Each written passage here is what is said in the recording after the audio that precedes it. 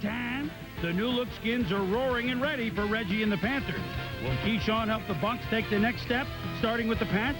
Indy's triple threat heads to KC on an emotional day. The Bears are counting on Cade, while the Vikings hope Dante will peak. Can Favre lead his pack past Vinny and the Jets? The up-and-coming Eagles fly towards Troy. Can Fiedler provide Marino-like music in Miami? Who's going to Super Bowl 35? That's why they play the game!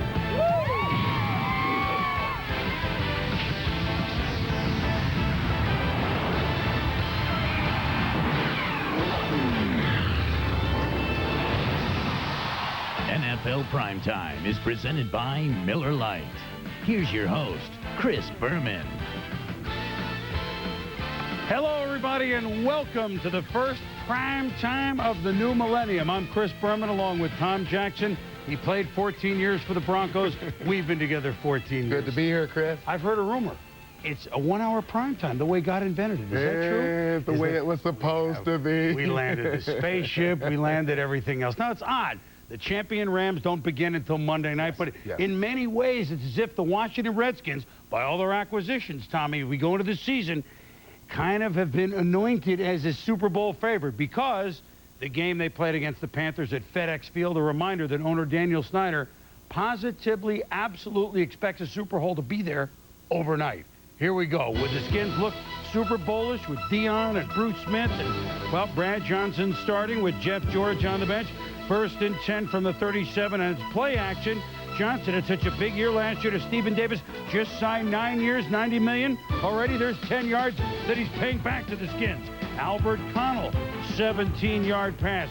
Then next play, Stephen Davis, 2 yards. Hey, a 12-play, 79-yard drive to start the season for the Redskins. Carolina does it a different way. Kickoff return man is Michael Bates.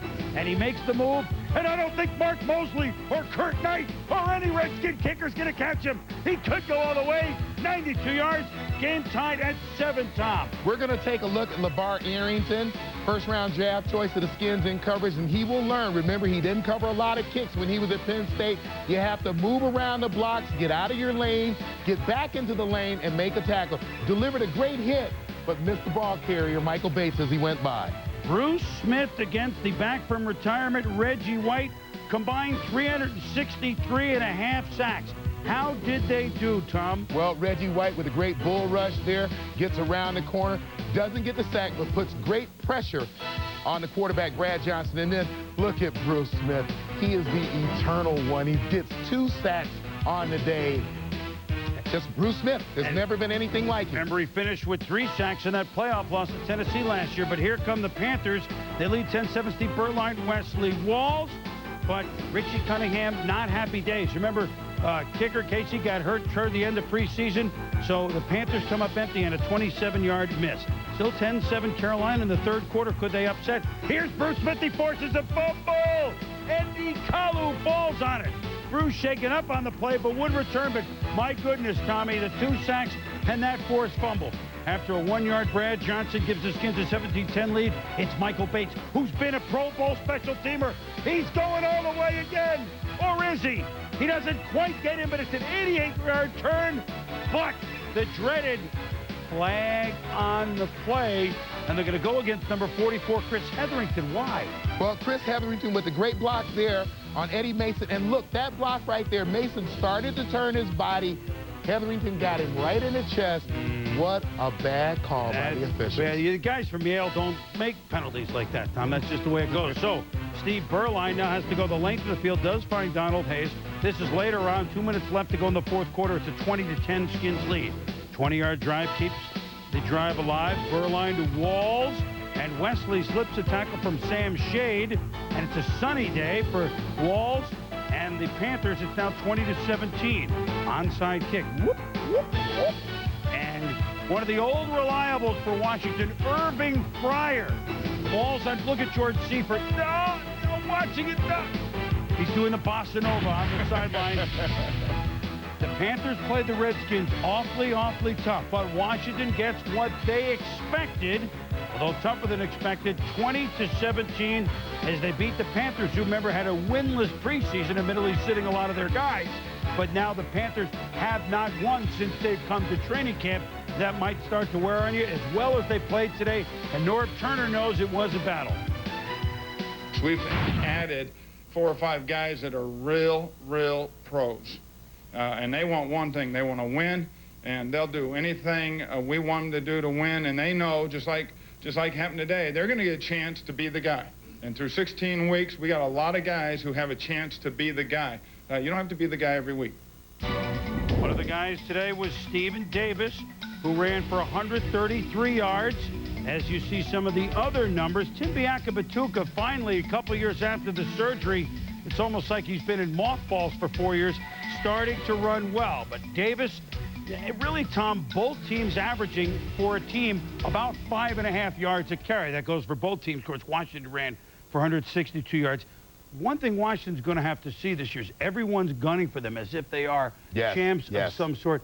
And they struggled. I wouldn't give them an A, but they won. Well, I think the mental attitude will be there because of all the great old pros that have been acquired by that football team.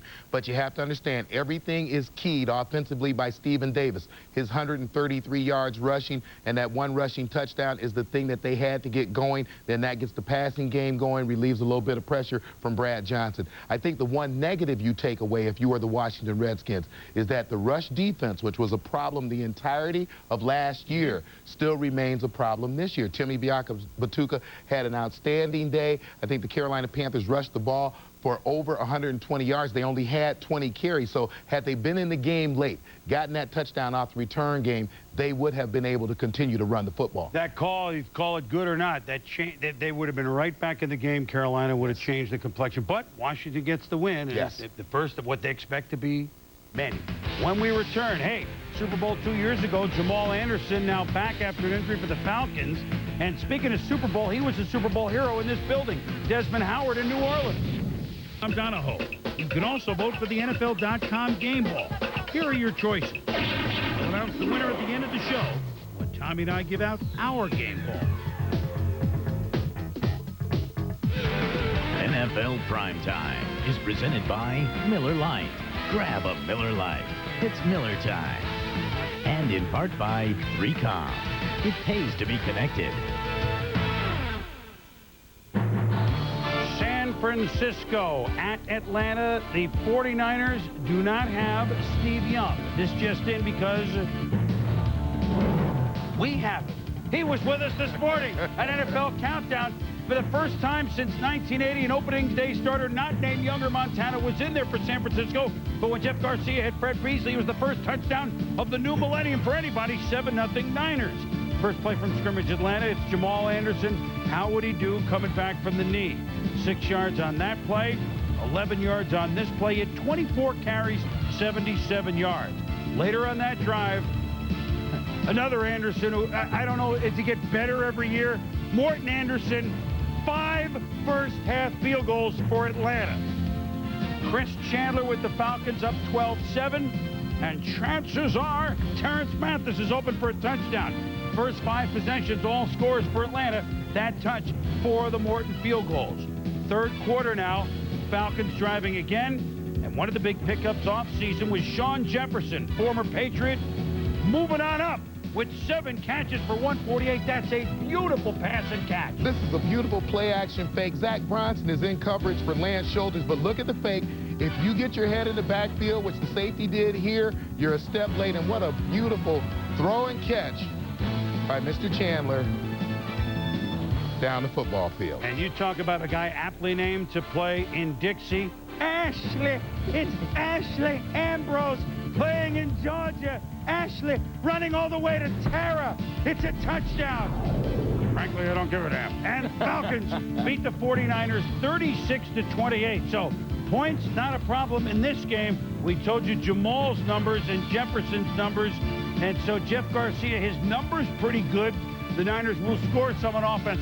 With all those youngsters playing defense, it's going to take a long time for cohesion for them. And what won't show up in those stats for the Atlanta Falcons is Dan Reeves and his ability to will his football team to win. And they have a pretty good field goal kicker.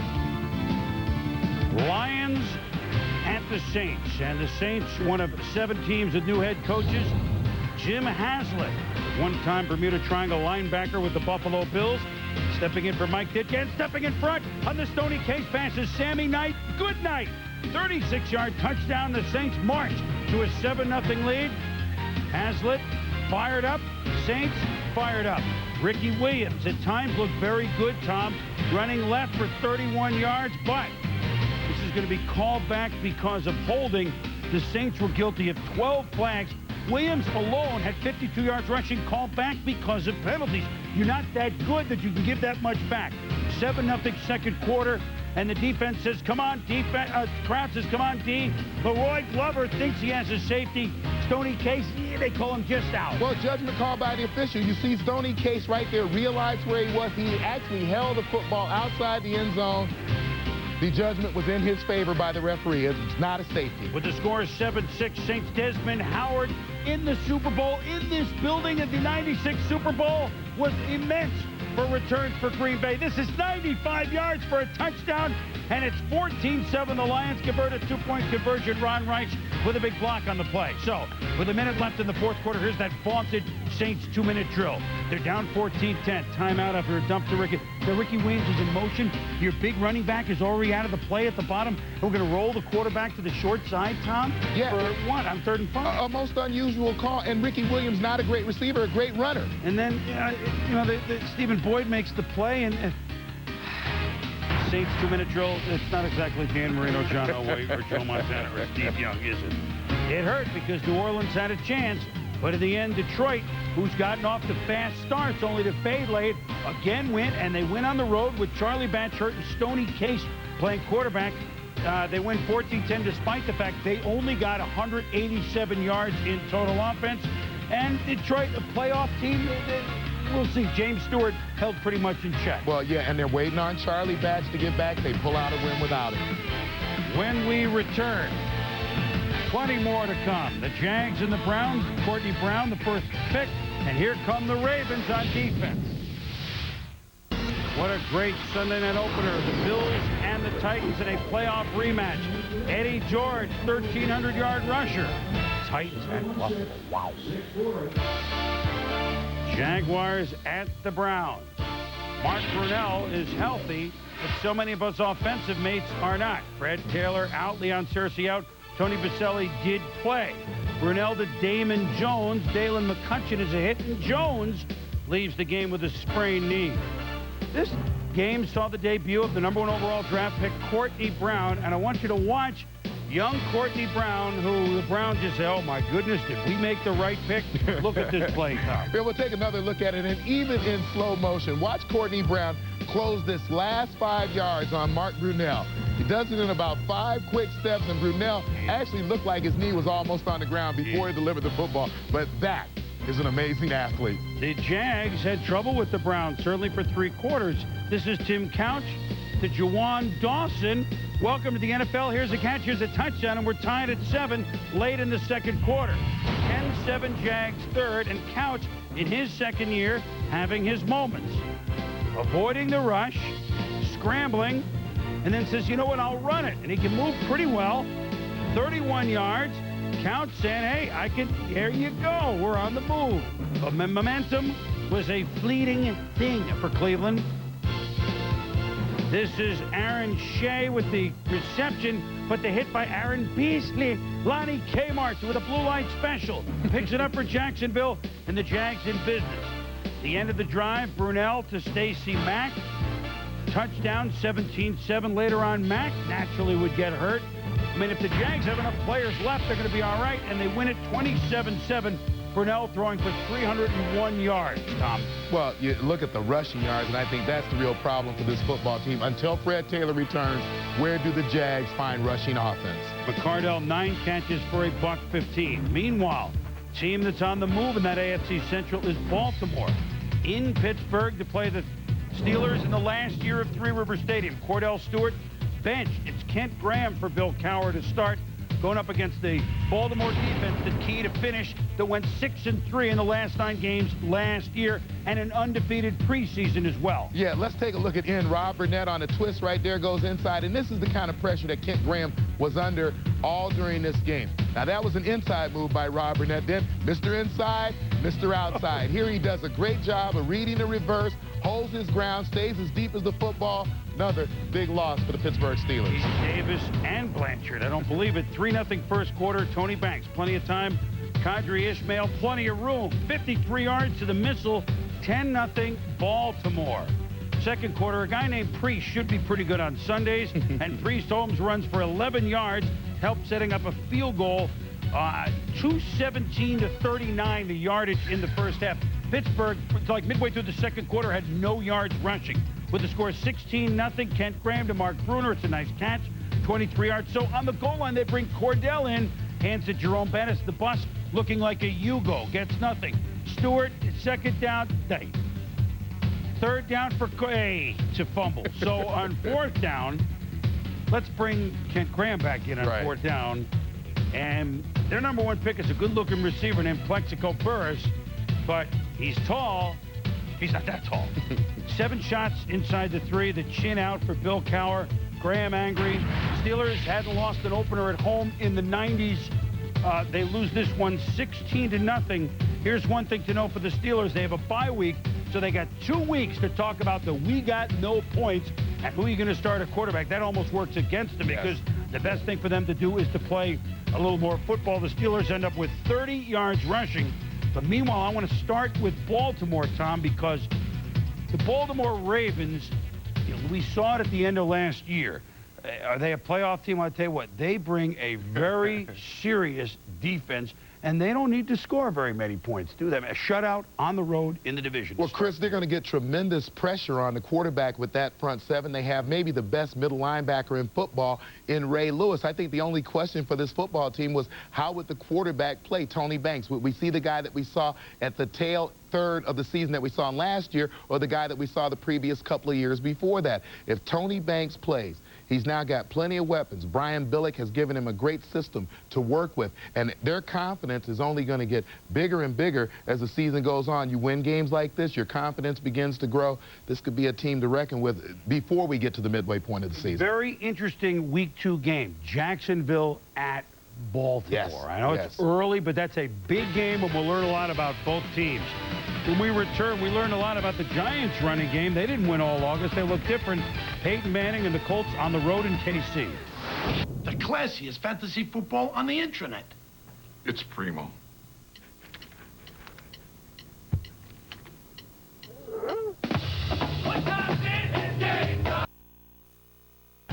NFL Primetime, presented by Quarterbacks that were the theme, as 5 of them were picked in the first round of the draft. All of them starting here in the year 2000. In the 2000 draft, 5 running backs were picked in the first round, 2 of which faced off today. Ron Dane for the Giants, Thomas Jones for Arizona, running a theme somewhere in the swamps of Jersey. Arizona, a injury-riddled preseason. The Giants, a winless preseason. Wait a minute, 25 years of the Meadowlands, we get grass? Way to go! Somebody figured it out! The injuries continue for Arizona. They're the backs. One of them is Ron Dane. The other guy is Tiki Barber. That was L.J. Shelton who was being carted out for Arizona. Look at this run by Tiki Barber on the last play of the first quarter. Yeah, we talk about Mr. Outside. I'm going to hold on for Mr. Inside, but here's the guy who's turning the corner both ways, making huge plays for the Giants on the outside of the defense. So that touchdown makes it 7-0. And look at Barber. Look at him go. He could go all the way. Aeneas Williams away at the touchdown. 14-0, 78 yards for Tiki Barber. And then Lloyd Lindsey Young. Hello, East Rutherford. It's lightning and thunder, and we're out of here. We're out of here. And very smartly, 23-minute weather delay in the third quarter. 2 minutes into the third quarter. So now we go back. We're in the fourth quarter. It's 14-3. And Tommy, this is Ron Dane. That was a 3rd and 1 situation. That was a 3rd and 1. You saw him pile and push the pile there for the first down. Then Ron Dane, again, here up the middle of the football field for 11 yards. So we talked about Mr. Outside, Tiki Barber. You see the inside force now, Ron Dane. Here again, Ron Dane inside. And look at the way that he's running. This is north, south, not a lot of wasted energy. He's getting every yard he can for this offense. Cards make it 21-10 with a touchdown. Here comes the onside kick. Kerry Blanchard on the grass dribbling. Oh, he gets slammed trying to get it. An artificial turf, it might have gone too far, but Vince Tobin's Cards, they have the ball. They have no timeouts, but they got the ball 21-10. Jake Plummer, please come to Boston in the springtime. I always like that song. David Boston catches a 25-yarder from Plummer, hit 21-16, going for 2, but this time Dave Thomas, beaten on the touchdown, knocks it down, and there's some of the heroes, some of the rookies, and the Giants win 21-16 as Thunder is Ron Dane with 78 yards, and Lightning is Tiki Barber with 144, Tommy. Impressive debut. Yeah, certainly an impressive debut. I know that Coach Fossil has wanted to run the football. Now he not only has one guy to run the football, he has 2 guys to run the football. Make Kerry Collins very comfortable. As for Thomas Jones, 12 carries, 16 yards. That'll have to get Plummer better. Plummer threw for 300, but 3 picks. He led the league in picks last year. Colts at the Chiefs, and well, 11 years Derek Thomas was a Chief. They won every home opener. They won so many of the games he played, and he was a symbol. And there's his mom, Edith Morgan, and the players wearing the decal number 58 as well. They shoot on the helmets all year long. So an emotional atmosphere in what's an emotional stadium at Arrowhead. Edgerrin James is hit by Marcus Patton, and James Hasty recovers for the Chiefs as the Colts were knocking at the door. Then later on, Peyton Manning picked off by Donnie Edwards. Linebackers playing well for Kansas City early, thinking about Derek perhaps. Yeah, let's take a look at those 2 plays. You're going to see the linebacker, Marcus Patton, do a great job of slicing inside, getting his hand on the ball. This is the first play down around the goal line. Edgerrin James with the fumble, the Kansas City Chiefs with the recovery. Then Donnie Edwards, a great job of reading Peyton Manning's eyes. This isn't something that Peyton does often, staring down his receivers. Does there. Donnie makes him pay for it with an interception. 7-0 second quarter. Elvis Gerback, Tony Richardson, touchdown. We're tied at 7 at the half. Fatigue a factor for some of the... It's been so hot in Kansas City for a month, but not Edgerrin James. The screen to Edgerrin, and look at him drafting behind Tarek Glenn. It's almost like a NASCAR racer. Touchdown, 27 yards, 2 for James, 14-7 Colts. Here come the Chiefs, though. Gerback, Derek Alexander, that's nice. He holds it, 14-all, going into the 4th quarter. Field goal, Vanderjag makes it 17-14 Colts. Then Gerback, picked off by Jeff Burris from Buffalo Bills. It's a 25-yard score, 24-14. And Tom, who makes the hit on Gerback's arm? Is it some guy from the Buffalo Bills? It is Cornelius Bennett. 14 years in the league, still the biggest big play player that the Colts have there, knocking the quarterback's arm, Elvis Gerback, giving Burris a chance to get an interception. 24-14 Colts, 4th quarter, 3rd and 1 at their own 48, and look at Edgerrin James.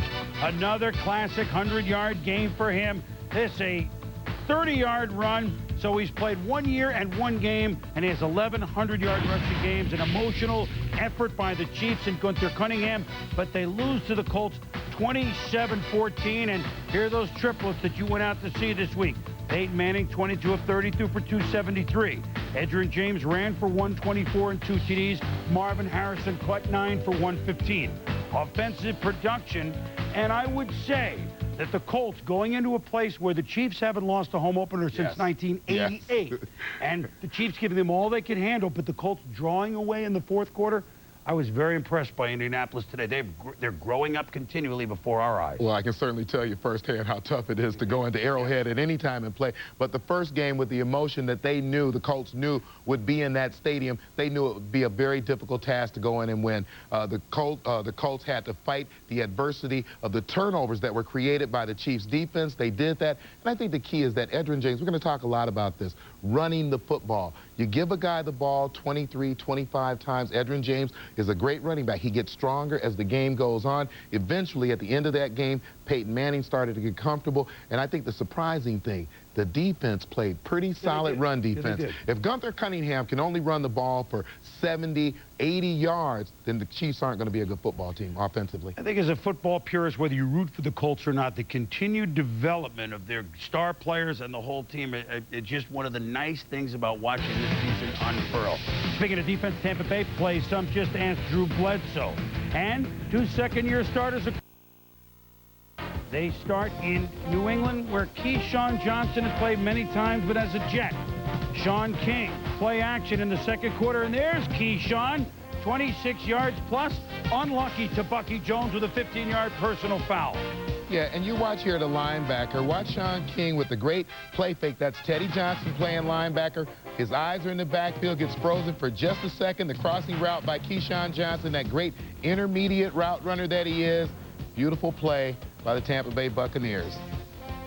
Then Willie McGinnis at the top of the screen comes off the play fake going down the line, doesn't attack the ball, and Mike Allstott goes to the quarterback, Sean King, instead, touchdown. Special teams for Tampa Bay. No, it's special teams for New England. Troy Brown and... Band of renown. His band is playing 66 yards, and the P-men, all of a sudden, I mean, you can't score in Tampa's defense. They'll try and do it some other way. It's 10-7. Now, after a first down, it's the old trickery at the end of the half. We're going to spike it. No, we're not. Riddell Anthony, you go out, and Sean King, Marino-esque, hits him with a fake play, but it's a touchdown. Nothing fake about that. 14-7 the Bucs. Who says he's inexperienced? Third quarter, it's 14-10 Tampa Bay. Kevin Fall catches the pass from Bledsoe. Derek Brooks the hit. John Lynch the recovery. 2 Pro Bowlers combining to turn it around for Tampa. First and goal to 3, and he didn't hit really many people, so I can only go. Mike Allstott, touchdown. 16 carries, 54 yards against Belichick's Patriots. 21-10 Bucs. Now here's what Drew Bledsoe saw all day. This is one of the bunch you don't know. Shelton Quarles with the sack.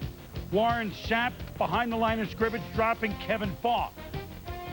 7 minutes to go on 3rd and 7. Bledsoe scrambling. I mean, it's not a sack, but it may as well have been. They had 4 sacks in the first quarter, 6 overall. Afterwards, Sapp says, Drew, you hung in there, which he did.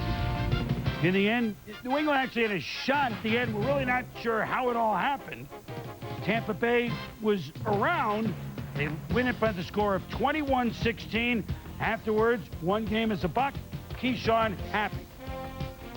You have no animosity on the team, in the locker room. There's nothing. This is a all easy, outgoing team. Everything is great. You got a defense that's just, I mean, you can't say enough about it. I've never seen a display like that live in a long time. Well, the Patriots, they almost always win in September, first of all. Second of all, since September last year, Bledsoe and company have been sacked 53 times in the 13 games, and that can't continue with no running game for them to go anywhere. And, Chris, not only the sacks, Drew Bledsoe was knocked down today 20 times. That's just like a sack. You get knocked down. If he happens to have that happen to him the rest of the year, I doubt if he'll finish the season. Sean King, one of those in the 1999 draft. In the second round, he's starting 5 first-rounders, including Cade McNown and Dante Culpepper, starting as well this year.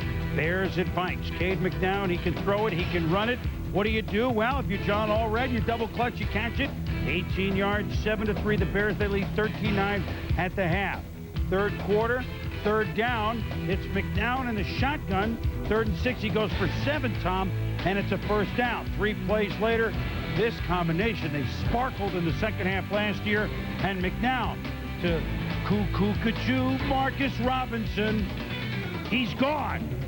47 yards, 20-9 Chicago on the road. But Dante Culpepper, one of the biggest gambles this year, is the one being made by Dennis Green. But is it a gamble?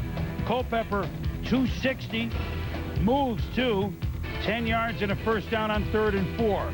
4 plays later at the goal line, it's Culpepper for a touchdown. Hadn't been a Viking quarterback to score 2 TDs since Joe Kapp.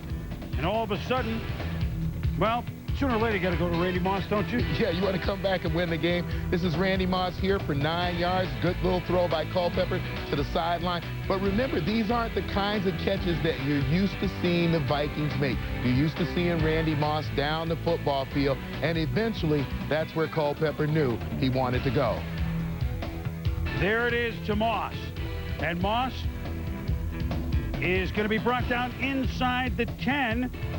Beating Thomas Smith on that play. Moss only 1 catch, 9 yards first half. On this drive, 3 catches, 80 yards. Next play, it's not a touchdown yet, so Culpepper says, you know what? How about 3? There's a guy named Tarkenton that used to do this a lot for the Vikings. Culpepper's a little bigger than he is. 7-yard touchdown to the Vikings. Take the lead 23-20. Later in the fourth quarter, Robert Smith. He can do this. The spin doctor heads down the sideline. Smith with Randy Moss throwing a block or 2. He goes out at the 6-yard line on a big play for the Vikes under 6 minutes. Yeah, you said it. Randy Moss getting out in front of Robert Smith, doing a nice job of blocking downfield. And those are the things that the other guys have to do in support of Dante Culpepper. 3 plays later, look. Joe Cap, Fran Tarkenton, you had them all. Look at this, another touchdown by Culpepper. Vikings lead 30-20. Under 2 minutes to go, McDowell has had a rushing touchdown called back. Now, scrambling up the middle, what the move on Robert Griffith, and he's in for the touchdown. The Bears have pulled it within 3, 30-27. So you know what's coming. Onside kick. But on the it's Randy Moss. Randy Moss, he catches it, and it's over. We had a feeling that there'd be close to 60 points in this game. We were right. The Vikings win it 30-27, and so Minnesota gets a comeback from down 11 in a division game in the second half for Dante Culpepper. So say what you want. I know it looks different from one game for the Vikings, but the young man brought them back. I thought it was very poised in many ways. Well, Dante Culpepper seemed very mature, very confident of himself. And I think the key is that the psyche of a football team is so fragile. And I said it during the highlights. The other guys have to pick up their end and allow Dante Culpepper to flourish in this offense. If that happens, they have the chemistry that they need to be successful. McDowell out threw him 290-190, but the Vikings won the game. Leaf had blood on his jersey early. That was roughing the passer. He was woozy, missed only a couple plays, and he was back. This time, it's Charles Woodson that makes the pick of the overthrow.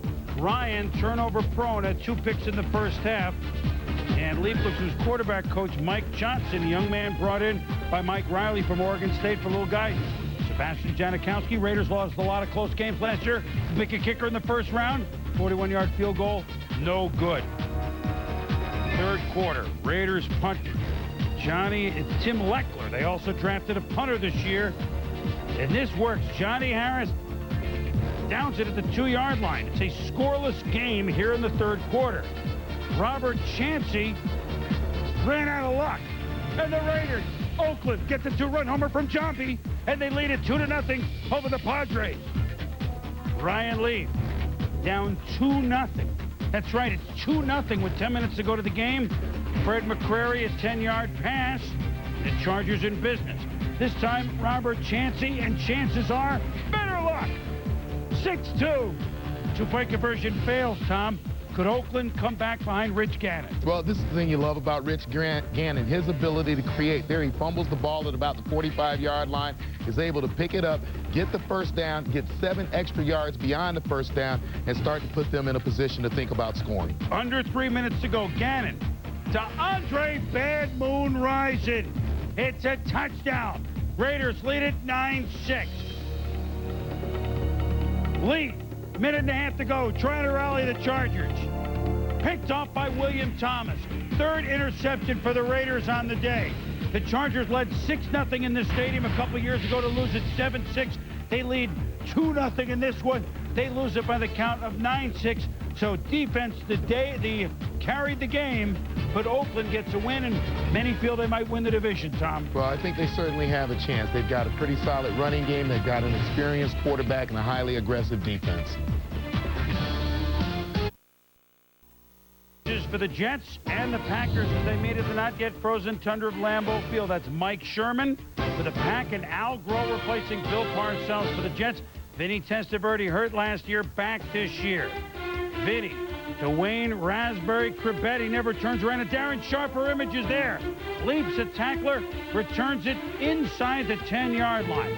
Brett Favre, after some words, playing his 126th straight game as starter, continuing to expand his own record, even though he's hurt. Not hurt here. Tyrone Davis, touchdown, 5 yards, 7-0, the Pack. Who was impressive in the preseason more than Curtis, my favorite Martin? Tommy averaged over 6 yards a carry, more of the same. Yeah, 6.2 to be exact. And after you made that mistake on the first series with Vinny Testaverde, you come back, you go to the ground game with this highly aggressive offensive line led by Kevin Mawai, Jason Fabini. They started to ground it out, eventually put it in the end zone. 3rd and goal from the 2. It's a touchdown for Martin. We're 7-7 after 1. Second quarter, same score. Alan Rossum just obtaining a trade from Philadelphia so he could return and play a little DB. I'd say it's a pretty good trade. Look at him avoid tacklers until John Abraham, makes him feel like Moses. Or maybe Isaac. I kind of mixed up my biblical. At any rate, it set up a field goal, 10-7 Packers. Testaverde in the 4th quarter to Dedrick Ward, the speedster on the outside for the Jets. He's ruled out at the 2, but with 5 minutes to go, down 16-13, Jets in business. Swing, Martin, touchdown, 3:30 left, 20-16, Jet. So, who has done it more at Lambeau Field than Brett Favre? 3rd and 10 from a 35. It's a first down to Charles Lee. 3rd and 10 from the 46 with 1:48 to go with Favre playing John Wayne, the old gunslinger, hurt by the bullet wounds, but keeps on firing. It's a first down to Tyrone Davis. Favre, the Jet 33, but no! This pass picked off by Victor Green. And the Jets win in Green Bay, 20-16. Martin, 110 yards. Well, 110 yards. You're giving the football enough. He had 18 carries in the first half of this football game, so the Jets went back to their bread and butter. Only 152 yards throwing for Favre. Philadelphia Eagles playing at 102-degree temperature in the shade in Dallas. Cowboys, Cowboy raises. Hey, I need some ice. Eagles sideline was in the shade, so that knocked it down to 98 degrees. This is the opening kickoff of the opening game of the season. Oh, my God, it's an onside kick. And Demeen Douglas recovers for the Eagles on the kick by David Akers. You're doing this on the road with a young team. Deuce Staley, 7 yards. Same possession, Deuce Staley, 9 yards and a first down. Next play, Donovan McNabb to Deuce Staley. Blocking, moves, speed, 20 yards. 2 plays later, Deuce Staley, sweeping left, touch that down to the 2. That sets up a 1-yard pass to Jeff Thomason. If you're Troy Aikman, you weren't expecting this. That's the #1 draft pick, Corey Simon. #1 pick of a few years ago, Mike Mamula. #1 draft pick of a few years ago by the Jets, Hugh Douglas. Dave Campo, his first game as Cowboy coach. Man. Deuce Staley, first quarter. Nothing could stop him, not even the bench. On his own sideline, someone's got to kind of step in, don't they, Tom? Yeah, I thought his teammates would do a better job of trying to catch him, but he got there quick. They would have if they had a chance. Fortunately, he wasn't really hurt very bad. Neither team could stop Deuce Staley on this day. McNabb to the end zone, the pass broken up, but there's a flag on the play. Isel Reese, flag. And here comes Staley, treated for a little leg wound there, and he comes back in. So from the 1, Deuce Staley, touchdown. 129 yards for the Eagles in the first quarter. Deuce had 102 of them. Early second quarter, 3rd and 12, Dallas at 21-0 Philadelphia. James Darling. Oh, man, Aikman, he took more of a beating than Bledsoe did because the Eagles had such a big lead, Tom. Aikman, concussion, goes to hospital for observation. 11 times the Eagles in 1991 with that great defense of Reggie White and company sacked him. He had remembrances of this. We have to remember he was a much younger man than you can take those hits when you're younger. He had to leave that game today after that last hit we just saw. 3rd quarter, Deuce Staley, 35 yards. Deuce Staley, 201 yards rushing. Oh, then Donovan McNabb said, you know what, you take a load for a minute, Deuce. Let me handle it. So 2nd-year pro, Donovan McNabb, first career rushing touchdown. What an embarrassment for the Cowboys, and what a win for the Eagles, who I say are going to make the playoffs. 41-14 Philly in Dallas. As we go inside the numbers. The young quarterbacks led by Donovan McNabb, the 5 first-rounders from '99, and the 2nd-rounder Sean King. Achilles Smith, the Bengals had the day off. Here's how they did. McNown had the biggest numbers. McNabb had the biggest win. Numbers is brought to you by Visa. the preferred card of the NFL. Visa, it's everywhere NFL fans want to be.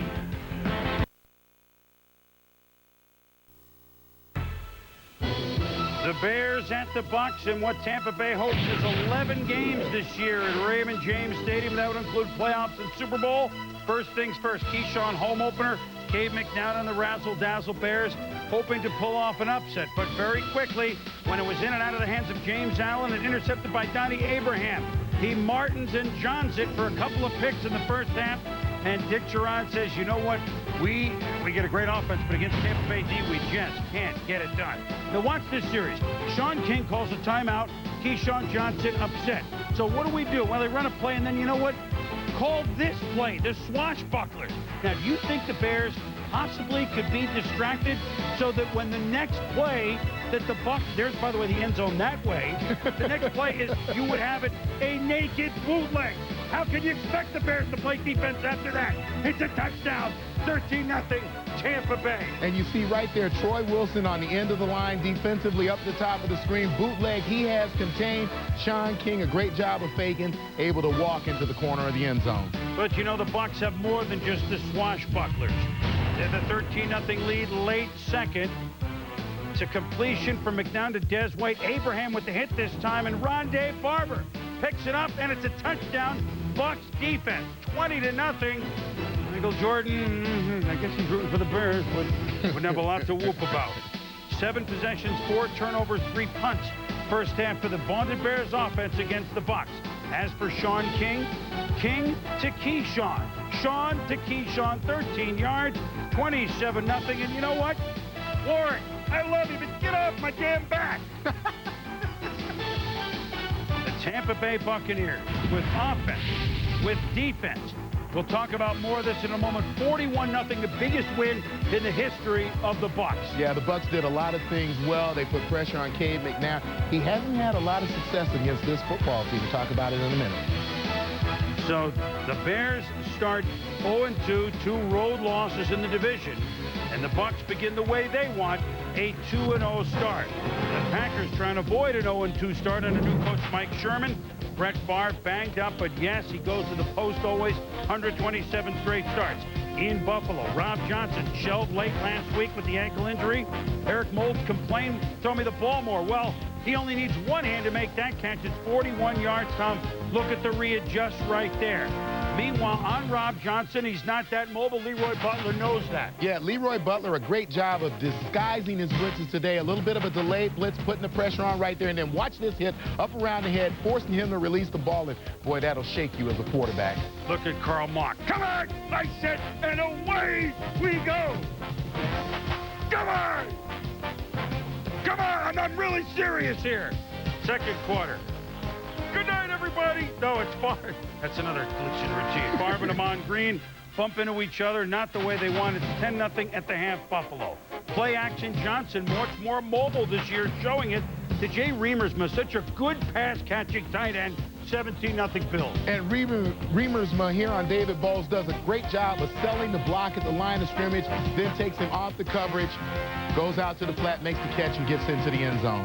Finally, Green Bay trying to move it. Now, at one point, Brett Favre completed 14 straight passes very early. There were shorter passes. Here's Antonio Freeman. And then here's Favre to Freeman, 7-yard touchdown, 6 for 6 on this drive. It's 17-7. Could Green Bay come back? With the Bills punting, they got him in a trade right at the end of the preseason from Philly, Allen Rossum. But Jay Foreman on special teams for the Bills makes the hit. And Ethan Albright is all right. Look at that big fella from North Carolina rumble. Tackled at the 4, sets up a field goal, 20-7. Johnson to Reamersma. Oh my, wait a minute, is that a touchdown? Look at the play that he makes.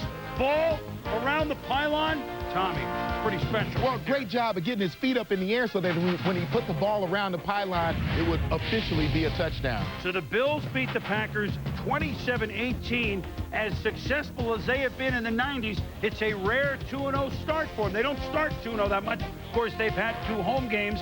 And despite the fact that Favre completed all those passes in a row and 2 for 269, and Green Bay had 5 sacks, it was Buffalo going away. But let's go back to the Tampa Bay Bucks against the Chicago Bears because, Tommy, I mean, 41 points.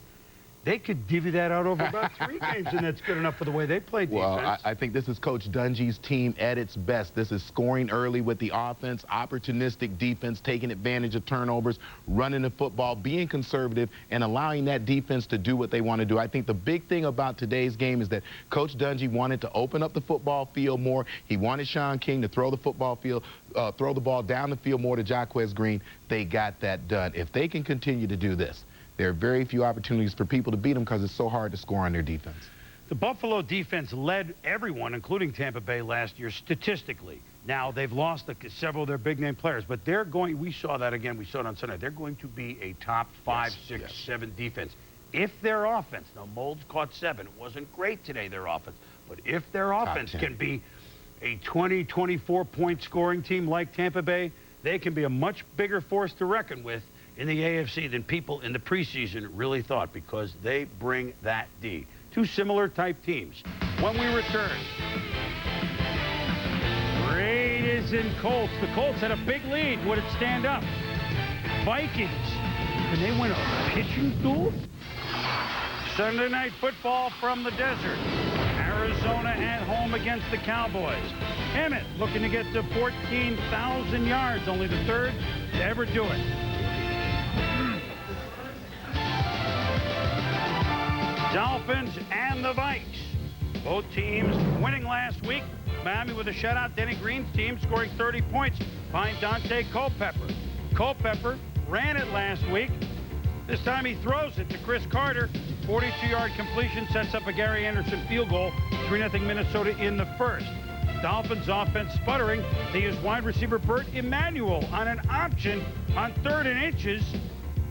And Dwayne Rudd and Robert Griffith for the suddenly fortified Vikings defense. Stopped. Miami had only 3 first downs in the first half of the 3-0 game. Now it's 6-0 fourth quarter. Culpepper flushed out. Rich Owens the tip. Tim Bowens the interception deep to the chagrin of Denny Green. Well, young quarterback Dante Culpepper looking down the field. You can see Kleinsass at the tight end, a little bit covered. But what a nice catch by Bowens. Big lineman getting underneath the football, cradling that ball in some soft hands. Culpepper down the sideline for Randy Moss. It's a 15-yard touchdown with 2 minutes to go in the game. All of a sudden, a Bert Bly-11 pitcher's duel. He gets a big home run from Herbeck. So, Jay Fiedler from Dartmouth to Tony Martin. Makes the grab at the 5. All of a sudden, the Dolphins can move the ball. And that famed Dolphin, Thurman Thomas. It's just hard to believe. 87 touchdowns as a Bill. 1 as a Dolphin makes it 13-7. Olindo Mare is good at this, but what? Olindo, oh no. Night Mare on that onside kick. Wannstedt club scored late, but they couldn't prevent the Vikings from winning 2 home games, winning by the count of 13-7. Miami ran for only 49 yards. Fiedler 12 of 31, so Minnesota, at least in this game, brought some defense. Yeah, the 15 catches for Carter and Moss, over twice as what they had last week when they got 6. Carter 9 for 168, even though the team got only 13 points. One of the real fun games was the Raiders at the Colts. Last time the Raiders were at the Colts, 1977, goes to the post. Double overtime playoff game in Baltimore. They won 37-31. And this time the Raiders are going to have to score because Peyton Manning, DeMarcus Pollard, 13 yards. Charles Woodson on Marvin Harrison, 2 Pro Bowlers head-to-head. Yeah, and he had some early success against Woodson because he played off of Marvin Harrison. There you see a little catch right there for about 8 to 9 yards. Then Marvin Harrison again driving Woodson deep, coming back for the nice little curl. They tightened up that coverage as the game went on. 7 catches for 6 first downs in the first half for Harrison with the score 14-0. Manning to Edgerrin James, it's 10 yards, and there is just no way the John Gruden's Raiders are going to come back in the RCA Dome, the big horseshoe. They're down 21-0. But Rich Gannon, Pro Bowl a year ago, he seems to be getting better as his years go on in the NFL. You know he can do this. The Blue Hen from Delaware, 8 yards, touchdown. The Raiders have scored twice. It's 24-14 now. Now it's 24-17. Eric Allen leaves injured, and Torrey James, his replacement, makes the pick and returns it to the 15-yard line. On the ensuing drive, it's 3rd and 1 at the 6 for Oakland. Gannon We haven't seen a quarterback run for 3 touchdowns in the NFL since last week. But Gannon has 3, and we're tied. Look at the bootleg, Tom. We also haven't seen anybody play contain yet in the NFL on the quarterback bootleg, Boom. And then the Raiders go for the lead. It's Tyrone Wheatley. 6 yards, and he had more mustard on that ball than Mark Wilson ever did. 31-24. Jim Mora is stunned. The score is 38-24. 4 minutes to go. Manning for Harrison. 50-yard touchdown. It's a 38-31 lead to the chagrin of defensive coordinator Chuck Bresnahan. That's cover 2. No hold up by the corner. Safety doesn't get help. It's a score. Under 3 minutes to go. Same 38-31 deficit for the Colts. Harrison, 18-yard catch. 2 plays later, Manning. One of his other targets, smaller Jerome Pathon, 13 yards to the 40. But after a couple of penalties, it's 4th and 25. What can Peyton pull out of his bag of tricks? The answer, my friend, was blowing in the wind and into the hands of Torrey James, his 2nd pick of the game. What a comeback for the Oakland Raiders, who have started 2-0. They win a 9-6 game. Now they win a 38-31 game. They can win in both ways, which bodes well for John Gruden. I don't think anybody gave the Raiders very much of a chance in some ways. At least that was the theme that we had coming to Indiana. We knew we were playing a team that was a defending Eastern champion at home, and we knew we had our hands full. But as we told our team, you know, you got to sometimes go a long ways to earn your respect. And I think today's a start. We got a long way to go. First things first, Tommy, on the Raiders and teams that start 2-0. Yes. 6 out of the 8 2-0 teams last year made the playoffs. It's about a 3/4 or 80%. You start 2-0, you make the playoffs. The Raiders can win different ways. They showed unbelievable spunk, and the Colts cannot continue to lose like this. Well, great game by the Raiders, but when you look at the Colts, you look at that offense, you can see that defensively they have their problems in the middle of the field. Very difficult for them to get pressure on the quarterback without blitzing. That translates into having a lot of open field coverage. When you get a quarterback like Gannon who can not only run but improvise as well, big problems. Big problems for that football team. So the Colts stunned at home in a 21-point comeback by the Raiders. Speaking of comebacks, could the Titans come back at home against the Chiefs? And speaking of comebacks, the Ravens at home against the Jags. Wait till we show you this. I can't believe we got the whole family together. 5 generations.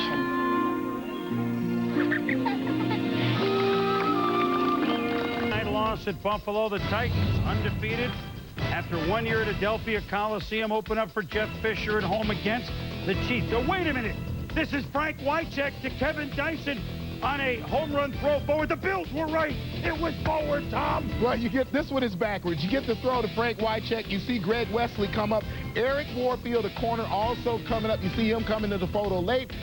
Kevin Dyson with a nice, easy score. 30-yard play, very well designed. But this was not with just seconds to go in the half. Steve McNair, what kind of pass is this? Donnie Edwards makes him pay, and it's 7-7. Untimely. It was untimely, yes. Titans down 14-7, 3rd and 12 of the Chiefs, 38. McNair rolling.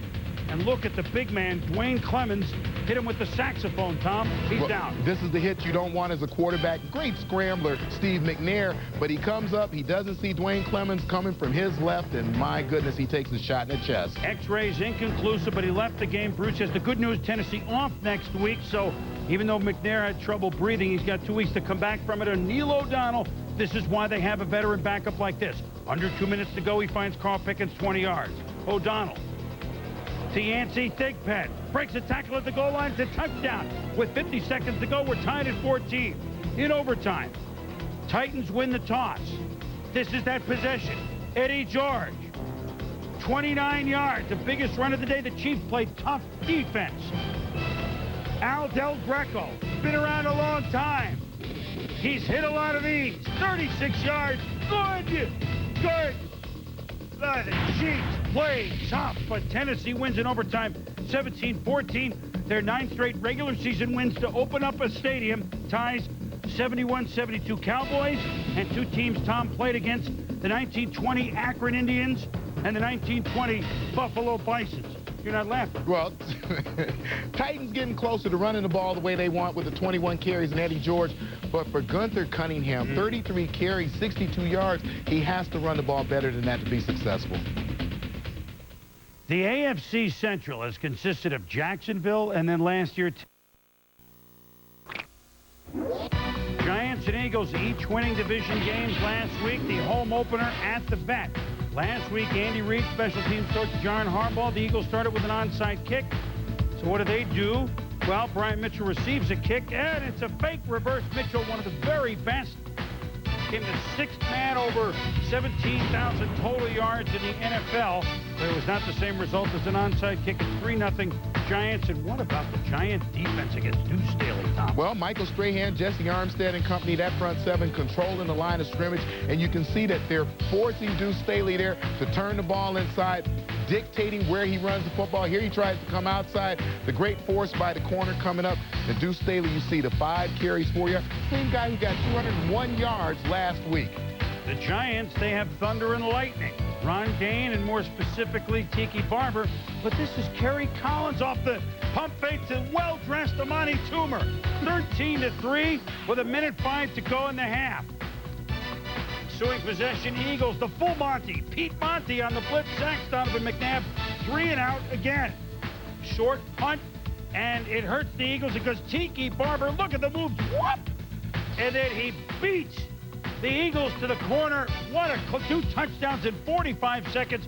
Broke the Eagles back when their defense was on the field more in the first half than they were the whole game last week. 20-3 against Andy Reid. And he watched Kerry Collins hit Ike Hilliard. Beautiful. 27-6. 7 minutes to go in the fourth. This is Jesse Armstead's turn. Whew. So Deuce Staley ends up with 11 yards. The Giants used not only running but the throwing of Kerry Collins to beat the Eagles on the road. 2 division wins for the 2-0 Giants. They win 33-18, and rarely you haven't seen the Giants look this good, well coached and well executed on offense and defense in those uniforms. The Giants of the 50s were wearing those uniforms. Well, I think that what you see is that Coach Fossil has a formula. Tiki Barber, Ron Dane give him a great 1-2 punch running the football.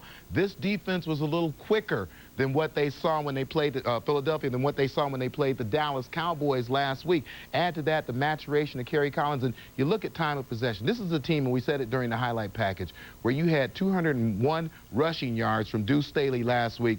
This week you come back and he gets 11 yards on 7 carries. That translated into 38-22 time of possession in favor of the Giants. Giants for one afternoon at least looked like a team confident that was heading Saints Chargers to the wire.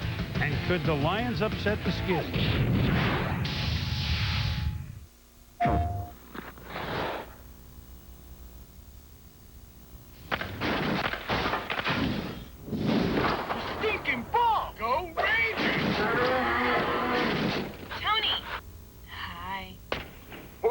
Amonte's off tonight. Okay, Tony, that's an 82 for accuracy. Got a piece of old friend George Seifert back at Candlestick to face the 49ers. Seifert's Panthers played well in defeat last week. The Niners starting, what, 5 rookies on defense? Didn't look like it at all, Tom. Steve Perline to Wesley Walls for a first down. First and goal. Former Niner, bar none, William Floyd with a touchdown. 7-0 Panthers. That's the first possession here. Jeff Garcia to Terrell Owens. Now watch this. He reverses field, and he's going to find some blockers. And this is going to be a huge play for the Niners until Mike After Dinner Minter. Oh, it's going to be, oh, no, he's at the 2 and the fumble. Whoop, whoop. A flag, a fumble, a penalty on the Niners, a touchback. I think you get the picture. Oh, man, poor Mooch. 49ers struggles continue. Garcia, Owens, he drops it. I don't think George Seifert didn't see this in like a season, what he's... There's some good Niners right there. Joe and Ronnie and Dave Wilcox and Bill Walsh. Where have you gone, Joe DiMaggio? Furline, Wesley Walls, the route's on, 35-7. Walls a former Niner. Same Panthers defense. Reggie White, Yes, remember him? Reggie Whitehead to his all-time sack total, combines with Mike Rucker to pull down Rick Meyer. Niners scored some late to make it look good. 38-22, and the Niners go to the Rams next. It's going to be a long season. And Carolina, as you mentioned with Berline, they can score now. Well, they certainly have a nice combination of Berline's passing and Chimanga Biaka-Batuka, his ability to take pressure off by running the football. Berline threw for 364. Saints at the Chargers. Chargers home opener. San Diego leading 10-7. They see Jenkins return with 24-13 Chargers. You know they have a good defense. Same score.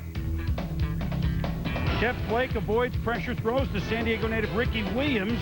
It's a 13-yard touchdown, two-point try failed at 24-19. Get a little look at the maturation of Ricky Williams there, going down the block, junior say out, getting up, getting back out into his pass route, giving the quarterback somewhere to go with the football and getting into the end zone. This seems like a contradiction, Tom. The Saints are mounting a comeback in the fourth quarter.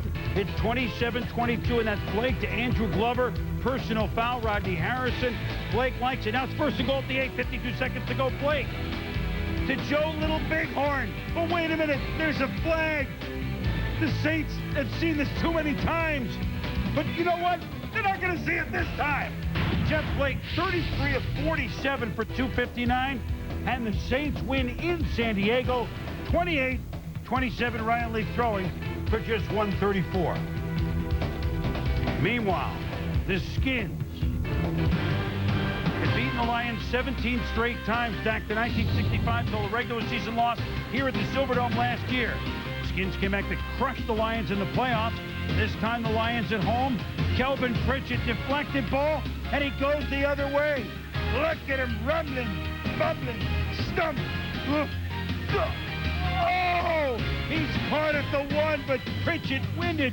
They got a new running back. Yeah, and the Skins very tough on defense early in this game. There you see James Stewart being taken down by middle linebacker Derek Smith. Then the exact same playoff tackle, Nolan Harrison leading the charge this time. And finally, Charlie Batch trying to go up top, incomplete to Johnny Morton. So, great job by the Redskins deep in their own territory. Settling for a field goal is Detroit at 6-0 Detroit. Screen to Stephen Davis. And this is why he got the big bucks and made the Pro Bowl last year. Oh, man. Rolling over the Lions, setting up a Brad Johnson to Steven Alexander touchdown. 7-6 at the half. 54-yard field goal for Jason Hansen. Look, Ma, no Hansen. His third of the day, 9-7 Lions. Third quarter, Adrian Morrell to the right. Look at Bryant Westbrook. The DB popped a little back. Short of the first down, settled for a field goal, 10-9 Skins. LeVar Arrington on James Stewart. Lions kick a field goal, 12-10 Detroit. Now in the fourth quarter with the score 12-10. Brad Johnson, deep. But Kurt Shunt, he knows something. Sets up a field goal. Johnson to Irving Fryer. Picked off by Brian Westbrook, also in the fourth quarter. Johnson, under a minute to go, down 15-10. Picked off by Terry Fair. Can you hear him in Washington? The Skins have lost at Detroit. 3 picks in the fourth quarter against Brad Johnson. Surprise, Detroit 2-0. They're at home against Tampa next week. Well, it is a tough place to play. We have been saying it since the season began. The Detroit Lions beat the Final Four of the NFC last year. They're off to a good start this year by beating the Washington Redskins in Week 2. Tommy, Detroit's offense has not scored a touchdown in 2 games yet. They're 2-0. That's correct. When we return, the return. Falcons, Broncos, Dan Reeves returns to Mile High for the first time. 78-22 as Broncos head coach at Mile High. You then have to coach against Terrell Davis. He's staying out with a sprained left ankle. So Gary out, Davis out. This is Mike Anderson. 7-0 Broncos. Anderson's first NFL touchdown. Broncos lead 13-0, and Brian Greasy looked so good on Monday night, looked good again, jumped to Ron Smith. Well, he looks a lot more comfortable with everything that he's doing offensively, and you're always amazed at the way that offense clicks, no matter who's in the lineup there with a nice touchdown to Griffith, the fullback. 20-0 Broncos on the 6-yard play. Mike Anderson. It's going to be a touchdown. Anderson, 31 carries for 131 and 2 TDs. So the Broncos, who beat Atlanta 34-19 in the Super Bowl 2 years ago, now at home, are thinking much bigger. Trevor Price with the sack of Chris Chandler. 2 first downs for Reeves' Falcons in the first half. Ensuing drive, Denver. Greasy Rod Smith. Oh, my goodness, 34-0. What a catch, Tom. Well, this is the way you go get the football. Greasy does a nice job of giving him a chance by putting it up high, and then look at the nice vertical by Smith right there, and a great job of concentration, getting his feet down. It's a nice score. Atlanta's offense came on special teams. Derek Vaughn at the goal line. Darts up the right, and Chris Cole is going to chase him. I don't think Elam's going to get him. And he could go all the way. Touchdown, 34-7 fight. Jason Elam hurting the lower back on the play. He's going to not put pressure on his right leg at all, although it's a back injury, so we'll have to wait how that turns out. Not what you want to see, a guy who is a co-holder of the NFL record with a 63-yard field goal, but Tommy, 42-14 and ready for a 2-point conversion, a big play. Yeah, I think that maybe that hatchet is not quite buried yet between Mike Shanahan and Dan Reeves. So Denver, they scored what, 36 in a loss and 42 in a win. This just in, they can score. So can the Rams. They scored 41 last week and Seattle was shut out. No chance for the Seahawks and Mike Holmgren playing outside on field turf. Is that Mike's boat?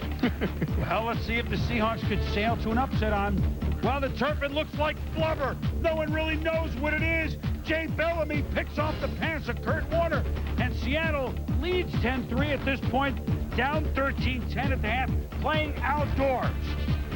Tied at 27 in a wild game. And here it comes. Kevin Carter the strip. Devin Bush picks it up. Kitna the turnover. 8 straight game the Rams have scored 30 or more points. That's an NFL record. The next Seattle possession. Oh no, not again. Out of the hands of Ricky Waters, into the hands of Grant Wistrom. Mike Holmgren uses a challenge. They take a long time to look at it, Tom. Yeah, and they must have seen something that caused them to overrule this call. Wistrom must have lost the ball right there. They thought it hit the ground. You see the overrule, and you see how upset Wistrom got. Well, the Seahawks used it to their benefit. They drove down the field, Kitna to Sean Dawkins, right at the sticks, first down Seattle. The 34, Kitna to Darrell Jackson. Derek Mays sits. Darrell Jackson more playing time at wide receiver. We're tied at 34. Cortez Kennedy. It makes the sack, and Chad Brown has scored a touchdown, but they rule it complete. I think a good call. And that's a great call by the official. You could see clearly Kurt Warner's arm going forward before the ball was knocked out. Minute to go. It's a tie game. Azakim 15 yards. Final timeout. Rams. Tommy against Tampa, against Tennessee. This pass down the sidelines. They're always open late. I don't get it. Torrey Holt to the 10. They run right on and kick a field goal. Mike was hoping they could move that picture a little farther over so we could block it, by the way. 37-34 and Wilkins, 27-yard field goal. A prayer by Kitna, intercepted by Todd Light. St. Louis in a wild one. Win at Seattle, playing on that weird, not AstroTurf, not regular turf. I think it's flubber. But the Rams beat the Seahawks 37-34. And so in 2 games, the champion Rams are 2-0. They've outscored opponents 78-70. Kurt Warner is throwing for 827 yards. This is going to be a circus all year, Tom? Well, it's an outstanding offense that the Rams have, maybe the quickest offense, the fastest offense in the history of the NFL. But you as an opponent for the Rams are always looking for a chink in that armor. And I think if you look at the first 2 games in the season and the second half of the Super Bowl where Tennessee stayed in a game defensively, you can see, I think, that defensively they are not a great football team. So if you have a chance to score or if you can play great defense, you have a chance to win. I will say this, too. On paper, I mean, and that's why they play the games, but on paper, they don't look to have a real tough game till like November. Carolina's not till later on. They're home to San Francisco next week. They could run this thing for a while and give us an awful lot to talk about, as they did last year. When we return, among some of the intrigue in week number 3 were pretty good teams being 0-2 and facing 0-3 in the pack of Vince Lombardi. And it was alumni weekend, and Bart Starr and so many others giving standing ovations. Meanwhile, Philadelphia Hugh Douglas is coming into his own. In a bad loss, he played great last week. And how about this week? Well, great outside move, did the arm over with the left arm. This is his third sack of the day, so Hugh Douglas having an outstanding day and an outstanding season thus far for the Eagles. The Packers-Eagles are not supposed to be 3-3 in the fourth quarter at Lambeau. Brett Favre overthrowing Donald Duke and the driver, picked off by Troy Vincent. Next pass for Favre, the next time they had the ball. Looking for Bill Schrader. It's out of his hands, right into Damon Moore's hands. 3 picks against Brett Favre. But it's 3-3 with 4 minutes to go. The good thing about this highlight is we pick it up with 4 minutes to go, tied at 3-3. Levens off tackle for 8 yards. Dorsey playing for the first time this year. Favre to Tyrone Davis for 18 yards. Then on 2nd and 9 from the 48, Amon Green. Now he has some jets. When he holds onto the ball, he's a dangerous player. That's a very pretty run after catch for 16 yards, and that's Ryan Longwell hoping to have a chance. Favre. Now here's something that sounds familiar. Favre to Antonio Freeman, 12 yards. Brett 4 for 4 on this drive for 59 yards. And Ryan Longwell has a chance with a 38-yard field goal to win it. Now, I mean, this is not exactly Don Chandler kicking in overtime against the Colts in the playoffs. This isn't exactly star behind Jerry Kramer and Ken Bowman. But yet, it is a field goal, and the Packers win the game. Field goal good by Longwell. Packers 6. Eagles 3. Philly had only 171 yards in offense, which means Green Bay defense did a good job. And you talk about curious, Tom. Well, certainly a huge win for the Packers, and the 3 INTs, not all Brett Favre's fault. But if you're a Philadelphia Eagle fan, you're asking yourself the 201 yards for Deuce Staley in Week 1 and 71 yards since that time. What happened to the running game? 60 today. By the way, each team in this game did have 5 sacks. The Bengals at the Jags, and of course now Tropical Storm Gordon, providing the whole state of Florida with tons of rain and wind. And Stacy Mack, 4 yards and then a slip. Rain obviously affecting everything. Mark Brunell, RJ sweet and soured on the reverse, and he goes 20 yards. Later in the first, on 1st and 10 for Jacksonville, Brunell to Keenan McCardell. And these 2 receivers, McCardell and Jimmy Smith, are special, even though you don't talk about them like we should. They say incomplete, but the Jags say go to the peep show. Yeah, and just keep your eye on McCardell's feet right there. Left foot in, great toe touch with the tap on the right foot. And what a great catch that he made. So the challenge pays off. It's a touchdown, 7-0, Tom. And the Bengals didn't play bad on D. Well, that's the KO Spikes. The KO Spikes going to be an outstanding player. Good aggression through the line of scrimmage there and gets the sack on Brunell. And then again, there's the entire defensive front swarming to the football in a goal line situation. So they have some ability on defense. 10-0 Jaguars third quarter. Oh, Achilles Smith, it was an Achilles heel. Picked up by Hardy Nickerson. And Hardy, the new Jag, fired up. It's still 10-0 in the fourth quarter.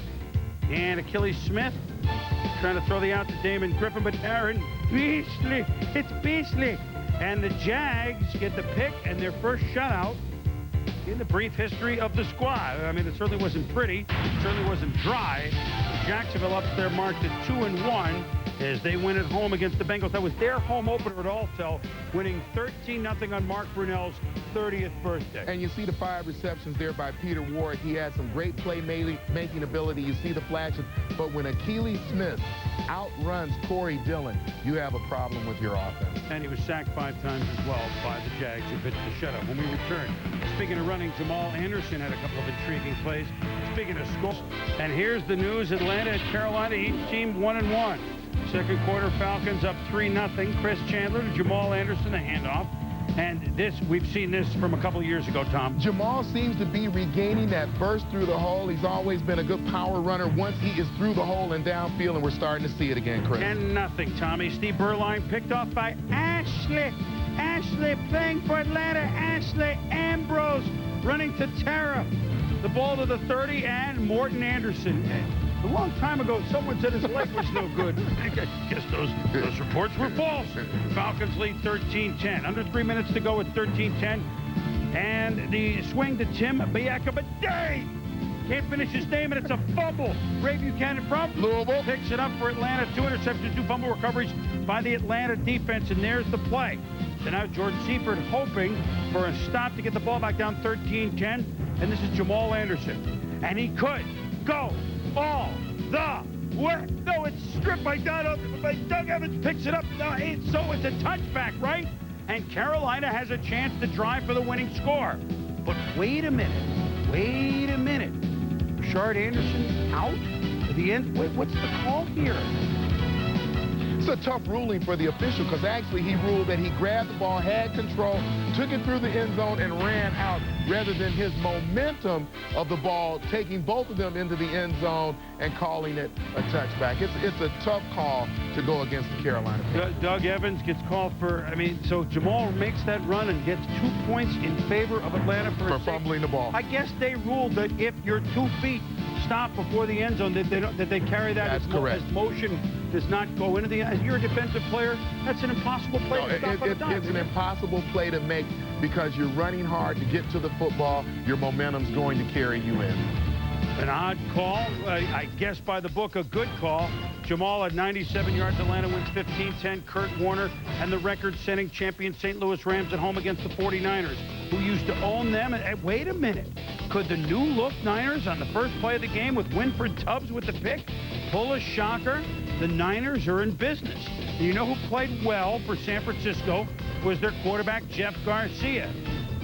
This is Fred Beasley's 5th touchdown of the year. That's right. Fred Beasley has 5 touchdowns, 7-0. Niners, 10 straight completions for Jeff Garcia, who was riding that train. And then, Tommy, Garcia to Ty Street's Rams defense, lots of holes. Well, that's Ty Street for 37 yards. And as you watch Garcia working on this secondary, you look how open people are. This is Charlie Garner for a 20-yard gain and gets him into the end zone. A little flat pass there. Watch Garcia again, a little replay here. The ball dumped out. Nobody near Charlie Garner when he first gets the football. They've got some problems that they've got to shore up on the defensive side of the ball. Meanwhile, no problems on this side of the ball. Kurt Warner to Isaac Bruce.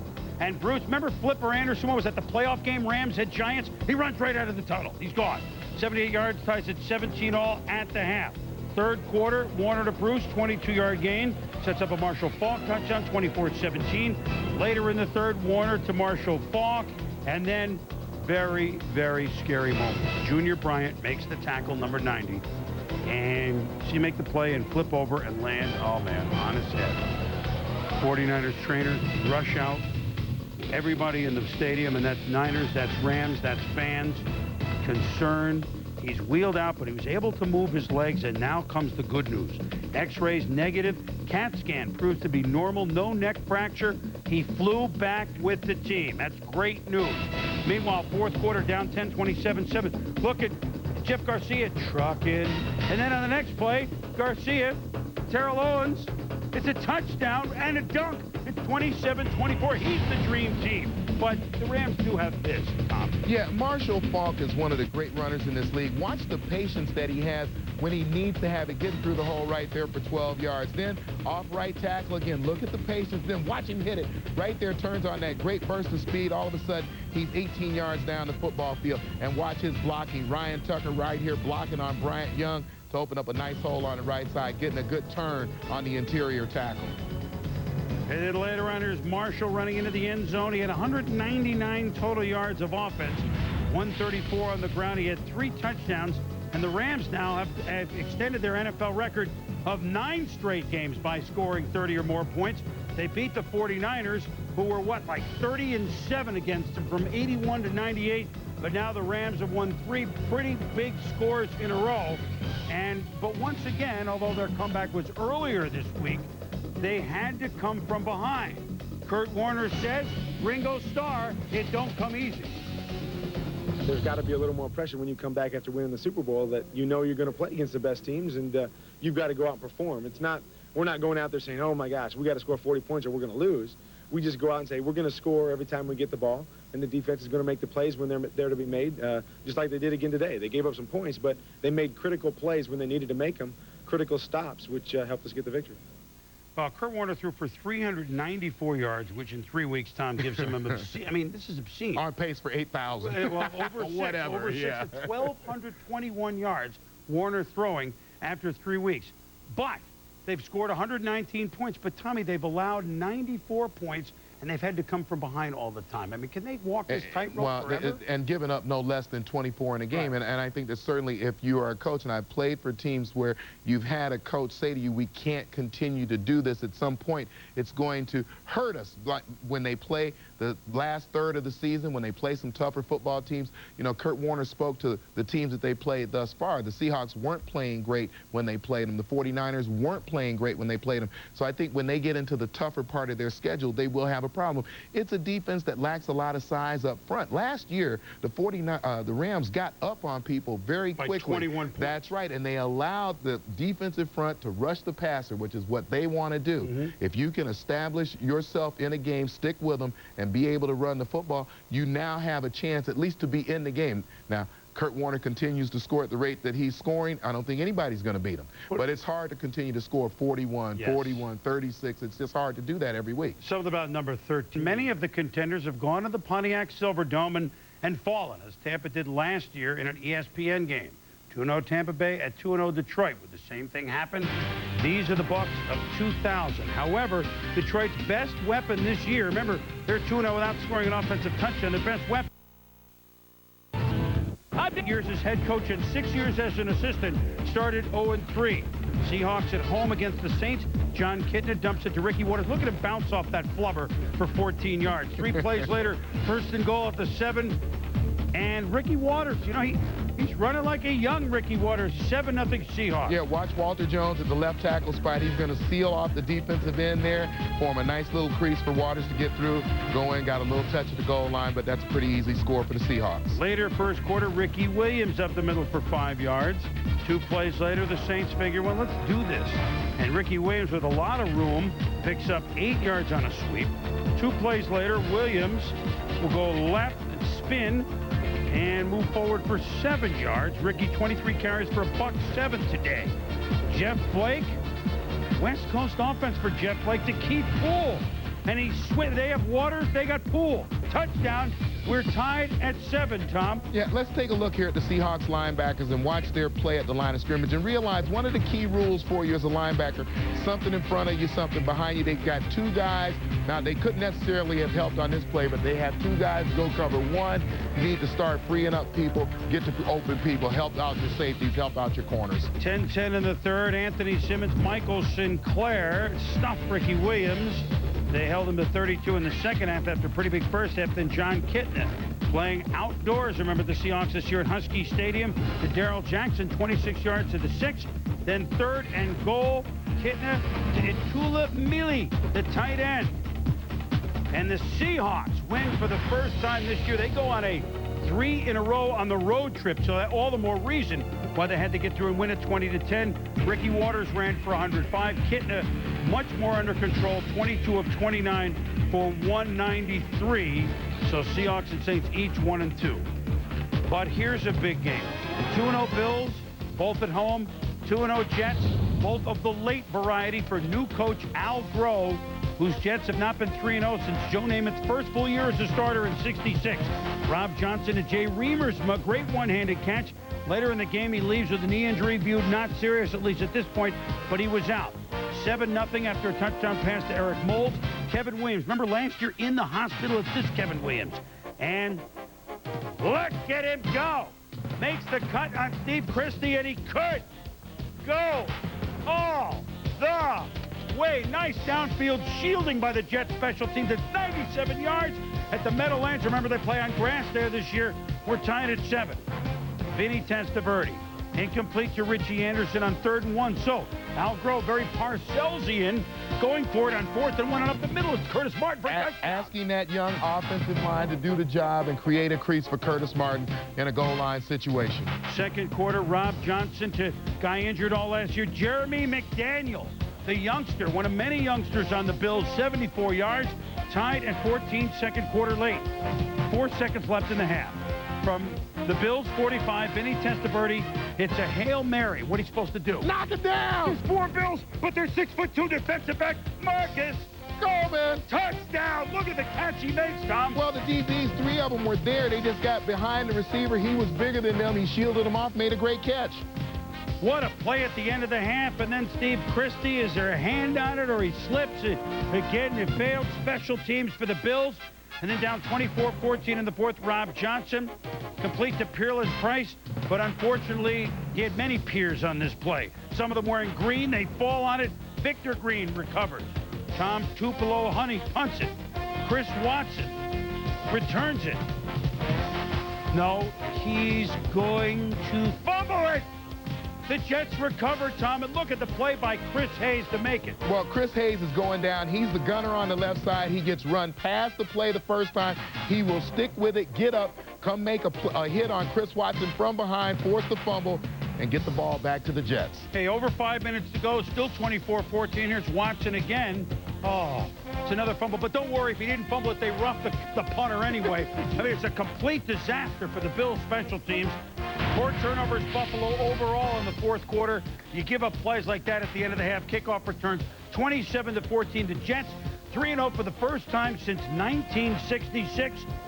And guess what? The New York Jets not only are they're doing little things at big times, aren't they? Well, and I think that they have such consistency in their game plan. Conspicuously, this looks a lot like what Bill Parcells used to do, and I think Al Groh learned the lesson well. You run the football to create everything else offensively. 29 carries today for Curtis Martin for 84 yards. Not great per carry average, but he controlled the clock at one time of possession. You look for a few big plays on the defensive side of the ball and get some plays in special teams. You get a chance to win.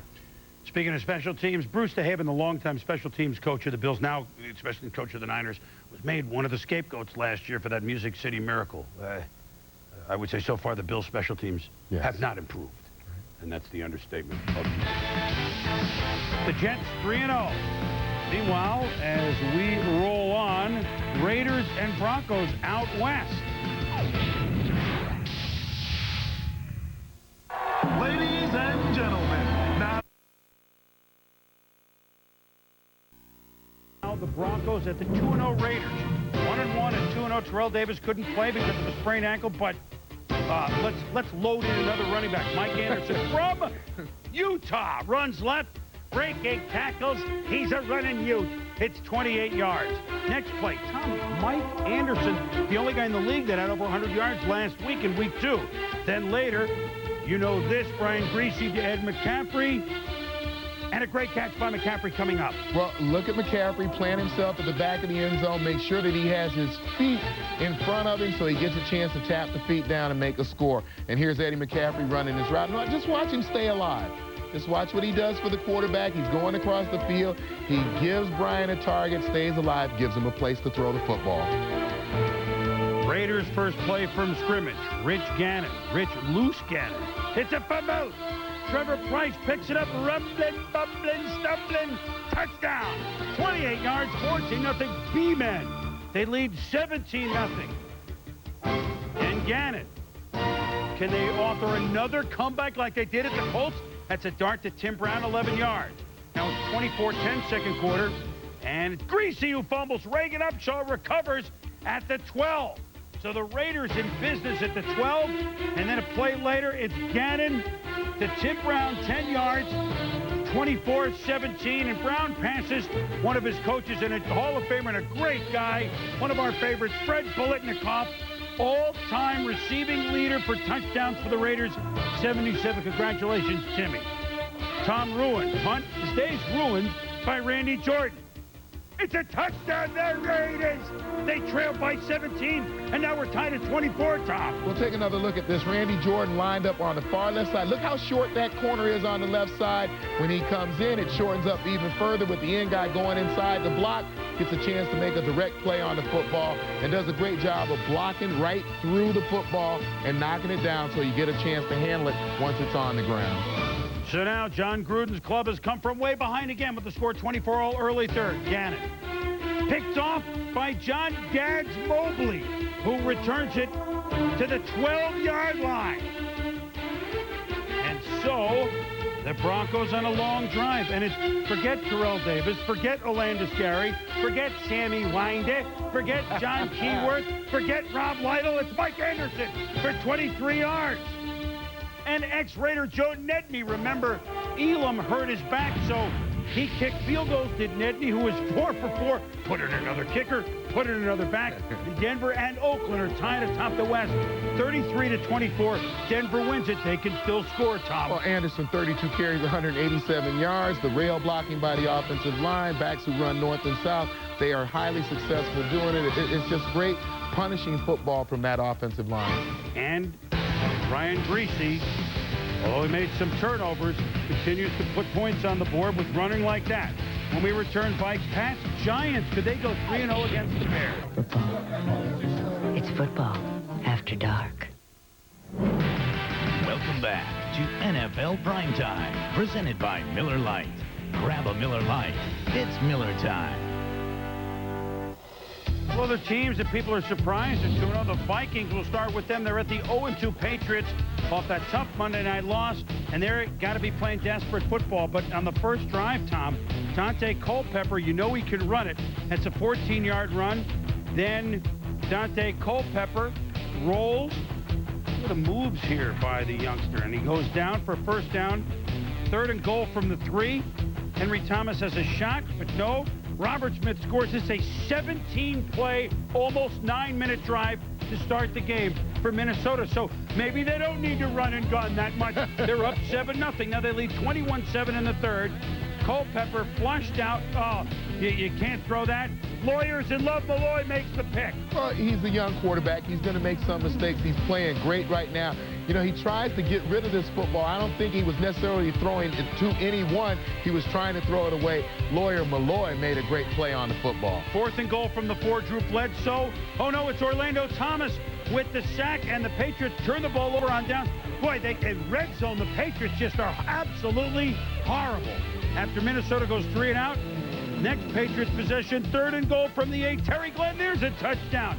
They missed the point after. It's 21-13. Next possession for Minnesota, 2nd and 12.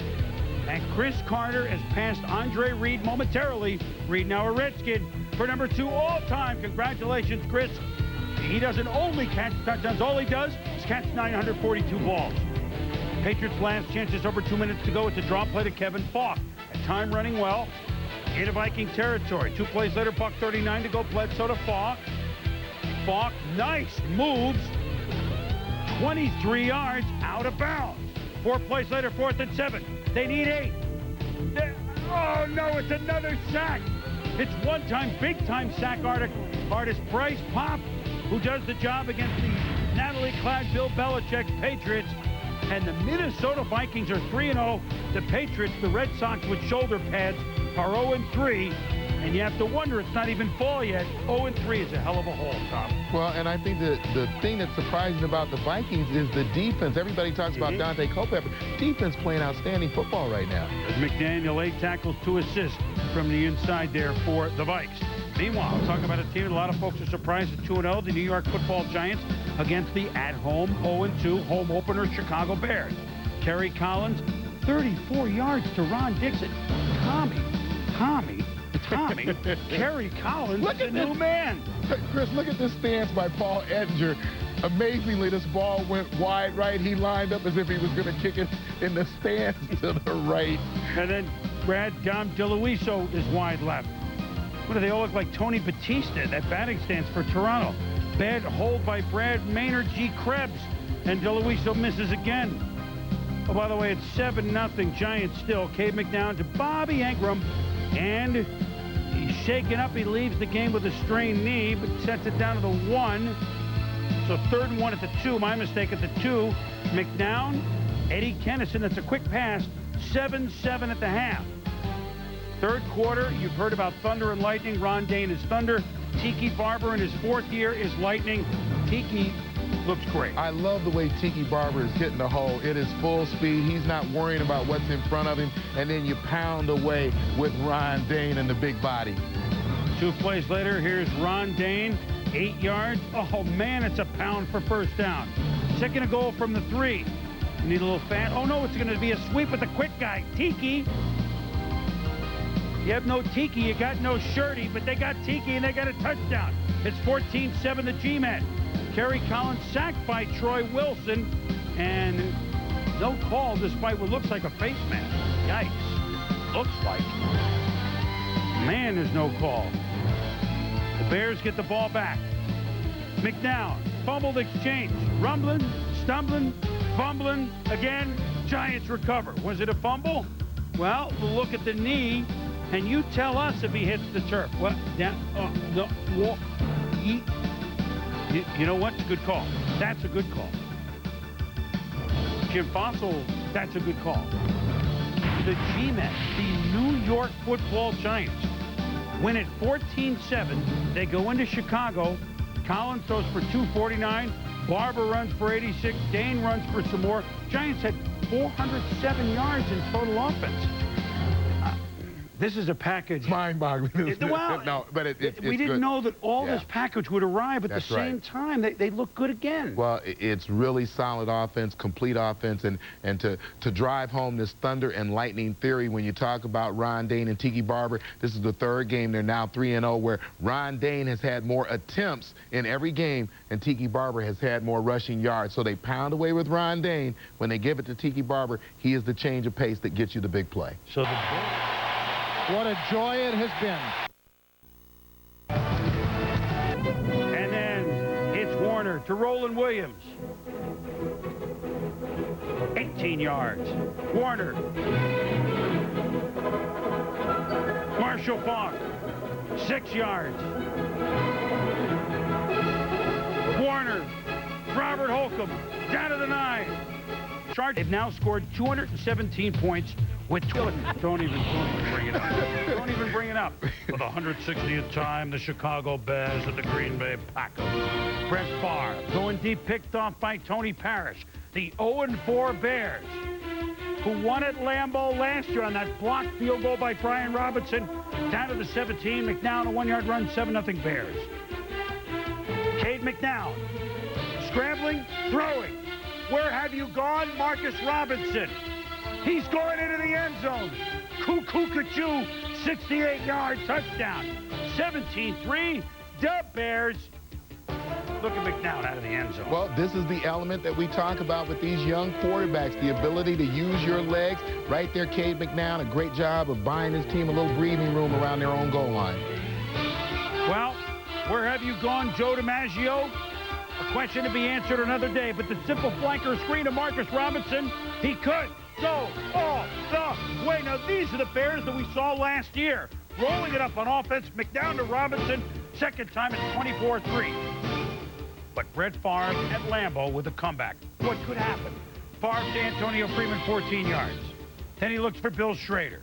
Well, you just look at the way Brett Favre's delivering the football, and I think that we can all tell that he's feeling healthier. That's the key for Brett Favre. When he's healthy, he's going to be the player that he is. 24-17 now after a field goal, 27-17 Bears, 2.5 to go. Favre, 31 yards to Schrader. The clockers on a kick, tick.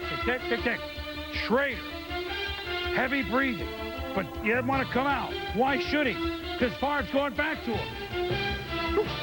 He gets the feet in. Wow, a minute 58 to go. It's 27-24. First you watch the throw, watch the delivery of the football. Great job by Schrader to get his foot down. Oh, wait a minute. Great They say maybe he was up, but no, it's a touchdown. Favre, 4 yards to Bubba Frank. 24 seconds to go. Ryan Longwell hoping to tie the game with his foot. Favre to the rookie tight end, Bubba Franks. Oh, he drops it. 4th down. Philip Daniels, blindside, hits Favre as he throws, and the Chicago Bears, like the Steelers, break through, like the Patriots, break through in the win column for the first time this year, beating them in by 1 point, 14-13 last year in the playoffs. Warren Sapp not playing for the first quarter, disciplinary reasons. After the game, Tony Dungy declined comment. Meanwhile, Mike Allstott up the middle, 7-0 Bucks. Could the Bucks run it on the Redskins after their heartbreaking loss last week to the Jets? Well, Stephen Davis was hurt in that playoff game. Hardly a factor, but he's a factor here. Albert Cotto with a block, 50-yard touchdown, second quarter, tied at 7. And so Keyshawn Johnson, Sean King, trying to come up with a plan. It's a heavyweight bout, Tom, and it's just 10-7 Skins, fourth quarter. Look at Sean King, Houdini it. Get away from Bruce Smith. Keyshawn stripped, though, by Darryl Green. What a wild play. 6 plays later, 4 minutes left. Brad Johnson to Larry self-centers. Touchdown. 10-point lead, Skins 17-7. 2:12 to go. King dribbles it, picks it up, and you always got to be able to shoot off the dribble. Reno Anthony is open. 46 yards. The Bucks come up with a new play. It's 17-14. 2 minutes to go. Michael Kamau-Stahusted, field goal blocked by Warren Sapp. And Norv Turner says we could have been up by 6, and now Tampa has the ball. Second and 10 from the 25, 30 seconds to go. King. Warwick Dunn, 11 yards. First and 10 from the 37. King. Scrambling. Another one of the plays by these young quarterbacks. Well, he's keeping his wits about him at this time in the game. This is great for the Tampa Bay Buccaneers. He dropped the snap and rolls out, and this time he hits Keyshawn with the damn ball. Down to the 28, first down, in field goal range. Martin Gramatica, correct. 42 yards. We're tied at 17. This time it's the Bucks coming back on the road in the fourth quarter. Send it to overtime. In overtime, Bucks punting from almost their own goal line. Dion at the 35. Tries to make something happen. And he does. He's got a convoy. Dion to the 20. Inside the 10.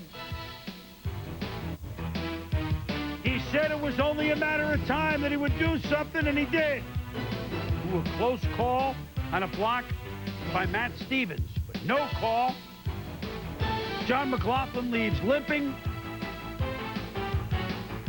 Stephen Davis stopped by Derek Brooks short of the touchdown. And on fourth down, former Buck Michael Kamau-Stahusted. Oblo, good, 20 yards. Skins in overtime. Beat the Buccaneers, 20-17. Both teams are 3-2, but completely different fields. As the last 2 weeks, the Skins have turned it around. The last 2 weeks, the Bucks have lost late. Ed Werder with Dion immediately after the game. Punt return in overtime sets up the game-winning points. Dion, you'd had a tough day on punt returns all day. Did you know you had a shot when you got it? Yeah. If they could give me at least 5 yards to catch the ball and look, everything will be fine. It was a tough day. I feel like a pregnant woman waiting on that baby to come, but she came, and she was a big one, too. Would a younger Dion have taken that all the way? Oh, there you go again. Bye. I love him. Hey, an elder Dion did pretty well there. And like we said, two different fields of teams that are 3-2. First, for Washington, they said, don't panic, and they were right. Well, very encouraged by their 3-2 in a very bad spot only a couple of weeks ago. And I think for the Tampa Bay Buccaneers, certainly you look at the situation they were in a week ago, the Keyshawn Johnson losing to the New York Jets.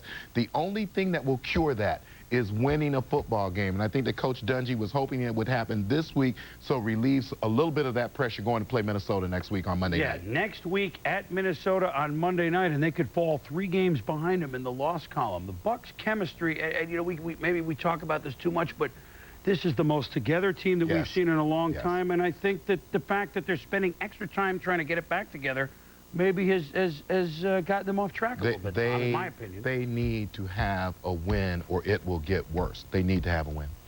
They did have a comeback spurred on by Sean King, but now the Bucks are scratching their heads and the Redskins are saying, you know what, we're back in charge of our own destiny a little bit here. When we return, the headline by those teams in your favorite division, the AFC West. But you know what, we're going to start with the NFC West. It's not often on NFL Primetime throughout our years, Tom, that we have begun with the New Orleans Saints. But here we go. Jim Haslett's Saints have won 4 games in a row. They're playing San Francisco with a very potent offense.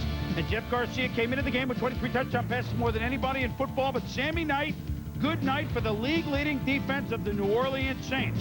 Jeff Blake. This year, the Saints have themselves a quarterback. Andrew Glover, 22 yards. 4th and 4 on this drive early. Jeff Blake to Joe Little Bighorn, first down. Now at the 1, when you got Ricky Williams, you got to respect the run. Play action, Blake, Andrew Glover, touchdown, 7-0 Saints. Now it's 14-0 Saints, and on 4th and inches, Blake is going to keep it it's interesting because look at the Saints.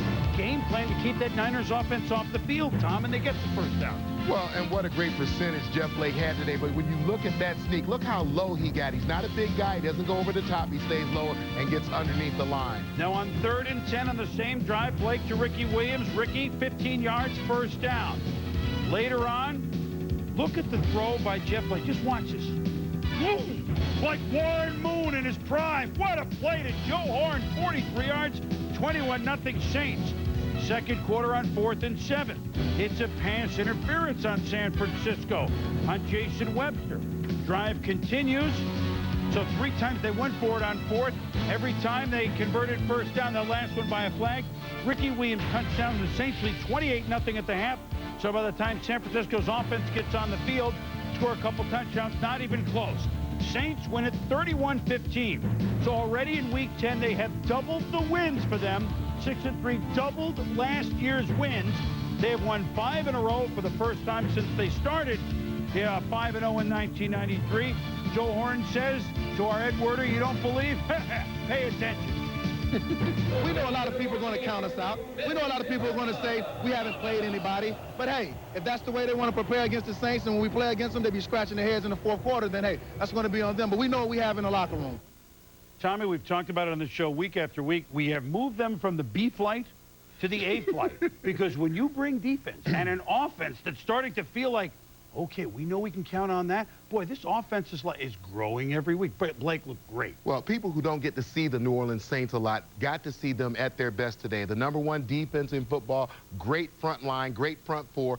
Jeff Blake, very accurate quarterback. 20 of 26 today, 275 yards, threw the long ball well, loves to make the big play downfield. Ricky Williams didn't get his 100 yards, but 27 carries on the day. They control tempo. They're strong in all areas.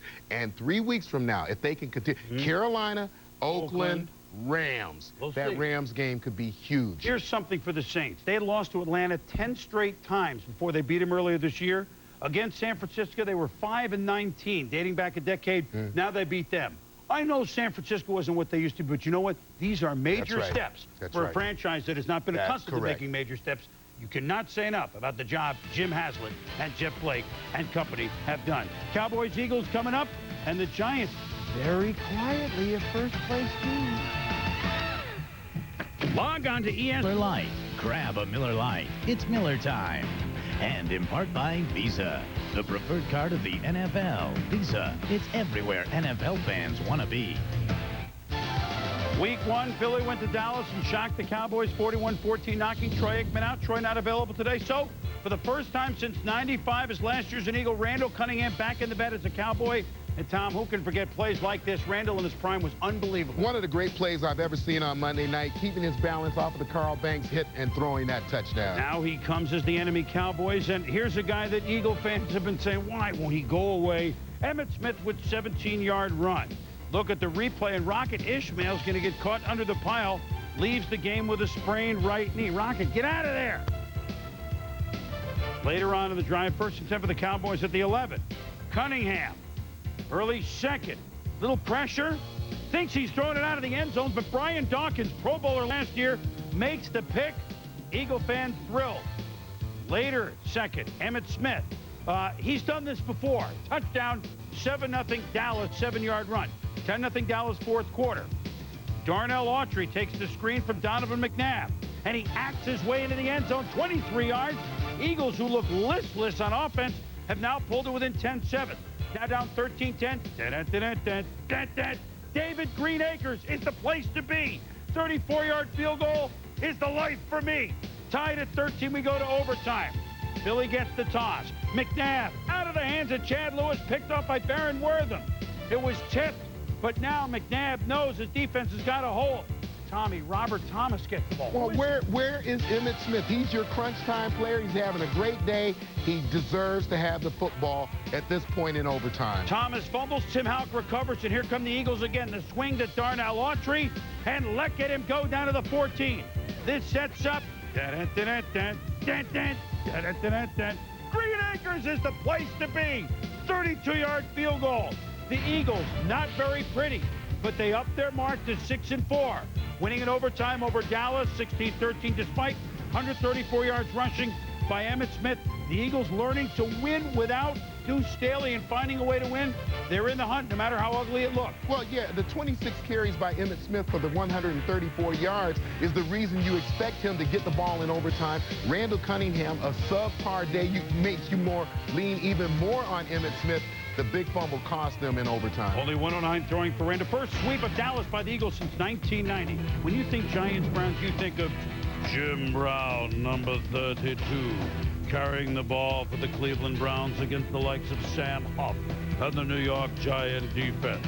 It was 3-3 in the second quarter. Michael Strahan stuffing, well, not Jim Brown, but Travis Prentice in the backfield. Strahan's having a big year along with Keith Hamilton. Two of the main reasons why the Giants began the day in first place. And look at the throw from Terry Collins to Ike Hilliard. Beautiful, beautiful 10-3 G-man. Collins slant to Amani Toomer.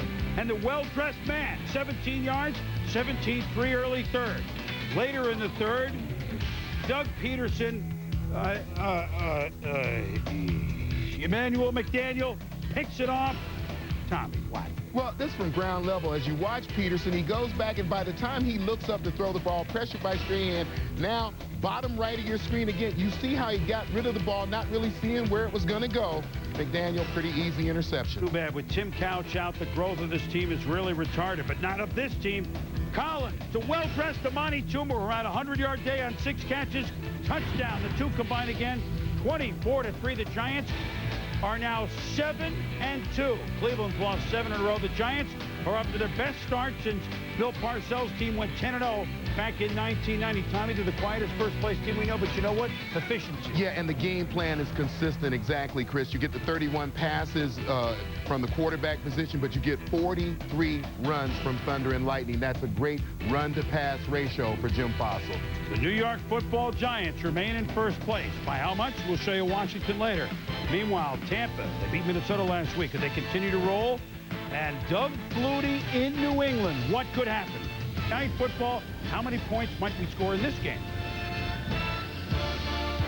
Last week, Tampa Bay had 41 points, knocking Minnesota from the ranks of the undefeated. This week, they're in Atlanta. And a lot of Bucs fans helped them be a sellout in Atlanta. They made the drive. Hey, we can go to the game there. First quarter, Chris Chandler picked off by Donnie Abraham. What a good corner he is. He Isaacs his way down to the 21-yard line. That leads to Sean King, little play action. The tight end Dave Moore, a factor the last 2 games. 7-0 Buccaneers. Take that lead now to the second quarter. And here's that Buccaneer defense, as Chris Chandler found out. First, it's safety John Lynch and James Canada combining on the sack. And then here comes Canada again. This is what we call a toonie for those of you north of the border. 2 sacks by Canada, not devalued. Next play, Steve White and a guy you may know, Warrants. Oh, man. And Sap Sport kicks Chandler in the head. Oh, boy. Well, he took the hit from Steve White from the front side, Warren Sapp from the back side, the incidental kick. Sure, Warren did not mean to do that, but certainly the kind of hit that was going to put Chris Chandler out of this football game. Chandler left the game. Danny Cannell came in.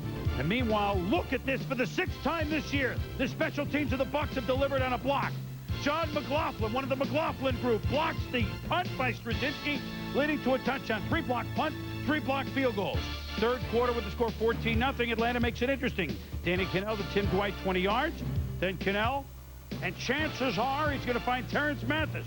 19 yards. It's all of a sudden 14-7. Tampa not scoring the points really yet to put it away. But with the score 17-7 after a Grammatica field goal, Sean King, Keyshawn Johnson. Touchdown. 29 yards. At one point, punter Mark Royals had 1 less yard passing than Sean King. But in the end, Tampa won 3 in a row, lost 4 in a row. Now they've won 2 in a row as they beat Atlanta 27-14 and added 4 sacks to make it 41. Well, we know that this is the way they want to win. The quarterback doesn't have to do a great job. You get a little bit of a running game. You get the turnovers from the defense, the sacks by the defensive line, and Keyshawn Johnson seems to have really had an effect on Sean King. Now we go to New England. The weather outside frightful, but Doug Flutie 11-1 as a collegiate and professional at Schaefer/Sullivan/Foxborough Stadium. Drew Bledsoe. Meanwhile, though, the Patriots, we know that you're rooting for Dougie, but we have a team here. Detroit Brown, one of the great players of the Patriots. He contributes everywhere, but Sam Rogers' helmet hits Bledsoe's thumb. He said in x-rays later he would have to leave the game. He wouldn't disclose how bad it was, but he said he tried to throw on the sidelines. He wouldn't help the team. So, after a Bledsoe interception a couple plays later, it's Flutie to Jay Reamersma. That's a perfect play, and the Bills are on the board for 7-0. Defensively known as tight end fall stall. You see Reamersma there right in your lighted box. He's going to fall down, fake like he's blocking, get lost in traffic, come across. Doug Flutie finds him. It's as easy a score as you get offensively. With the score 10-3 at the half, John Freeze from Idaho. He's playing for the Patriots, and look, John Holisek picks the ball off. He and Sam Coward are right there to make the play after a series of flags. More flags in this series than at the United Nations. But in the end, it was the Bills defense that got the Bills the ball. Well, Redmond was never really open, and Holisek and Coward both closing on the ball. A good sign somebody was going to pick it off. Now we got 11 minutes to go in the fourth quarter on 3rd and 17. John Freeze to Troy Brown, and Band of renown. Down to the 1, and it took first down, second down, third down, but on 4th down, J.R. Redmond scores, and we're tied at 10. 3:20 to go. Freeze to Terry Glenn, first down. That sets up from 43 yards. Adam Vinatieri. It's wind, it's rain, but it's good. And the Patriots lead for the first time today, 13-10. How can Doug Flutie offer a comeback if they're never behind? Well, they're behind. Minute 57 to go. Bills start at their 24. Jeremy McDaniel, the catch for 24 yards. 3rd and 10. Flutie, and look at this run. Watch the first down marker. Dougie takes off. He does. Hey! He makes it. It's a first down. 13 seconds to go. Flutie to Peerless Price. They're gambling for the touchdown, but there's a flag on the play, which not sure we get it. Well, Otis Smith has the coverage, and you're going to see the extended arm of Peerless Price right there on the right side of your screen. This is almost never called, but it is here. Offensive interference, no score. So it puts it back 10 yards, and now a 48-yard field goal. Steve Christie, it's not long enough. It's not high enough. Yes, it is. Christie drills it with seconds to go. 48 yards. We're tied at 13. Into overtime. Pat's ball first, but then they punt. Here come the Bills. Sean Bryson, 15 yards, setting up from 32. Lightning striking again. Steve Christie, who in 4 of the 5 Bills wins, has kicked a field goal either late in regulation or in overtime. He did both here. Wade Phillips and the Bills and Doug Flutie win it 16-13 in overtime. So Buffalo now moves to 5-4.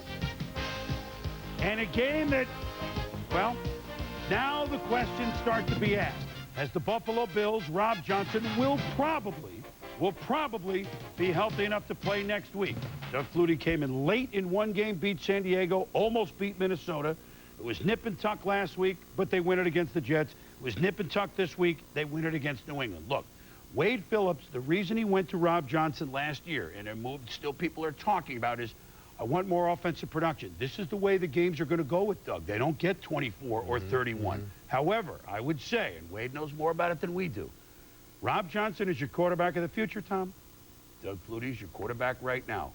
You're playing for right now. You got to get back in the race. I don't think there's a question right now. I think Flutie should continue to play. Yeah, well, very fine line. Mine as well. Very fine line. Whether the Buffalo Bills are going to get to the playoffs, they have to really almost run the table now to do it. And I think that what you see from Doug Flutie are the intangibles, his poise under pressure, his ability to lift the play of his teammates, I think, is key to what he does. And at the end of football games, I don't see a better guy in this measuring stick that you have of the 300-yard games and how effective you are does not apply to Doug Flutie. They win. The Bills win games. He wins. He wins. And the Bills are back in the hunt. Flutie wins in New England, 12-1 in his native state. And that doesn't even mention the high school wins. The Bears had a shocker for the Colts. The Dolphins. Welcome back to NFL Primetime, presented by Miller Lite.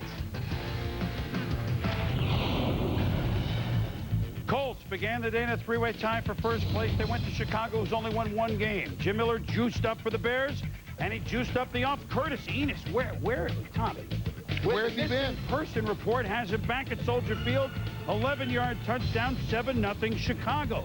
Now look at this. Here's in Week 10, trickery for the Bears. Casey Wiegman is the center. He's in the backfield to block. Yeah, but if you look at Marcus Robertson, he is split out 12 yards. He's not there to block. Poole realizes that, gets a good bump at the line of scrimmage. You see 10 men in the box there for the Colts. Now this corner's going to get in his hip pocket, but the size differential makes the difference. Marcus Robertson, a big receiver, able to make the touchdown catch. 17-0 Chicago against the Colts. What a shocker. Now 20-0 early third. Peyton Manning trying to get his team in it just after the kickoff of the second half. But Walt Harris reads it, and he could go all the way. 35 yards, 27-0 Chicago. What a shocker. Peyton looking for some guidance. Jim Mora looking for a comeback. And you know what? Down 27-0. Why not go for it on 4th and 1? Adrian James makes a first down. So you figure the Bears are up 27 points. Big deal. But the Colts get in, make a 2-point conversion, and it's 27-8. Under 8 minutes to go, 27-11. Manning. E.G. Green. Oh, Brian Urlacher nails him. He's going to be one of the top linebackers in the league. He's a rookie now, but you see his ability to hit, to read what's going on in front of him, and he's very, very smart. But the same drive, the Colts not deterred. Manning to Adrian James. Beautiful. 21 yards. 2-point conversion. No good. 27-17 Bears. 2:08 to go. Manning to tight end Ken Dilger. 25 yards. 1:41 to go. Manning to Jerome Pathon. Touchdown. Extra point good. 27-24. You know what's coming. The onside kick. But Radcliffe Thomas recovers for the Colts. And even Burt Jones comes back as number 7 and jumping around. I think it's Burt Jones. 1:36 to go. Here come the Colts. They can tie or even win it. Slant to Marvin Harrison. After a penalty, the Colts. Manning, undeterred. But he is deterred. He's hit by Roosevelt Colvin. Philip Daniels falls on it. Moments like this have been few and far between for Dick Geron and the Bears. But they stun the Indianapolis Colts, winning 27-24. So the Colts potentially fall out of first place. Jim Miller under control, going for 214 yards. Jim Miller for Cade McNown. You see the almost 66% completion average, the 200-plus yards, not making mistakes, point right to the quarterback position for that win for the Bears. Oh, by the way, they ran for 143 yards against the soft Colts defense. Dolphins at the Lions. Now pay attention in the first minute because the game was decided right here. Opening kickoff, Autry Denson. And look at him go. Only Jason Hansen prevents a touchdown, 56-yard return. First play from scrimmage. Hand off to Lamar Smith. Hole on the right, could go all the way. Kickoff return, one play, 46 yards, 7-0 Miami. Yeah, take another look at it. Great block by Rob Conrad right there in the fullback position. He's going to hit his man to the outside. A seal inside, a seal here, and a seal here, and you get a touchdown. So it's 7-0 Miami, and now they kick off. Or do they? It's an onside kick, and Terrence Shaw recovers for Miami. And that leads to Smith, the touchdown. The Lions don't have the ball, and they're down 14-0 already. As they were last week to the Colts, this is not a come-from-behind ball club, even though they're 5-3 coming in. On 4th and 4, Charlie Batch. Whoop! To Larry Foster. 20 yards on the next play. Bobby Ross says, you know, this Foster guy's pretty good. But Larry Foster ends up on this play. It's Australian for fumble. It's a fumble. Madison caused it. Patrick Surtain fell on it. 17-0 Miami at the half. Then Terry Fair returning. Desmond Howard not playing. Fumble. Dolphins recover. Charlie Batch. Look at Jason Taylor. Hunt him down. He bangs his head. He had to leave with a mild concussion. Stoney case in. Bobby Ross says he'll decide early in the week if Batch is well enough to play next week. And Miami has won it 23-8. And afterwards, Bobby Ross and his Lions now have fallen to 5-4. Kind of befuddled. If there's one thing that I hope I can leave with this city of Detroit, it would be that I do fight and I do compete. And what bothers me so is that we didn't fight back from that. You know, we did not. And you know, you want your ball club to be a model of what you think you are. And, you know, I obviously fail. Oh, he's such a competitor. Bengals won 5 in a row. Jeff Fisher's Titans have won 7 in a row. They haven't lost since opening day. Early on,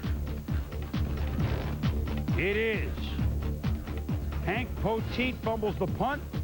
Eric Morris recovers, and Steve McNair and Frank Wycheck intercepted by Joey Porter, the AFC Player of the Month last month. Yeah, and Joey Porter, a great job of coverage. He sees the flatten up.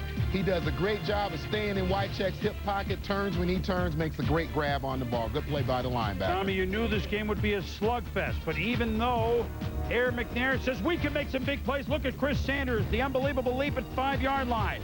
First and goal from the 3, Eddie George, stuffed by number 50, Earl Holmes. Second and goal, Eddie George, Joey Porter, and he shall be a Levon Kirkland. McNair, Darren Kinney, knocked down by Kirkland. What a stand by the Steelers, allowing Tennessee only this 21-yard chip shot by Al Del Greco, 3-0 at the half. Pittsburgh's defense so very tough. Down 6-0 in the fourth quarter. Jerome Bettis, the bust, quiet for much of the game, gets rumbling. 3rd and 8 at the 46. Cordell Stewart dumps it to Bettis, 12 yards. 3rd and 5. Cordell to Mark Bruner. Oh my goodness! The Steelers are going to take the lead at Tennessee, 7-6. Yeah, Perry Phoenix is the guy with the coverage on Bruner. Marcus Robertson, the safety, is going to come across and actually knock Phoenix off. Bruner, a great job of concentrating on the football and then hustling to the end zone. Gets another couple of blocks as he gets toward the goal line. So then, Steve McNair to Derek Mason. How many big plays can he make in every aspect of the game? 16 yards. Al Del Greco hoping for a chance. On 4th and 8 at the 42. Mason to the 25-yard line. Titans getting closer. Eddie George, 13 yards. And now, Del Greco, who in the third quarter missed a chip shot but is usually automatic, as both coaches know. 30-yard field goal. Good! It's good! The Titans held to 3 field goals. Nevertheless, they win it for Jeff Fisher. Bill Cowher's glove came in and played stout defense, becoming the first team since the 76 Steelers to allow no touchdowns in 5 straight games. But it's Tennessee gets the spoils, and Tennessee now with a big 3-game margin in the AFC Central.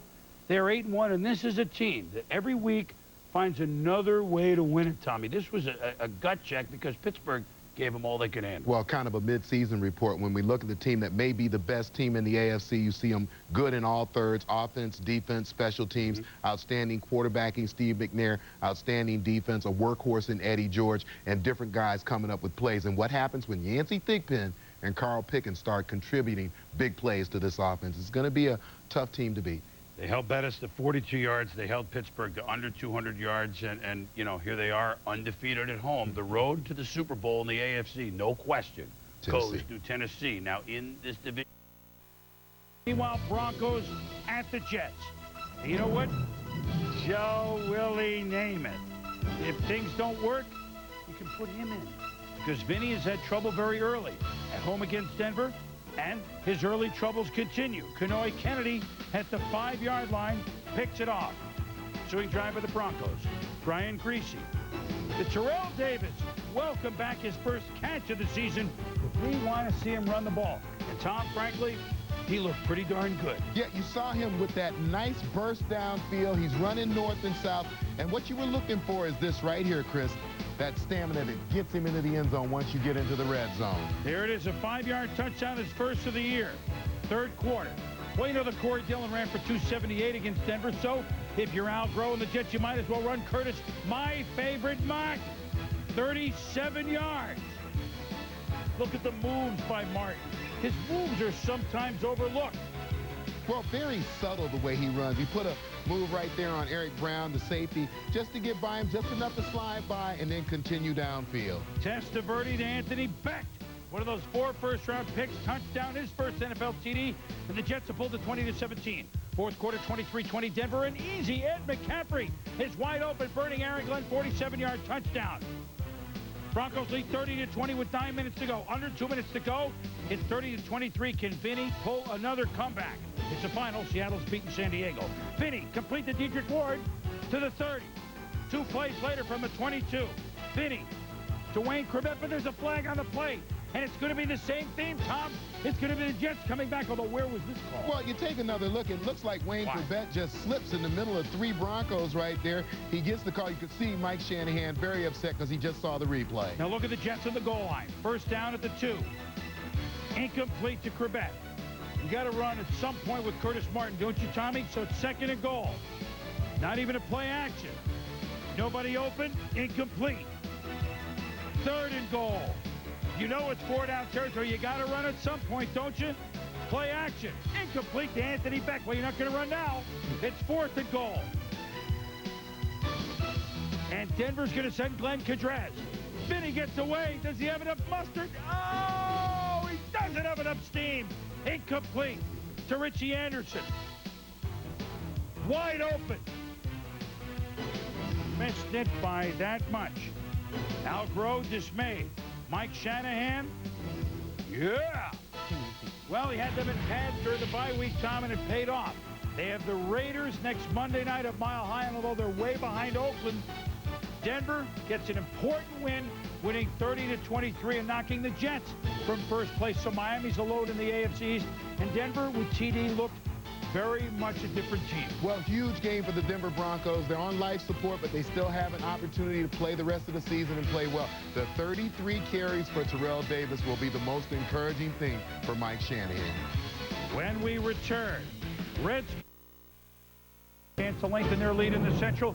So do the Raiders against their arch rival Kansas City Chiefs. Raiders haven't been 8-1 since 1977, since John Madden was the coach. And Tyrone Wheatley busts it open very early. 37-yard run down to the 10. Oh, the Raiders were on against the Chiefs, winning by 3 earlier this year in Kansas City. Rich Gannon to Andre Bad Moon Rising, the ex-Chief, the ex-everyone. 10-yard touchdown, 7 epic. Well, Gannon has done this all year. He steps up in the pocket, scrambles just enough to draw the defense to him, and then hit Rising in the back of the end zone. Rich Gannon to Tim Brown. 15 yards, beats rookie Pat Dennis. Next play, Rich Gannon, who was 28 of 33 in the first meeting, to Tim Brown. 13 yards again. Later in the drive, how many years can Tim Brown continue to excel? 21 yards inside the 10. 4 receptions on this drive to Brown, setting up a Crockett 1-yard run, 14-0. There it is. Elvis Gerback looking for Tony Gonzalez. Oh, man. Gonzalez looking to become the first tight end to catch balls for 4 straight games of 100 yards. Well, as athletic as any tight end that we've seen come into this league. And guess what? He accomplished that. But meanwhile, the score 14-7, Tyrone Wheatley, 18 yards. 3rd and goal from the 6. Gannon looking for Ricky Dudley. But when you're hot, you're hot. Off his hands, right in the hands of Bad Moon Rising. 21-7, Raiders. Later 2nd, Gannon for Tim Brown. James Hasty called for pass interference of the Raiders with the ball in the 1. They give it to the big fella, Tyrone Wheatley, who ran for 112.90 in the first half, 28-7. There it is. Gannon, 3rd quarter with the score 28-10. He just creates. Rich Gannon is coming into his own after a decade in pro football. 13 yards to Zach Crockett. Now to Ricky Dudley. 20 yards, beautiful. 35-10. There it is. With the score 35-24. 2nd and goal from the 3. Gannon to Dudley. 4 touchdown passes for Gannon. Final 49-31. There it is. They up their mark to 8-1. The Raiders get a 100-yard game from Wheatley. They get a big game from Gannon. And despite Elvis Gerback throwing for 504 yards, 504 yards, only the 8th player to do it, the last being Boomer Esiason in '96, the Oakland Raiders have a 3-game lead in the AFC West, and they have earned every bit of it. Not only aren't they defeating themselves, they felt it. They came out to stomp on the Chiefs. Well, great 1-2 punch, Tyrone Wheatley, Napoleon Kaufman, but the Raiders right now are all about Rich Gannon, his ability to create. He's throwing as accurately as any quarterback in this league. He's creating. I think that's the word you used during the highlights. He is forcing them to play good offense. giving everybody confidence, and then the defense is following that up. You put a lot of points on the board, makes it pretty easy to play defense. They've had wonderful athletes, and now these wonderful athletes are delivering time after outside. It's snowing outside. You know where it always snows? You know where it always snows. At the frozen tundra of Lambeau Field. And we begin with, hopefully for them, playoff-bound Detroit with one-time Packer hero Desmond Howard playing at Lambeau for the first time as a visitor, where Detroit has opened their last 9 in Wisconsin at the Packers. Now, this is what Desmond Howard used to do for the Packers, except it's Allen Rossum who's had such a big, big year. Opening kickoff, 60-yard return down to the Lions, 34, setting up a field goal. Charlie Batch had 3 touchdowns earlier in the year when the Lions beat the Pack, but he had trouble holding on to the ball. Well, bad pass here down into the end zone, in the red zone. Todd McBride makes the interception, brings the ball back out, gets all the way back out to the 40-yard line. The Lions on the ground. They want to run James Stewart. Number 55, Bernardo Harris, with a big hit. Yeah, Bernardo Harris going to go in, make the hit. Ball going to come out. It's a fumble, and then Nail Diggs.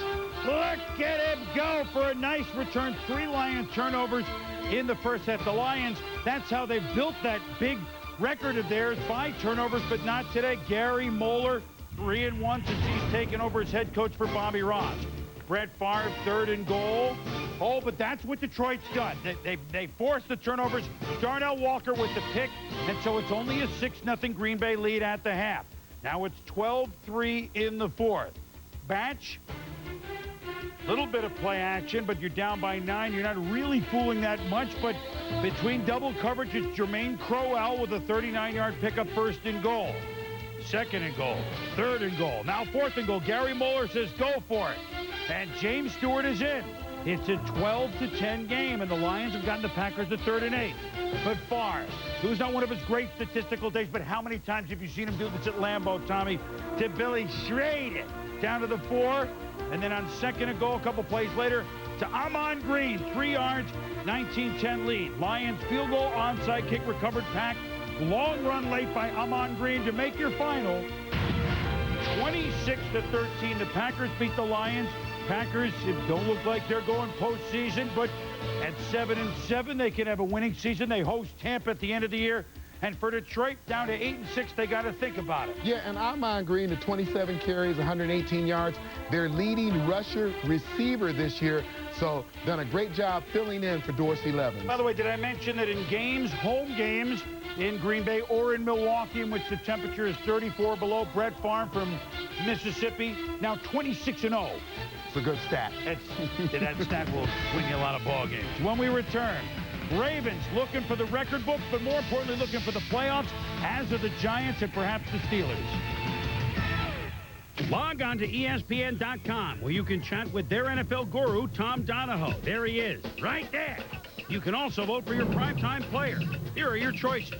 We'll announce the winner at the end of the show when Tommy and I give out our game balls. Hey, guys, check this out. Wow. How do you think it got here? I don't know. What do you think we should do with it? We can't leave it here. Oh, is it dead? I don't know. See if it's cold. Go on. Huh? It's cold. Getting lucky? Grab a Miller Lite. It's Miller time. Push, guys, push. So I can order HBO, right? Yes, sir. Actually, 7 of them. So it's got a pretty clear picture then? Where NFL fans want to be. Arizona at suddenly resurgent Jacksonville. Dave McGinnis' job in the middle of the year. Will he have it at the end of the year? Come back to NFL primetime 15 years ago. It was the Super Bowl shuffle. Bears against the Patriots. Super Bowl 25 today. Not the same case. But tell you what, the Shane Matthews band was ants marching. This touchdown to James Allen in the 4th quarter gave the Bears a 24-10 lead, and Matthews completed 15 straight passes for a new Bears record. Clyde the Glide Simmons at 62 years old pressures Bledsoe. He gets the pass off to Curtis Jackson for the first down. Tick, tick, tick, tick, tick. 20 seconds later, 20 seconds left at 24-17. Bledsoe to Troy Brown. And his band of renown. 10 seconds left, but there's a flag on the play. And what happens? Oh, you got to be organized on this, down by a touchdown late. Well, you watch Curtis Jackson coming across the formation in motion, realize the tackle is the only guy on the end right now, and Jackson never does get set before the ball snaps. So they run off 10 seconds, which was enough to end the game. It's kind of like a deduction from your checking account. And you know who had the record? This is amazing. 14 straight completions for the Bears before Matthews. It's Sid Luckman, Jim McMahon, Steve Walsh. Yeah. Shane Matthews is the record holder now. And Gary Croton is gone, so quarterback coach of the Bears, John Shute, called the plays, and they win at 24-17. Philadelphia Eagles. The Schwab said they would surprise everyone and make the playoffs this year. Could they win at Cleveland and Chris Palmer's Browns, who have had 12 first downs in the last 3 weeks? Under a lot of fire. So what happened? Dennis Northcutt, he's a wide receiver, number 86, is at quarterback for a couple of sacks after Peterson starts. Doug Peterson to Northcutt as a receiver. All those tricky Browns. Next, here comes Peterson. No, he's out. Northcutt wide receiver, Kevin Johnson, succeeded Donovan McNabb at a quarterback for a while at Syracuse. He throws, almost picked off 3 quarterbacks in the first drive for Cleveland. Why not? Brown's second drive. Norm Peterson. That's Doug Peterson, but he's looking for cheers to Kevin Johnson, to the 16, Peterson, to David Patton. Oh, my God, they're an offensive juggernaut. We're tied at 7-all. Browns next possession, it's Northcutt in the shotgun. He's stuffed. Now, the Browns score in the next play, so down 14-7. This guy's been a quarterback all year. He's Donovan McNabb. Torrance Small, 24 yards, 14 all. The Eagles are going to play in an up-tempo game for a change. McNabb, late second. Only a minute to go. To Torrance Small, 8-yard touchdown. Philly 21-14 at the half. Well, Small makes a great fingertip catch here. Ball thrown down, low and away, and he really scooped it up, so there was no doubt of whether he got the ball or not. 21-14 in the second. In the third, now McNabb to Charles is Johnson, 11 yards. 28-14 Philly. McNabb to Johnson. Oh, that's pretty, 38 yards. Donovan McNabb, 390 yards passing, 4 touchdowns. The Eagles, the Philadelphia Eagles, have clinched a playoff berth. They beat the Browns 35-24 behind Donovan McNabb, who is spectacular. And after the game, McNabb, coach, and all of Philly, cheesesteaks all around. Have 10 wins definitely is something special because we've all worked hard throughout the offseason. We've all worked hard through training camp and the preseason. So, you know, to be at 10 wins definitely is something that's not shocking to us because we felt very confident in the guys that we had out there on the field. I'm proud of the guys. I'm proud of everybody involved, you know, all the hard work that went into it, coaches and players, and it's a great feeling. You know, anytime you can get into the dance, that's something special. Philadelphia Eagles won 8 games combined the 2 years before this, Tommy. They have a bye next week, so even though they probably won't have a bye in the playoffs, they kind of get one late, which is interesting.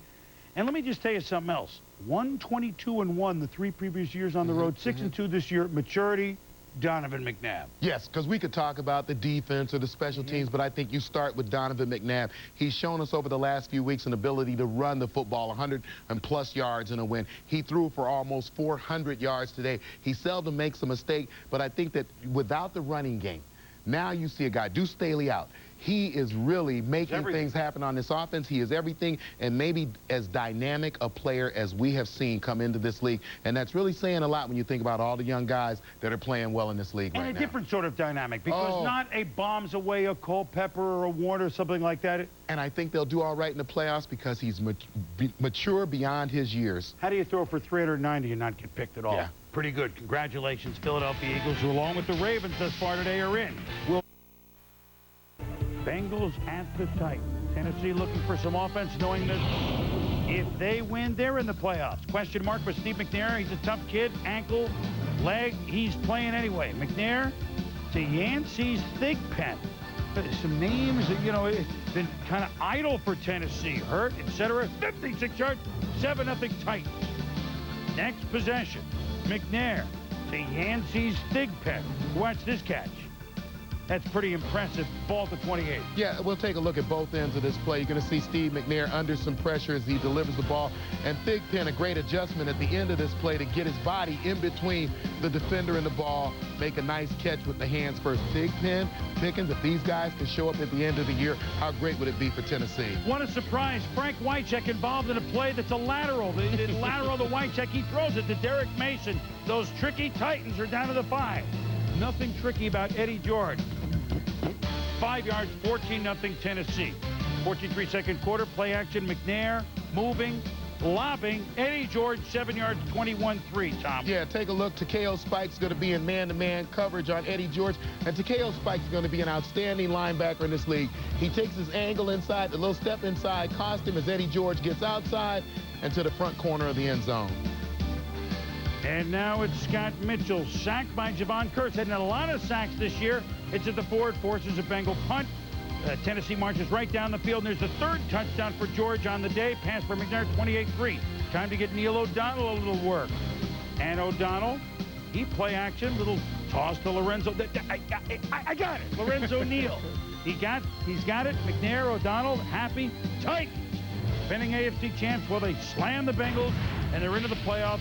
35-3. Tennessee wins it to up their mark to 11-3, and the pressure's on for them. The inside track for home field, but they got to stay one up on Baltimore, who, if Tennessee lost one and Baltimore won one, they would be tied, and Baltimore would win a tiebreak. Tennessee's got to win out. Yeah, and Jeff Fisher talked today about getting the ball into the end zone, not settling for the field goals. They did that today. I think he walks away from this game totally satisfied. Yeah, and they wanted offense. They got it today. Admittedly against the Bengals, but this gets them that play. Pittsburgh Steelers at 7-6, hoping to stay in the playoff hunt. The New York Football Giants looking to tame the bus, and that's Thunder and Lightning. The Giants looking to stay in first, as Philly is what? Kerry Collins. Ike Hilliard, no, is he in? He was out, he was in. The referee waves it off, and what happened here, Well, Tom? they talk about sleight of hand. This is sleight of feet by Ike Hilliard. He's clearly out of bounds, does never establish position inbounds. Referee makes the correct call, incomplete. Tell you what, the Giants welcome their big guy back. He caught 5 for 90. Meanwhile, Jerome Bettis, the Giants can play some defense. That's Michael Barrow, and they held Bettis to 39 yards on 17 carries. Meanwhile, Pete Mitchell in the act from Kerry Collins. Next play, running inside, tackle Tiki Barber cuts it back 13-0. Driven to the chagrin of Bill Cowher. Dan Cordell Stewart had such a big game last week. Look at the Giants' pressure. Well, you stop the run, you put a lot of pressure on. That was Keith Hamilton, Cedric Jones coming up with the pressure there, incomplete. And then the same drive, 4th down and 3. Stewart throwing again. And Dave Thomas, the cornerback, makes a good play on the football. So the Giants ball, they lead 13-3. They have John Fox's defense came up so big in Washington last week. They have that feel again. Meanwhile, Kerry Collins to well-dressed Amani Toomer, 23 yards. Then on 3rd and 6 at the 9, Collins, Hilliard. Look at this play. Oh, man, the big guy can make plays like that happen. 20-3. We told you Hilliard caught 5, Barber caught 6, Toomer caught 9 today for the Giants. Then watch this play to Hilliard. Make some great moves. Whoop! And then whoop! And then whoop! Then gets a block from Greg Camella right there. But no! It's Ainsley Battles. Kind of makes the miracle tackle. Keeps him to a field goal, but it's 23-3. Cedric Jones playing maybe his best game of the year. This was his best game of the year, and again, it all starts with stopping the run, creating down and distance situations that are manageable for you defensively. Last gas, Pittsburgh, 9 minutes to go, and on 4th down, Reggie Stevens makes the interception, and the Steelers are going to be stymied on this day. Meanwhile, Collins, you know, he can look like this. And the touch to Amani Toomer, 45 yards. 3rd and goal to 2 later in the drive. Collins buying time to Toomer. Touchdown. And look at Amani here. Hey, ref. Hey, high five. Bill Cowher, not thrilled. The Kerry Collins Giants, impressive. Now, it's odd that the Eagles, who are a half game behind him in the standings and punch a playoff berth, the Giants have not. That's because they have 2 games left and theoretically could lose it, but they are not going to lose if they play like that. 30-10. Kerry Collins had a 333-yard day passing. Jim Fossil, Tommy, he convinced them this was a road game. He's guaranteed wins. He's quieted the players. He's Newt Rockne. Yeah, he's Newt Rockne. Psychologically, I think psychologically, he's made all the right moves. And I think what was most impressive about today's win was that they didn't have the great running game. Thunder and Lightning, Barber and Dane only carried the ball just over 20 times, so it was all on the shoulders of Kerry Collins. Got very comfortable with the play-action pass. Give credit to the offensive line for some great pass blocking. And I think defensively, if you have one thing that you want to do well, it is play run defense. You set up everything off of that, and I thought the Giants did an outstanding job of that today. They can look so good, and then they can look so horrible. But I'll tell you what, they could be a second seed. Yes. Could they not? Now, there are games like St. Louis and Minnesota played above the rim, and then there are games like Tampa Bay at Miami played hard-nosed in the trenches in the Florida Chad Bowl. Miami's Jason Taylor and the Dolphin defense trying to out-defense Warren Sapp and the Bucks. Man, this was tough in the rain in Miami. 3-0 Dolphins second quarter. Jamie Duncan picks off Jay Fiedler, gets a block from a hot at 2, and it's 31 yards. 7-3 Tampa Bay defense scoring. Later in the second, after Fiedler missed a couple plays with a sore shoulder, he's back in, gritty, but tipped, and Sheldon Quarles picks it off. 10-3 Bucks at the half. That leads to a Grammatica field goal. Third quarter, you can see, tape it up and go back out. He's tough, there's no question about it. But now the rain started really hard in the third quarter. 10-6 down as Miami Fiedler to Rondé Gadsden, 20 yards. 3 plays later, Lamar Smith sheds 1, 2. Hard running by Smith down to the 1. Next play, Smith is in a Miami lead 13-10. He can do that. Yeah, that was the best drive they had running the football against this team, but I think that defense of the Bucks knew they would have to settle in with the passing game at some point. And the passing game included Warwick Dunn, who ran for 200 last week, 45 yards on a 2nd and 33 play, down 13-10 early fourth quarter, down to the 1. But first down, second down, no good, and then Jason Taylor sacks King. So once that defense stiffens, field goal tied at 13. A hard rain was going to fall, babe. Big play of the game. Fiedler fumbles. Jamie Duncan recovers. 10 minutes to go. Tampa in business. And this is why defenses love this weather. You can see the ball just slips through Jay Fiedler's hands, gets kicked off to the right. Recovery by the Bucks. What a huge play it was at this point in the game. They didn't go anywhere, but they didn't have to. Martin Grammatica, correct. 46 yards, 16-13 Tampa Bay. So defense scores, and here are 3 field goals, and this is what Miami is battling. Driving in the rain, Fiedler to Gadsden. They're forced to punt.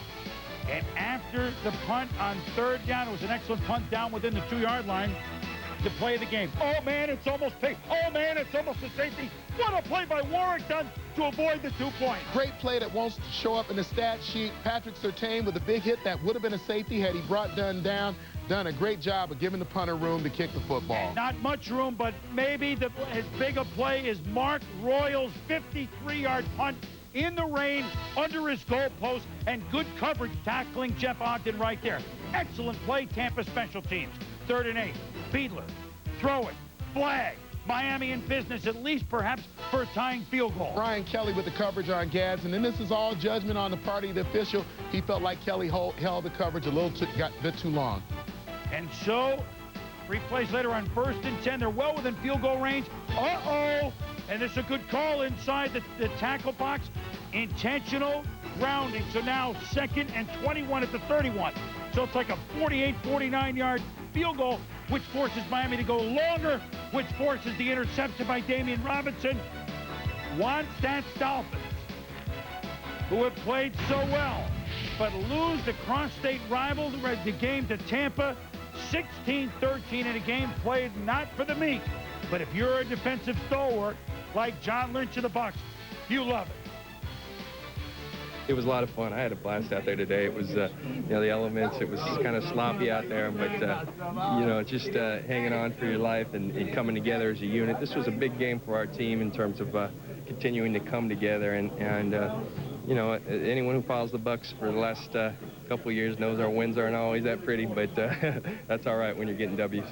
Oh, they got a great defense. There's no question about that. They got a great defense, and they played their guts out, and my hat's off to them. I mean, they did a heck of a job. Well, Dave would know a good defense because he had one too. NFL Primetime goes to Candlestick Park in San Francisco. The Saints trying to sweep the Niners for the first time since '79. Here's Ricky Williams working out before the game. But he's gone. Everyone knows that Blake is gone. And Aaron Brooks, he threw for over 400 last week in a loss. It hits Andrew Glover. 2-point converted, 24. Saints within 3. 3 minutes left. 4th and 4. Haslett. You know they're fighting under there. So the Niners are, so wait a minute, we got the ball, but the Saints retain it, and then they score. Oh, man, the Saints, who've had a magical season, get a couple of calls that could have gone either way. But you cannot underestimate the win on the road by the Saints at a Niners team who hadn't lost since before Election Day, 31-27, and the Saints may indeed be playoff bound. If they are, it's going to be because of Aaron Brooks. He only had 12 completions for over 200 yards. But the key is that he's not afraid to throw the ball downfield. And he had 11 carries for 108 yards rushing. So another one of these weapons at the quarterback position that can do more than throw the football. Even though Garcia threw for 2 and ran for 2, it's the Saints in a win. But a game that many were looking at. Terry Robisky, coach for at least 3 games. Norv Turner out with the Redskins. But, oh, by the way, Dallas has beaten the Skins 6 straight times. And could this be their Super Bowl, beating the Redskins in a season that's gone away? Well, Troy Aikman went away, drilled by LeVar Arrington. He's out with his 9th concussion. Yeah, you watch the replay right there. LeVar Arrington caused Aikman's head to hit the ground, and Aikman had to leave the football game. But this is a fellow named Emmitt Smith that I think Washington and everybody in the NFL knows. Over 1,000 yards, 10 straight seasons, tying Barry Sanders, but it would get better for Emmitt. Meanwhile, Jeff George, 1-2 as a starter. Champ Bailey playing wide out. All of a sudden, the Skins unfurling some new plays.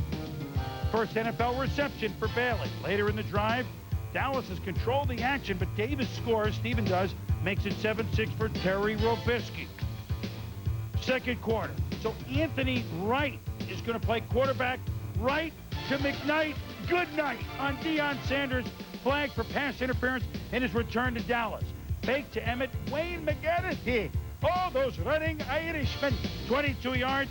Cowboys missed the 2, but they're up 12-7. What happened, Tom? You're going to see the great agility here of guard Larry Allen. He's going to pull out, watch him lead around for McGarity. Stays on his feet 10, 15, 16 yards down the field. Gets McGarity in the end zone. Then Stephen Davis hits it fumble. And Dexter Coakley has it for Dallas at the Washington 22. Fake end around. Emmitt takes it down to the 2. And then Emmitt continues. He passed 15,000 yards today. Walter Payton, Barry Sanders, Emmitt Smith. That's a pretty exclusive club. And Dallas sticks it to their arch-rival Redskins in a game that they thought change would make it, everything would change for them and maybe make a late playoff push. Forget about it.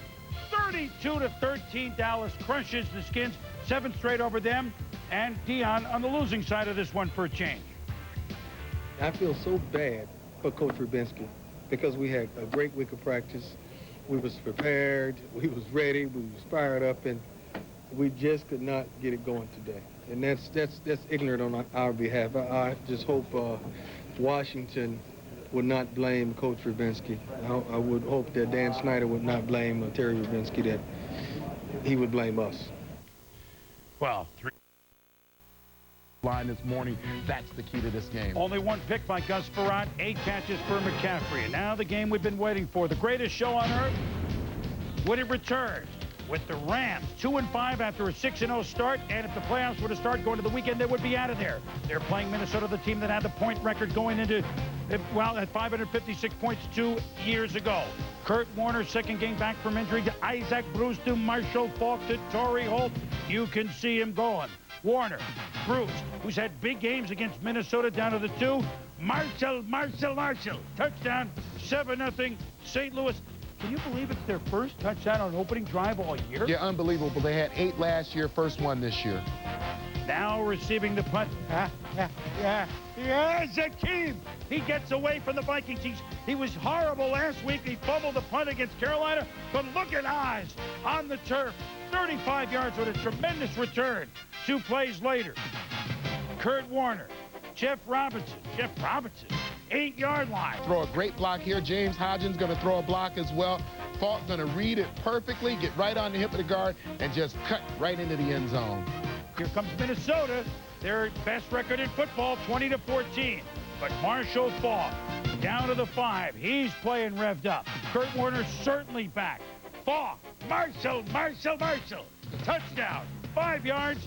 They go for 2, don't get it, 26-14. Warner, hold. Look at him go. Moves against the Viking D. 36 yards on the play. He almost busted it. 1st and goal. Marshall. His 4th touchdown. 33-14. Score 40-29 in the 4th. Pass to Isaac Bruce. To the hand of Tyrone. Caught by Bruce. When you're hot, you're hot. Yeah, great concentration by Isaac Bruce. You see the ball go up, hit by the defender. Isaac Bruce maintains his concentration and makes a great grab for his quarterback. So Mike Martz and the Rams back to what they do best. 40 points. They could, if they score 40 in each of their next 2 games, although at Tampa next Monday, a different story, they could still break the point record. But here's the big story. St. Louis, they saw New Orleans win. They won at 9-5. They have that love and feeling back again, as Andrea Kramer found out with Marshall Falk. Marshall Falk, the first Rams player to ever rush for 4 touchdowns in a single game.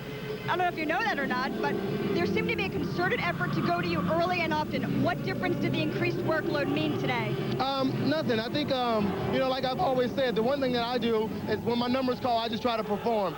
We hadn't been running the ball, and I think Mike did a good job of kind of pacing me, knowing that I came back, and I was trying to help the team. And you know, this week I had a good week of practice, and running the ball was something that we wanted to do. What statement did it make to decisively beat the team with the best record in the NFL? You know, I'm not taking anything away from them. They're a great team. But we feel like, you know, we won the Super Bowl last year, and we had to go through them to do it. And we won here. We were playing here. We had a lot of things in our favor, and we just came out and played great football today. Marshall Falk, thank you very much. Goes over 1,000 yards for the 6th time in his career. Back to you. Andrea Marshall, thank you. He had 135. Warner, 27 of 32 for 346. St. Louis had 508 yards in total offense. We remember this team. Well, 25 carries. I think Mike Martz made the shift. He went back to running the ball with Marshall Falk and mixing in the throw, setting up play-action pass off the running game. Those 25 carries, 135 yards, 4 rushing touchdowns. That's the football game. Look, Minnesota's still on inside track for home field advantage, but now the Rams have that look. Can they sustain it with 2 road games at Tampa and New Orleans to finish the year? When we return, game balls. The usual plethora of candidates will be back.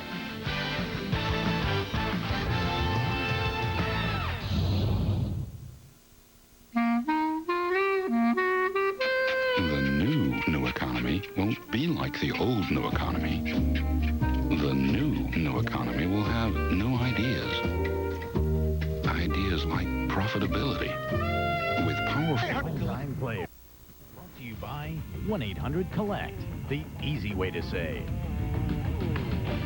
Boom, my game ball goes to Donovan McNabb. What a great day for the young man. 23 of 36, 390 yards and 4 touchdowns. As the Eagles get to the playoffs. And Tommy, my game ball to an all-time gamer. Emmitt Smith, 15,000 yards and a win over the Redskins to boot.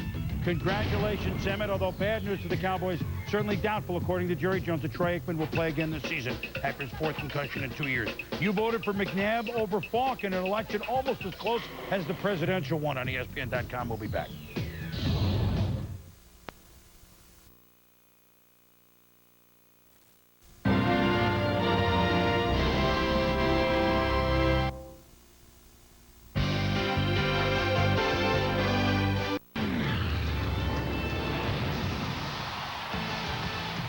NFL Primetime is presented by Miller Lite. Primetime is Miller time. And now, here's your host, Chris Berman. Hello once again, everybody. Happy holidays to you and yours. Let us be one of the first to wish you that. Chris Berman along with Tom Jackson. Of course, we'll be able to do that repeatedly here. Again. And by the way, if we needed a reminder that the 2000 season is a little bizarre, kind of like the presidential election, going into the weekend, we had 6 teams in the playoffs, Tommy, and 6 spots open. Going into the Sunday night game, after all these games were played, we have 6 playoff spots determined and 6 playoff spots still open. We're honoring the greatest receiver of all time in his final home game, probably, and another guy on his same team sets a new record. I just was going to say after today, officially now, one of the weirdest NFL seasons in the history of this game. Well, why don't we run through it? And one of the great stories of this season, Tom, is the New Orleans Saints, because who dat say they're going to beat them Saints? Atlanta had beaten him 10 straight times going into the season. Week 8, the Saints won by 2 on the road, and this is Aaron Brooks in only his 4th start. And he finds Tommy's cousin, Willie Jackson, for 16 yards. 2 plays later, Terry Allen, the ageless one, he fumbles, and the Falcons recover. Yeah, you take another look at this, you can see that Terry Allen really never gets the football from Brooks. It stays in the field of play, and Atlanta does a great job of getting on it. Now look at Aaron Brooks run the play action, and then he finds Joe Little Bighorn, 52 yards on the next possession. 1st and goal, Terrell tackle eligible. Oh, that's why I said tackle. 2nd and goal, Terry Allen trying to dust off the cobwebs. He got a few more. He's stuffed. Start of the 2nd now, but it's the same drive. 3rd down, he stuffs. So the Saints inside the 2 twice, and they only get 3 points. This is the 2nd time they were in there, but here comes the defense. Sammy Knight, good night. 31-yard touchdown on the interception of Doug Sling Johnson. 3rd quarter, Saints kick it off as we begin the 2nd half, and Derek Vaughn, whoop, and then whoop. At least Brian gets it a shot, the kicker, but he could go all the way. You want to score on the Saints? You're not going to do it on the defense, at least not in this game. But it's 88 yards, Tom. Always good blocking when you see a return like that. That's Robert Wilson with the arrow on him. Watch Jeff Kelly come out of nowhere and just clean his clock. That's why they say keep your head on a swivel when you're covering kicks. Meanwhile, though, the Saints say, all right, now it's a 13-7 game. Aaron Brooks to Keith Poole. Pretty touch throw, 24 yards. And this time they're inside the 2, and Terry Allen scores. A 2-yard run makes it 20-7 Saints. Chris Chandler now in, and you know the Saints were coming at him, and Alex Molden makes a superior interception. This is a great play. Just watch him. He hits actually the ball with the back of his hand, then refocuses on it. Great concentration by Molden to get that pick. Well, this is not Mary Poppins. This is the Saints owner, Mr. Tom Benson, and the reason they were dancing is, for all intents and purposes, the New Orleans Saints at 10-5 have gotten to the playoffs for the first time since 1992. For all intents and purposes. We'll explain that in a moment, but one of the heroes today, Sammy Knight, with our Susie Colbert. Hey, big win, the biggest win in our history so far, so we got to go out and get the Rams and just get that home field advantage, you know. We have to beat them, get our division, and get on to the Super Bowl. They host the Rams on Christmas Eve. If the Rams and Bucks tie on Monday night, the Saints aren't in. But if either team wins, which is likely, then the New Orleans Saints will be in the playoffs. They held Atlanta to 163 yards of offense. Yeah, and when you start looking at the balance that they're getting offensively, Terry Allen with the 21 carries for 82 yards, and you saw the plays that he had inside the 5-yard line, so he actually ran much better than the numbers show. And Brooks threw for 285. When we return, actually some of the matchups that didn't look on paper, we got good pictures to the chagrin of the Chargers. Overtime in the snow in Buffalo, and the Bengals with a shocker. Log on to ESPN.com, where you can chat with their NFL guru, Tom Donahoe. There he is, right there. You can also vote for your primetime player. Here are your choices. We'll announce the winner at the end of the show when Tommy and I give out our game balls.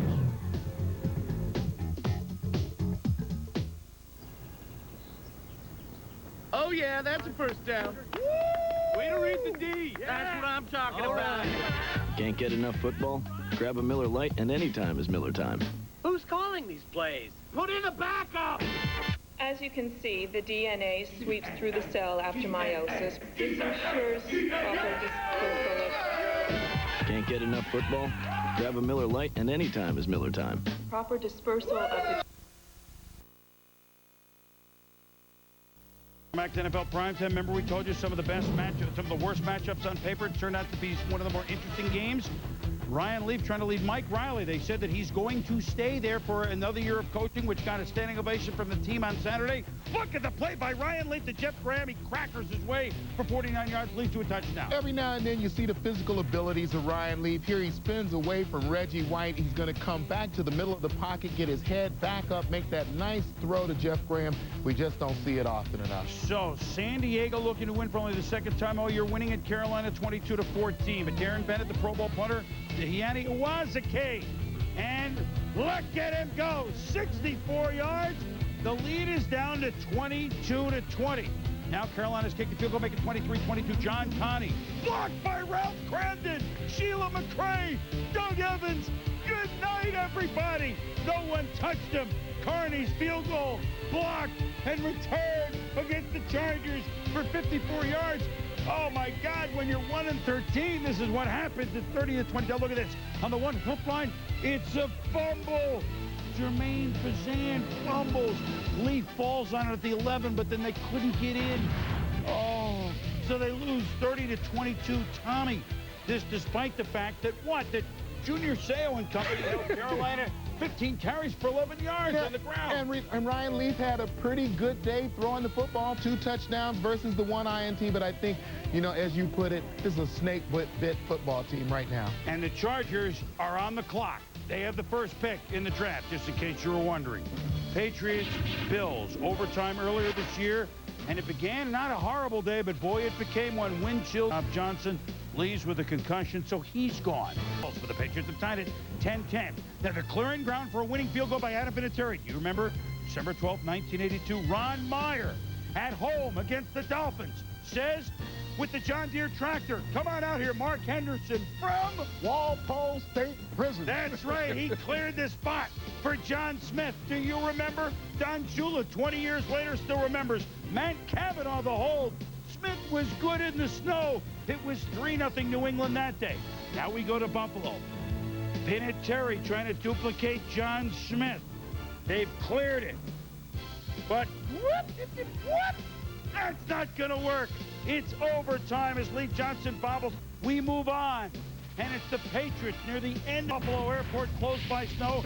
New England couldn't get out of town. Oh, you're going to beat the Bills? You get to stay. No one circles the Zambonis like the Buffalo Bills.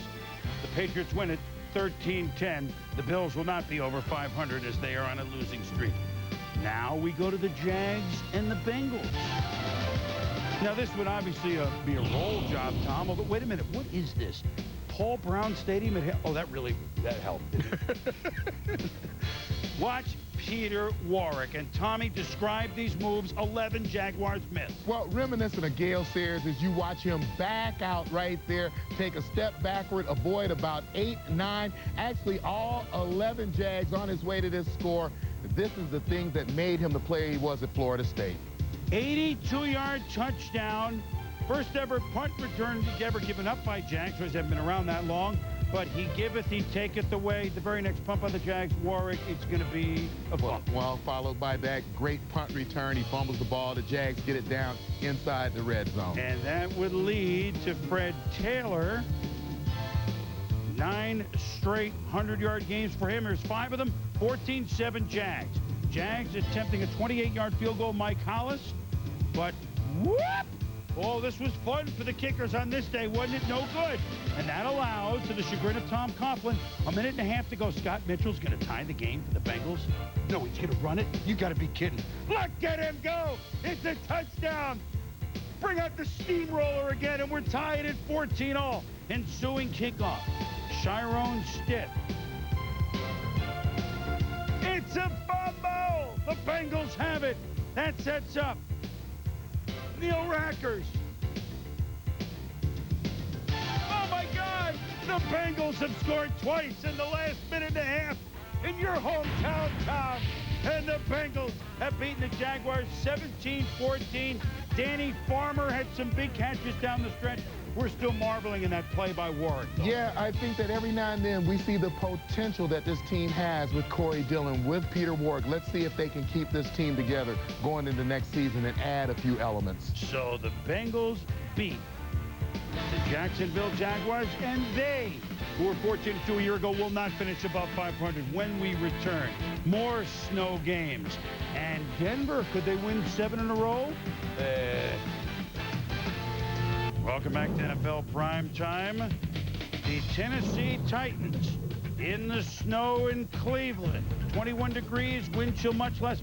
Hey, that's a great moment. Bruce Matthews and brother Clay, 279 games. He passed his brother on the all-time hit list, if you will, 5th all-time. That's Eddie George, had a bad toe all week, but he scores a touchdown by a toe. It's 10-0 Titans over the Browns. Tarek Seller returns it to the 40. Look at the arrow, though, Tom. Not good. Well, Perry Phoenix actually underneath Raheem Abdullah. He's going to get up. You see him kicking right there. Now, he was going to be ejected from that, but you watch a class act here. Jeff Fisher gets there before the official. He says, you get off this football field. That's not the way we play football. 10-0 Titans. Eddie George, 2 toes.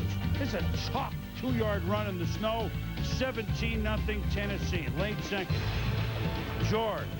And there's an actual, this is a good word on a day like this. Tommy, he plows for 16. You look at Corey Fuller. 16 yards for Eddie George, who had 115 on 25 carries in the first half, and they fixed his jersey. He said, I'm not leaving. Well, he is the workhorse, and the 25 carries in the first half tells you that Jeff Fisher's not trying to fool anybody about his game plan as he goes towards the playoffs. Well, he got hurt. He stayed down. No, he comes back, takes the toss. He is just on perfect weather conditions, and maybe even more important, in tough conditions. 3 touchdowns again for Eddie George against the Browns. That's 6 in the 2 games. The Titans win in a shutout, 24-0. 34 carries for 176 yards. Cleveland finishes a very disappointing season at 3-13. Don't know if Chris Palmer and staff will be back, because Cleveland's season is over, but Tennessee is 1 win away from locking up home field through the playoffs. Yeah, and with a minimal effort from everybody else offensively, the receivers, the quarterback, Steve McNair, it's all about Eddie George and his 34 carries, 176 yards. He controls the clock. He does everything you need done, and you follow that up with great defense and good, solid special teams. Yeah, great defense with a goose egg on the board and just 6 first downs. Now, the Broncos know that the Raiders have lost to the Seahawks. So even though Terrell Davis sitting out the very cold game in Arrowhead against the Chiefs, if they win, they would tie the Raiders for first, and remember, they swept them. So Mike Anderson has been a hero. Hey, that was like the play that we saw that the Seahawks and the Raiders involved with Ricky Waters, Jerome Woods at the strip, but did it go out of bounds? Well, Denver said, let's review it. They did, but Tommy, they said the ball remained in, that it was just not out of bounds Kansas City ball. Now, as the Y Lockett is wandering back toward the end zone, we'll never know, but certainly there the ball hits him, and then Suttle does a great job of getting on top of it for a score for the Broncos. Tony Richardson celebrating his birthday, running forwards and backwards. 23 yards. Yeah, we don't have to go forward. I can gain it doing anything. 3 plays later, the Broncos, remember, they've won 6 straight after that bye week, and they gave up all those yards to Corey Dillon and the Bengals. Elvis Gerback, 19 yards. Well, including Drew. Now we see Elvis. What is it? The new big running quarterback. It's got Mitchell, too. Frank Moreau from Louisville. Touchdown. 2 yards. The Chiefs lead over Mike Shanahan, 10-7. Fourth quarter, how many times have we seen it with Greasy and with Gus Farrat? A comeback. Easy at McCaffrey, but he drops it. McCaffrey drops what would have been a first down. They attempt a field goal. Jason Elam's automatic, 36 yards. No good. It's no good. It's still 10-7 Chiefs. Later in the fourth, Tony Richardson. Watch him get a block downfield from Pro Bowl tight end Derek Alexander. And get not tight, I mean, another Alexander, but you know what I mean. Derek Alexander, Tony Gonzalez, the Pro Bowl tight end. Richardson, 156 yards rushing, 264 in all rushing by the Kansas City Chiefs as they douse the Broncos 20-7. Afterwards, Mike Shanahan puts a spin on it. In the 2 Super Bowl years when we've won them, you know, we've come away with some disappointing losses in the 15th week of the season for whatever reason. We've been able to rebound and still come back and play hard. Hopefully, it is a wake-up call, knowing if you're not ready to play for whatever reason, you can get embarrassed very quickly. It's odd that, and you might as well put a spin on it. I mean, you can't win every game, but now the Denver's still chasing the Raiders with a game to go. Tommy, he's 0-4 against Gunther Cunningham, and yet beats everybody else. So it's another part of the season that's strange. Yeah. Is the run defense this poor? And if so, what happened in the 6 games they won? The teams didn't go. Well, certainly, occasionally it is this poor, and I think this is the time of the season that Mike Shanahan really hates to see this. Certainly it happened against the Bengals, then they ran off 6 victories in a row. You come back against a team that I think you thought was going to throw the football. Gunther Cunningham came out and played the kind of ball that we got used to seeing him play over the years. But again, let's remember, as the Broncos head into the playoffs, there is not a team that they will meet. Tennessee, Baltimore, Oakland. Everybody wants to run the football, so this has to be a little bit disconcerting for Mike Shanahan and something that he and defensive coordinator Greg Robinson have to shore up quickly. Both the Broncos and the Raiders are home over the weekend. Broncos home Saturday to San Francisco. The Raiders home Sunday to Carolina. If both win, then the Raiders win the division, and Denver might not even get a home game, pending what Baltimore does. But they could tie the Raiders for first. They would win a tiebreak, and it's still not inconceivable that they could get a bye in the opening week. But we don't know. When we return, we know this guy was pretty good. Welcome back to NFL Primetime, presented by Miller Lite. Game dripping with playoff implications. Detroit at the Jets. 8-6 at 9-5. Charlie Batch and the Lions have won in this park already against the Giants. But when Victor Green picks off this pass midway through the first quarter and returns it all the way down to the 1, it looked like Detroit was in big trouble early. And Curtis, my favorite, Martin, snuffed by the Raiders last Sunday night. 1 yard into the end zone, 7-0. Jets. The Lions are tricky. They win when you don't think they can. But they do have this guy, James Stewart. Over 1,000 for the first time in his career, an impressive 30-yard run. Same drive, second quarter, on a soggy, humid, if you will, for December day in December. Mo Lewis is going to make the hit on Charlie Batch. It's a bump. No, it's incomplete. The Jets say, wait a minute, it's a fumble, isn't it? Well, the Jets actually challenged the play. It would have been overruled. You can see clearly Mo Lewis is going to hit his arm as it's going back. And then the officials ruled that an inadvertent whistle had stopped the play when they thought it was an incompletion. Therefore, the Lions would maintain possession right there on the 5-yard line. That time doing that, huh? Now, meanwhile, Mario Bates, look at the hit by Scott Frost, the former Nebraska quarterback, and he makes the play. And then 4th and goal, Stewart is hit by Marvin Jones, and he's tackled by Dwayne Gordon. The Lions were continually inside the 5. This was a great part of the Jets' play today. Inside the 5-yard line, stiffening on several occasions. Vinny Testaverde to Richie Anderson. He's a Pro Bowler, but it's a fumble. Scott Kowalski recovers. Stephen Boyd on the hit. Brian Cox broke his leg, yet stayed on the sideline. And that is a huge loss for the Jets when and if they get into the playoffs. Defense holds next possession, and then Stephen Boyd with the pick of Vinny Testaverde. 2 plays later, it's Jimmy Stewart with a wonderful 20-yard gain. Down to the 20, 3rd and goal. Watch what happens here. It's a fumble, but number 64, Jeff Hardings, is there. Touchdown! Touchdown! Same end zone jumbo scored it. Yeah, first Jeff Harding does a great job of blocking the guy on the end of the line, stays into the play, and then a great job of getting on top of it for the Detroit Lions. Jets trying to come back. 4th and 1 this time. Ooh, they get just enough for a first down. 2 plays later, Testaverde looking for Windrell Hayes. 22 yards, down to the 36, under a minute 25 to go. John Hall getting ready, missed a field goal at the end of the first half, didn't look good doing it. Testaverde to the end zone, no! With just seconds to go on 3rd down, it's incomplete. 36-yard field goal, John Hall. Oh, boy. Oh, boy. That was drilled and had no chance. Gary Moeller and the Lions are 2-0 in the Meadowlands this year. The Detroit Lions, used to losing almost all their games in December, their first December win in 3 years, they win at 10-7. Both they and the Jets are 9-6. And afterwards, Jets kicker John Hall says, well, what can you say? I missed it. I don't want to get into making any excuses. I missed the kick. I'm a man. I'm going to suck it up, and that's it. No big deal. You determine whether conditions had a problem and get back to me. We let another opportunity get away. I think this hurts even more than last week because we were home. We had the crowd on our side. We were ready to wrap this thing up and lock up a playoff spot, but it just didn't happen. Well, the Jets now know that if they win, they're in, but they're at Baltimore next week, Tommy. Detroit, all of a sudden, home against the Bears. They, depending on what happens Monday night, could control their own destiny with win the last week, and we didn't think that would be the case. Well, a couple of things. We talked about how the Lions win. They win via the turnover. If they keep doing that in field position, they're going to win.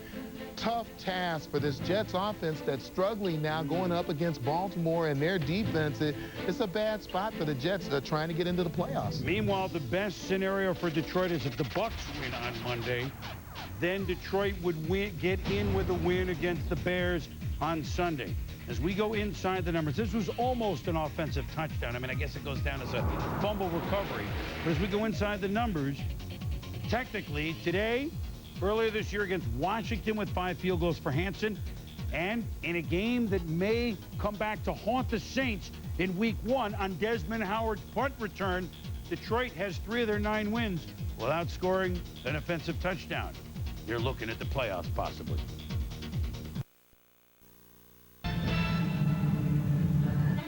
A great war between the Cheeseheads and the Norsemen. Packers, Vikes, Antonio Freeman, who can forget what he did in overtime in the first meeting this year at Lambeau and that miracle catch. So not so much a miracle, more of a drill, but Brett Favre, boy, was he on early, Tom. 25 yards to Antonio Freeman. Favre, zing to Freeman. Brett Favre is 1-7 going into this building, but guess what? 10-0, crack. Late first, Dante Culpepper. Buying time, shakes a tackle. About it. Fires to Randy Moss. 78 yards.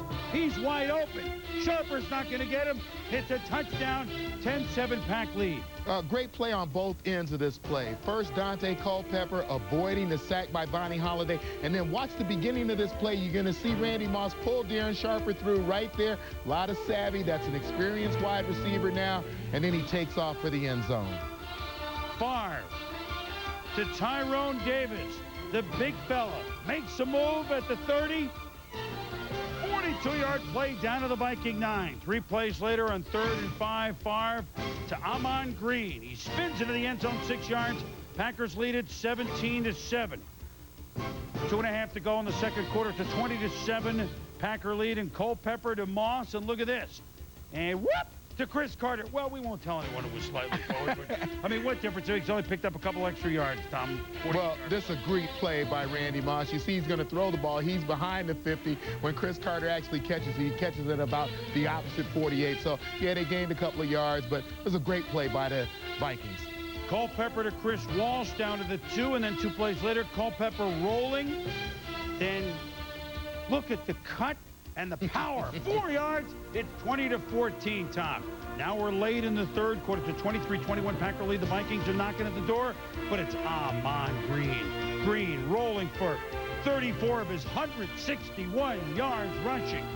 Under a minute to go in the third, and Favre to Bill Schrader, first down. Same drive early fourth. Favre buying more time on the roll, and he has Schrader. Touchdown. Packers lead is 9, 30-21. Favre passes Hall of Famer Dan Fouts, 8th on the all-time touchdown pass list. Culpepper trying to make something happen. Overthrows, picked up by Darren Sharper Image. His 9th of the year, tops in the league. And sets up a Longwell field goal, 33-21 Pack. 4th and 9 with 4.5 to go. Culpepper. Ooh, the Vikings stay alive. First down to Randy Moss. Under 3 minutes to go. Second and goal, Culpepper. Chris Carter, all he does, catch touchdowns. 33-28, and with 2:40 to go, Dennis Green says, you know what, no onside kick. We're going to try and stop the Pack. And it's 3rd and 9, so he looks like he's right. But it's Amon Green who's right. 28 yards. That's salty. The Green Bay Packers are the only team to beat Minnesota in this building all year. In fact, the Vikings have won 13 in a row at home dating back to last season, but not today. The Pack keep their playoff hopes alive, 33-28 as they win it. I think our play today speaks for itself. We played a very good football team. We knew that coming in. We know it after this game. Have a tremendous amount of respect for them. We knew we had to play near perfect to win. And, you know, I was as close to perfect as we could play, and it still was a squeaker. So I think we were desperate for a victory today. You know, they just simply came here and just mashed us. You know, simple as that. I think Favre played a heck of a game. His receivers played a heck of a game. And, you know, all week, you know, it's just a lot of talking going on. And, you know, when it comes to a lot of talking and stuff, that shows me that you're really not ready for a game. Let's start with the Packers, because we remember this Brett Favre, but just we never saw it in this building. He ought to carry a business card with him. They went in there with better teams and didn't win it. Green Bay, they host Tampa Bay next week when Brett is 26-0 below 34 degrees at home. Tampa's 0-18 below 40. What could happen? What could happen? Detroit needs to lose the game to Chicago. Tampa needs to lose Monday night, and then the Packers. So a longer shot, but the Pack's still alive, and boy, Amon Green and Brett Favre look great. Well, you've got the Green Bay Packers now really playing great, like the division champion. This is a ball club with great balance. Amon Green, Brett Favre, Antonio Freeman catches almost 100 yards worth of passes, and big plays by Amon Green. He's not fumbling the football. They knew he was capable of very big plays. The defense, at least scheme-wise, picking things up. Minnesota Vikings, we talked about teams going into the playoffs. You do not want to go in lacking defense. You know, I'm a big run defense guy, so now big concern for this staff of the Minnesota Vikings. How do we play better defense? Because you look at the last couple of weeks, what's happened to this defense, Rams and the Packers, and then look at the Indianapolis Colts going into that game having to have it. The Vikings are not home yet. They're in the playoffs. They haven't won the division yet, you know. No. And they could go from the 1 seed to the 5 seed. I mean, it's just bizarre. They've now lost 2 in a row after building 2 big, long winning streaks. Oh, we got more to show you. Cardinals giving the Ravens all they could handle, and a historic day for Jerry Rice and Terrell.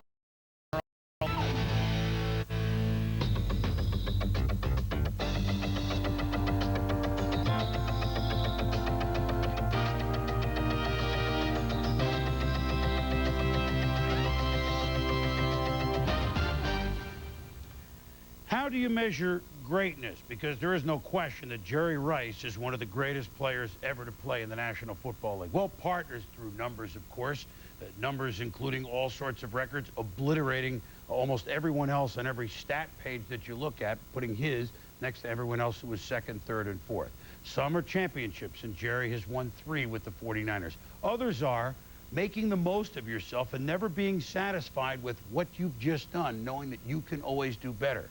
And a young man from Mississippi Valley State who went out and was drafted in the 1st round of 1985 by Bill Walsh became the greatest receiver of all time.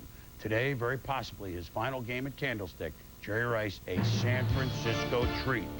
Last game as a 49er at home, and his 13-year-old daughter Jackie did a great job with the national anthem and hugs all around. So you know right away at home against the Bears that Jeff Garcia to Jerry Rice, and it's 25 yards.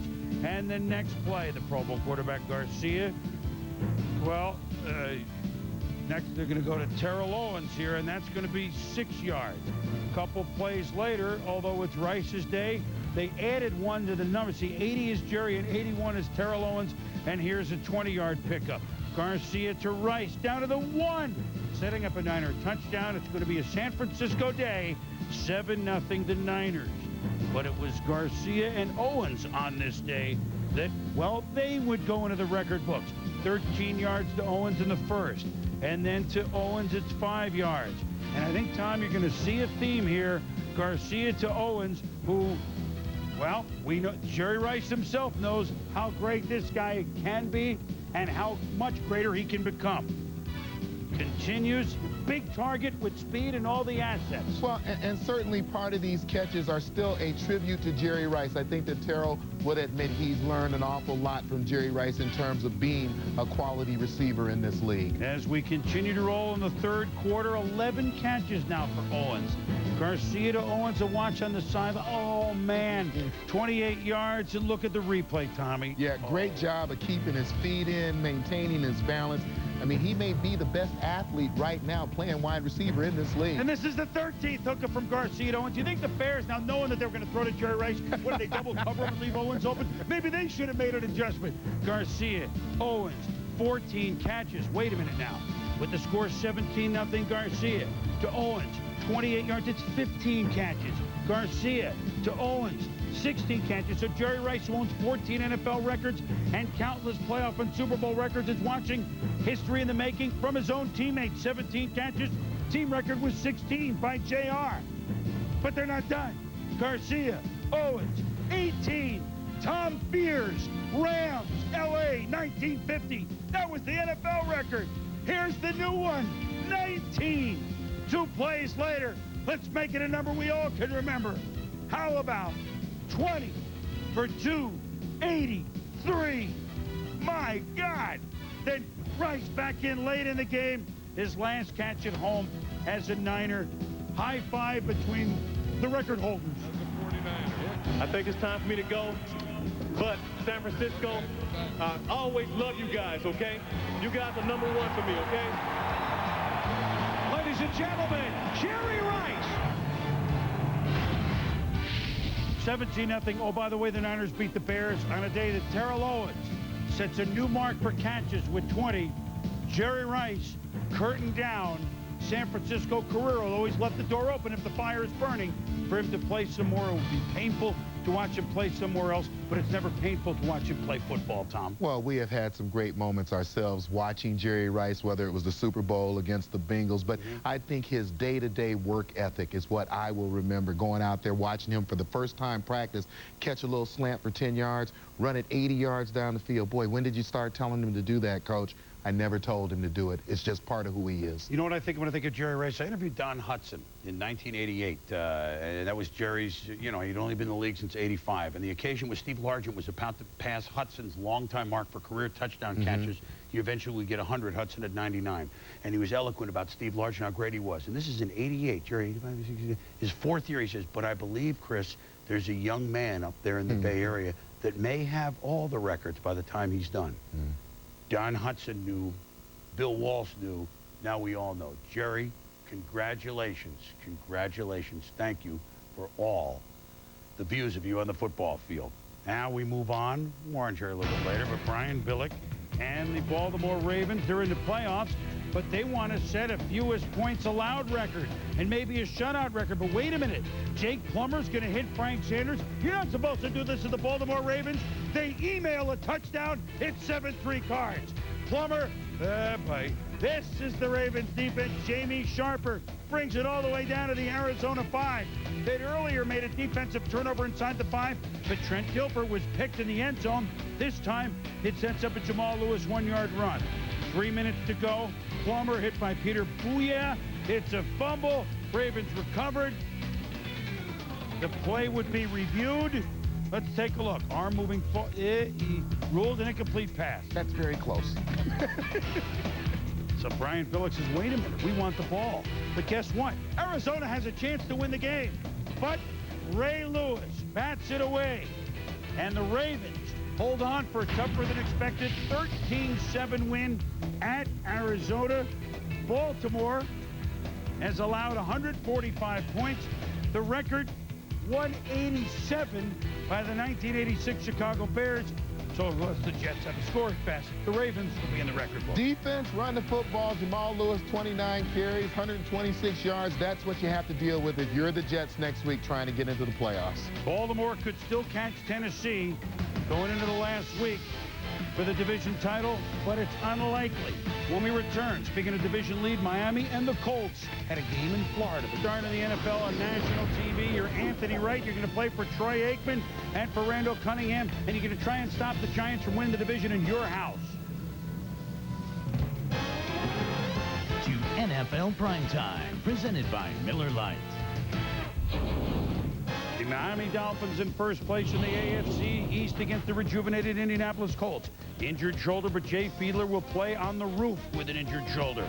Peyton Manning, play action. The Colts have gotten behind in so many of their losses so early. Not this time. 50 yards, Marcus Pollard, 7-0 Indy. Later on in the first quarter, Manning to Marvin Harrison. It's a fumble. Sam Madison picks it up, and he dollies it. It's recovered by the Colts, Steve McKinney. What a wild play. Look at the replay. And Edgerrin James pushes Zach Thomas into Madison, forces the refumble. Early second quarter, Zach Thomas on Edgerrin James, Tommy. Well, he's in man-to-man coverage. He goes out of the middle of the football field. It's well designed by the Colts. Once Zach Thomas leaves the middle, you've got room for the quarterback draw with Peyton Manning. Drew and Mitchell and Kerbeck and Peyton. Meanwhile, it's Edgerrin James running up the middle 15 yards. The Colts trying to pad their lead. They do. It's a 20-3 game in the third. Late third on 4th and 1. Lamar Smith. Boy, I tell you what, he keeps churning. He doesn't look great doing it, but he keeps churning, and he gets an important touchdown to make it 20-10. Darrell Gardner trying to fire up the crowd. Early fourth. Tim Bowens stops James in the backfield. Colts punt. Fiedler.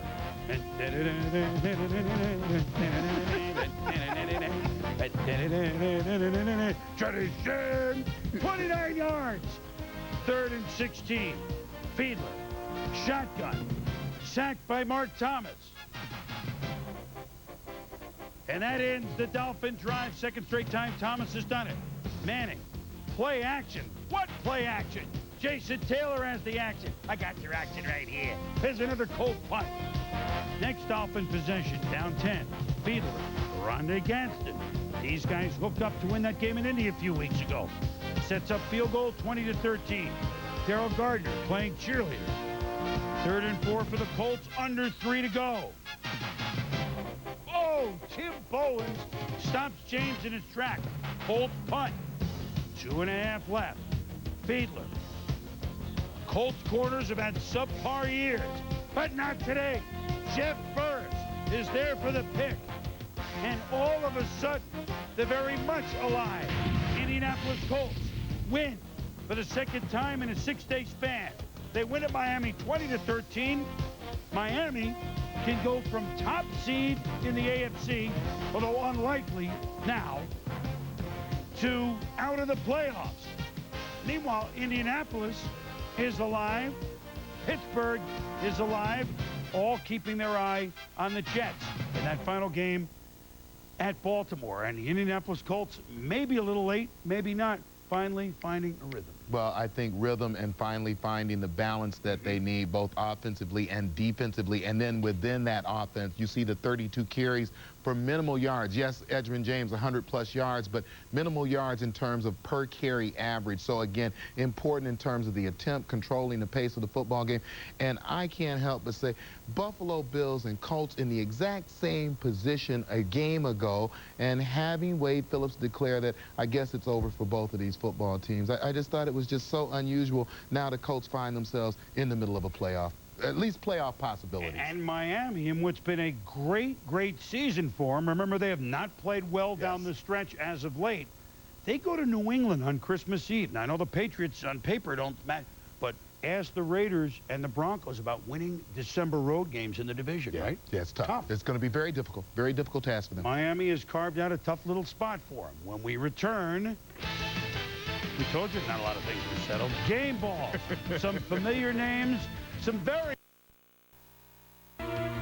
Meanwhile, the defending champion St. Louis Rams are at New Orleans to play the Saints, the team that supplants them as NFC West champs.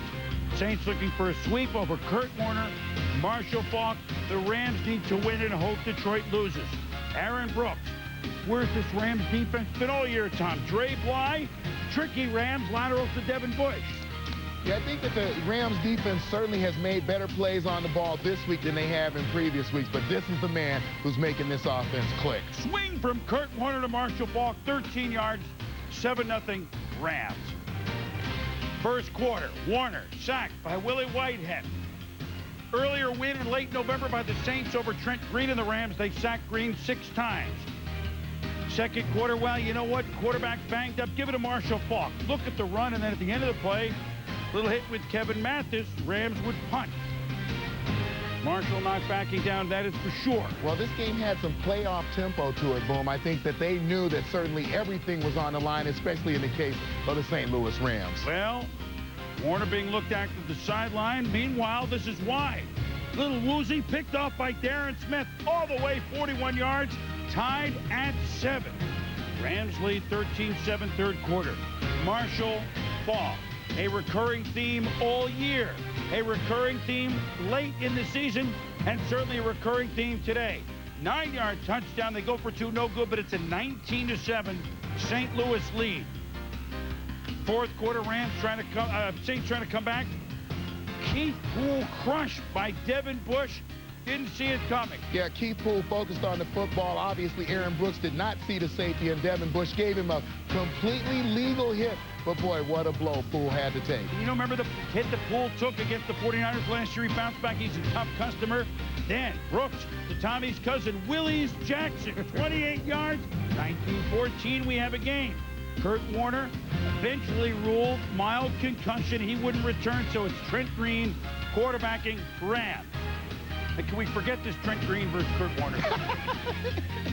We love Kurt, but, you know, Green's not bad. Not as good as Warner, but he was pretty good here. 42 yards to Torrey Holt to the 1. Marshall Faulk, hey, 3 touchdowns for Marshall, 11 in 3 games, 26 on the year, breaking the NFL single-season mark held by Emmitt Smith. What a season, and what a late run as the Rams try to get in by Marshall Faulk. Aaron Brooks down 12 to Joe Little Bighorn. Zip! 22 yards, 26-21, just over 2 minutes to go. What are you going to do?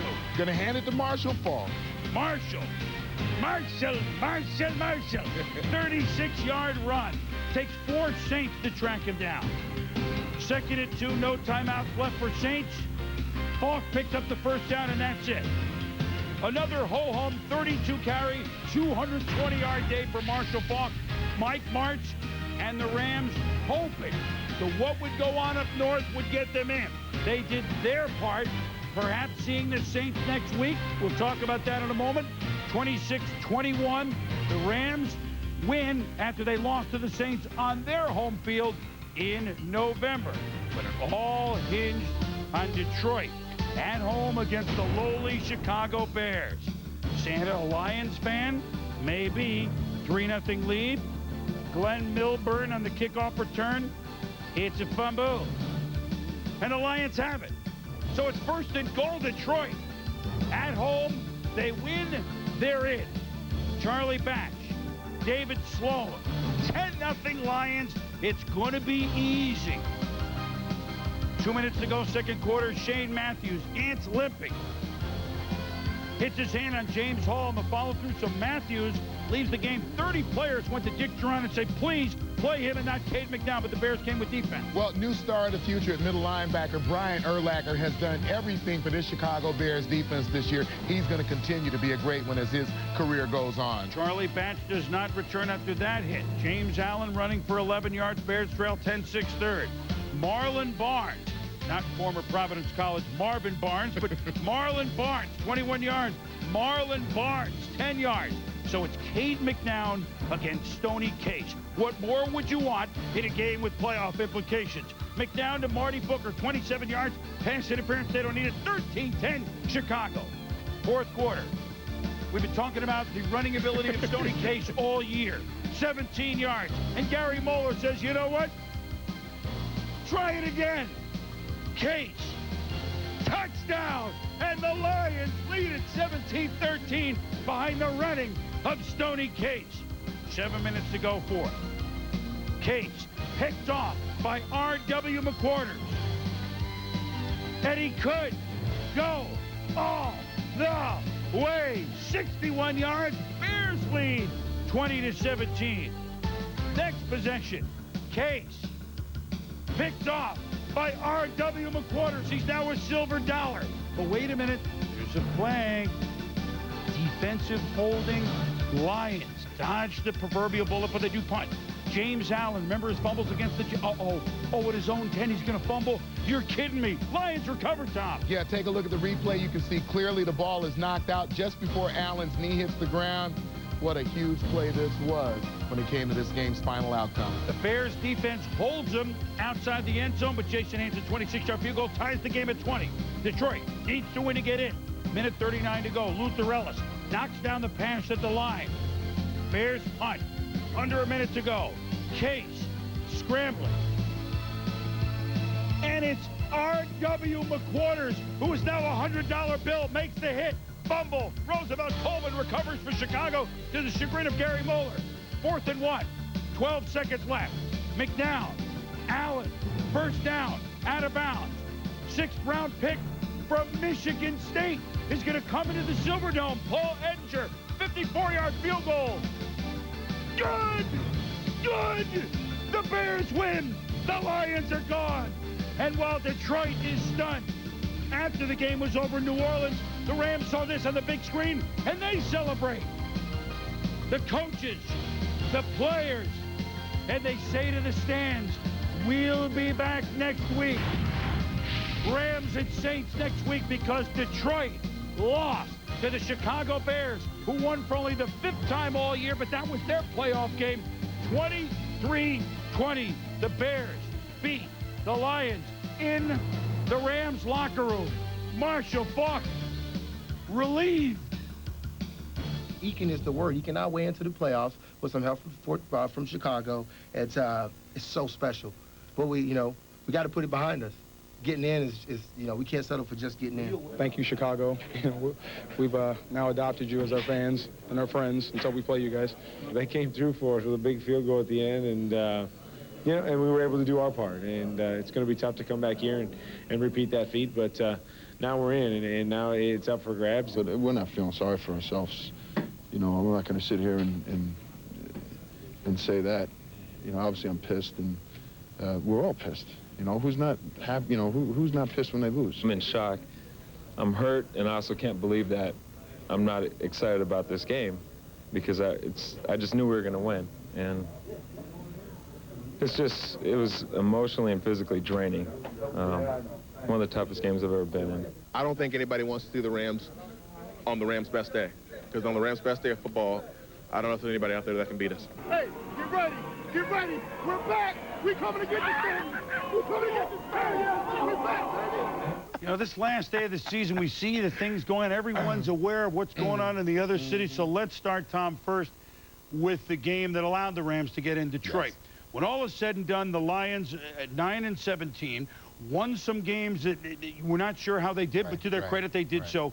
307 points scored, 307 points allowed. They were middle of the road. They had a chance, but they let it slip. Well, I think certainly inconsistency throughout the season, and that's what we saw today. A team that didn't run the ball well on a consistent basis week in and week out. Charlie Batch was hurting throughout the year. When they won, it was because they got turnovers and because they had special teams in the form of Desmond Howard. That didn't show up for them today, and I think it cost them. And give the Chicago Bears credit. Yeah. This is, I think, is what the league is all about. You have nothing to play for. You come out and you play hard and you play to win. The Packers had slight chances to make the playoffs, and give them credit. Under Mike Sherman, they improved from last year. They had a winning record.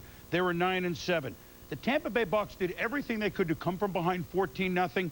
They'll scratch their heads, though, and say, what does it take for us to win in the cold? By the way, they're playing at Philly next week. They may have to do that right away next week.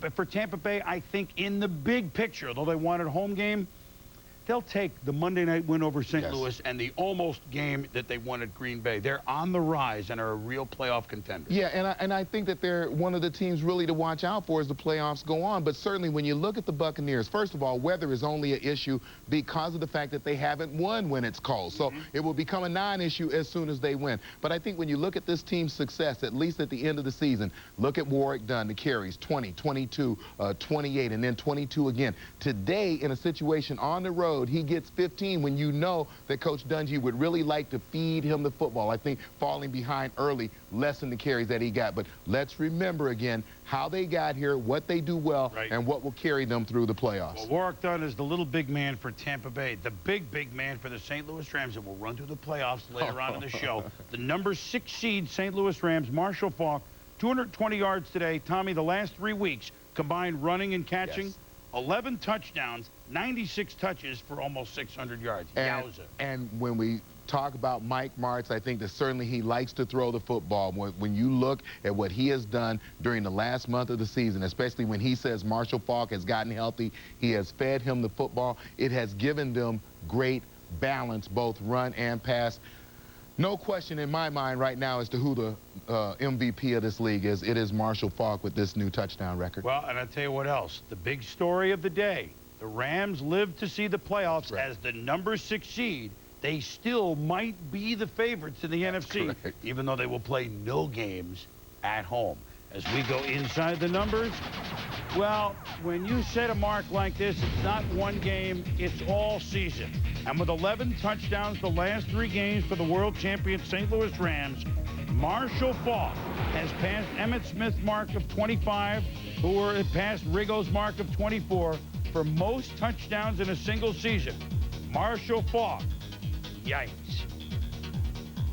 Inside the Numbers is brought to you by Visa, the preferred card of the NFL. Visa, it's everywhere NFL fans want to be.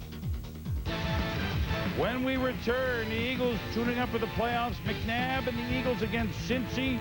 And the Jets need to win and get in. Vinny and the Jets in Baltimore. The Ravens looking to set a defensive record. NFL Primetime is presented by Miller Lite. Grab a Miller Lite. It's Miller time. And in part by MasterCard. There are some things money can't buy. For everything else, there's MasterCard. Philadelphia Eagles are playoff bound, and although they don't get a playoff bye, they had a bye last week. Interesting scheduling, and Andy Reid is hoping to put it to his advantage. They didn't come out and play a solid game against Cincinnati. They turned it over 4 times, but Donovan McNabb to Pro Bowl tight end Chad Lewis, first down. Everyone in Philly grumbling, saying McNabb should have been to the Pro Bowl. He's more concerned with moving him into the playoffs and picking up the tempo. That's McNabb to Lewis, who had 9 catches on the day. It's a 3-0 lead. And now play action. McNabb to Charles Johnson. He stretches out, touchdown, 10-0 Philadelphia. And the one weapon that has really been up front and center for the Bengals has been Corey Dillon. Here, Carlos Emmons and company going to do a great job of getting him down on the ground for no gain. And then later on in the same quarter, again, Dillon and Brian Dawkins coming up from the defensive backfield to make a stop. So they're playing well defensively at the right time. And they also get a little luck. The bouncy ball intercepted by Carlos Emmons. They held Dillon to 39 yards on 16 carries. And yes, the Eagles do get a home game. They're going to play Tampa Bay. We'll run down all the playoffs and analyze them too. But Philly is the 4 seed. They beat the Bengals 16-7. Now, they ran Chris Warren to see how he would do, but he fumbled the ball twice. So that will certainly not make the impression on Andy Reid they were hoping to when they picked him up. Well, the guy who's going to make an impression is going to be Donovan McNabb, and he is the wild card literally as they get to the playoffs, and his ability to escape the pocket against that rush of the Buccaneers will be very interesting. And for Cincinnati, 10 straight losing seasons over the past 10 years, 47-113. When we return, we have all sorts to look up. The Colts are playing the Vikings and the Jets-Ravens game. Week of the year. Marshall's Brian Leftwich threw for over 3,000 yards this season. Can upset-focused Cincinnati deflate the herd? Motor City Bowl, Cincinnati versus Marshall, Wednesday at 4 on ESPN. I'm Dan Patrick. Enjoy!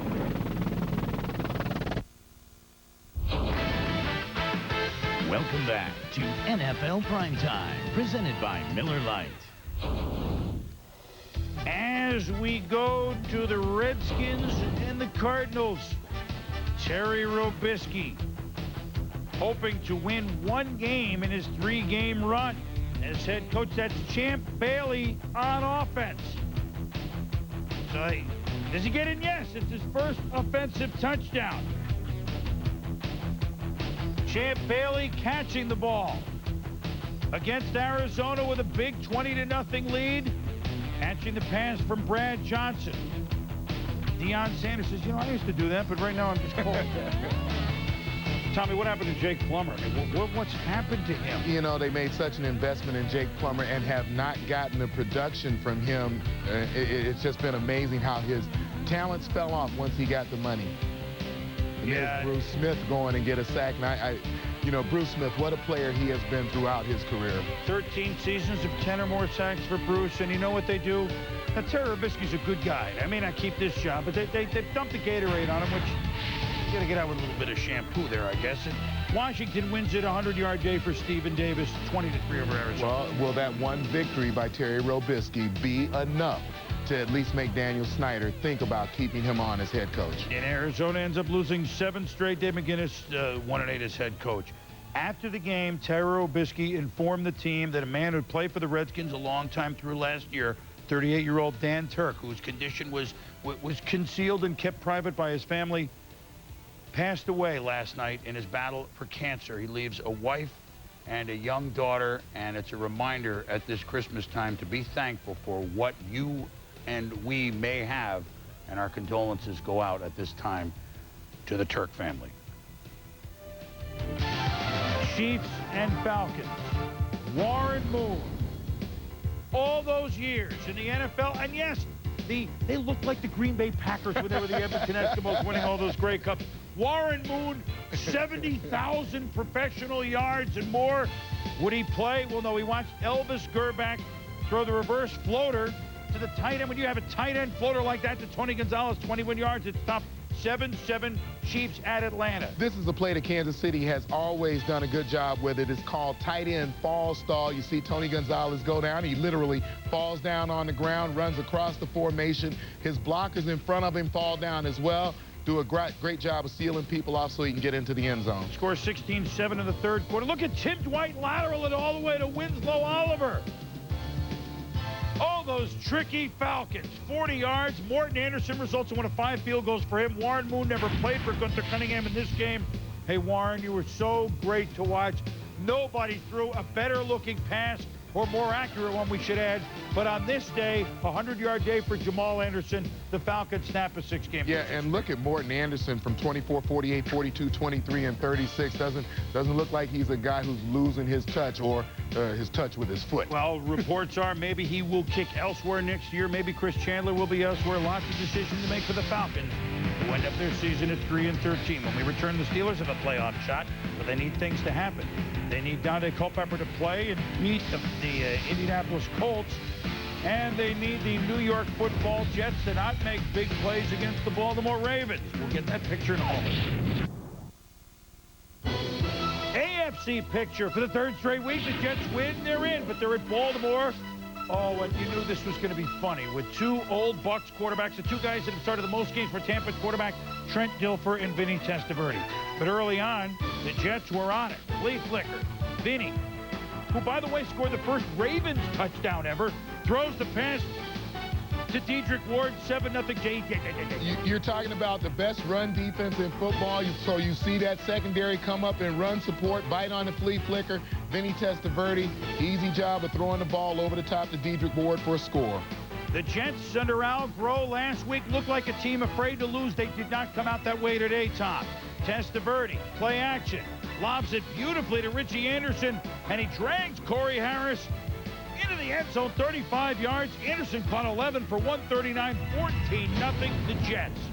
Second quarter, Testaverde fumbles. Ravens ball. Trent Dilfer. How did Priest Holmes make that catch? Well, it is a Sunday. Priest do well. Christmas Eve, of course. Dilfer to Kadre Ishmael. Touchdown, 7 yards, feet in, 14-7. Jets lead down to 7. Then, later in the second, Testaverde is picked off by Dwayne Starks.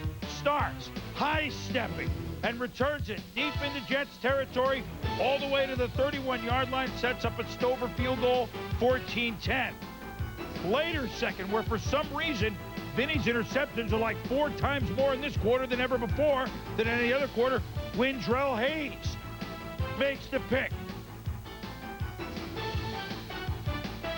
Fakes out Windrell Hayes, and my bad, he was picked off by Starks, picks up an extra 30 yards. Look at the lateral on the play. Meanwhile, Dilfer, incomplete to Leon Johnson on 3rd and 1. Brian Billick says, let's go. 4th and 1. Dilfer incomplete. Boy, he has trouble throwing the ball in tight.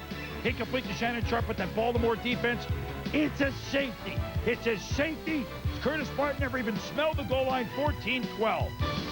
Later in the second, Jets driving. They still lead it.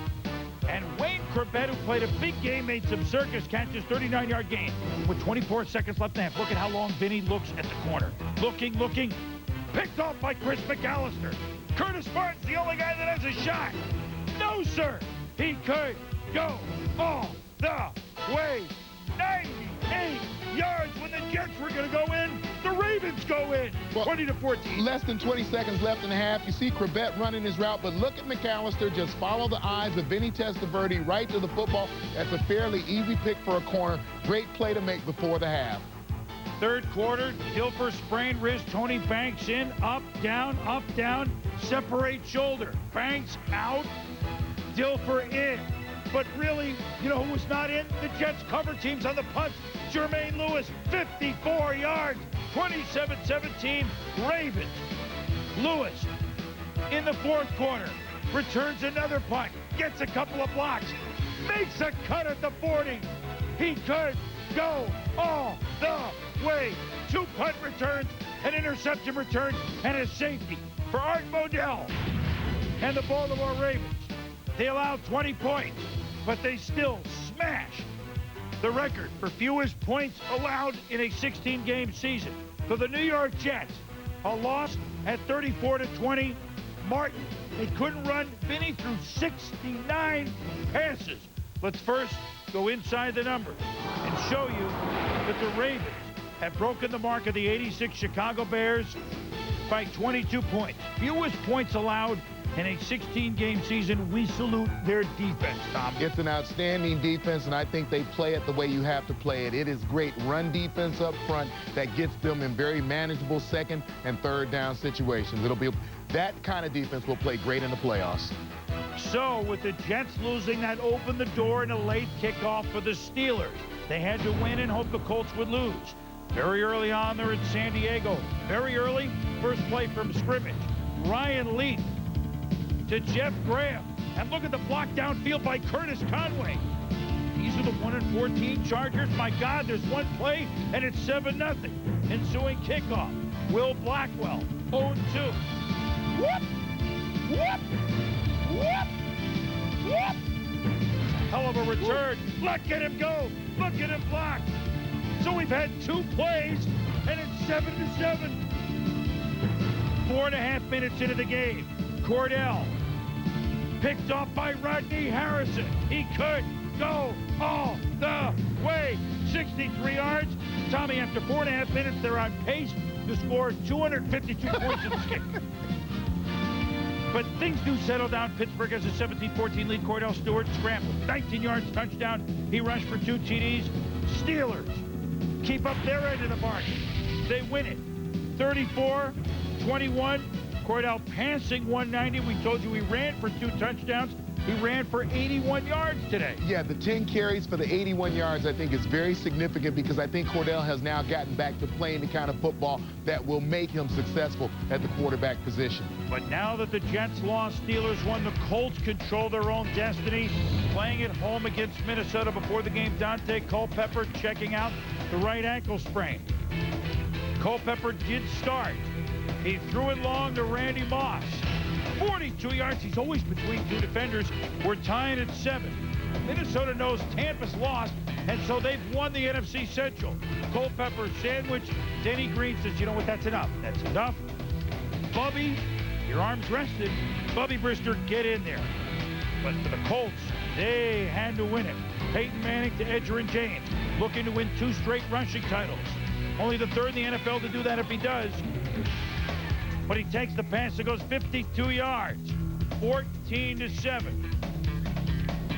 Vikings next possession. Brister's first play. Looked like the water boy on that play. One more look to Bubby. Well, he just got a little too close to Robert Smith on the play fake. Robert Smith actually knocks the ball out, and Bubby actually did a pretty good job of getting right back on top of it.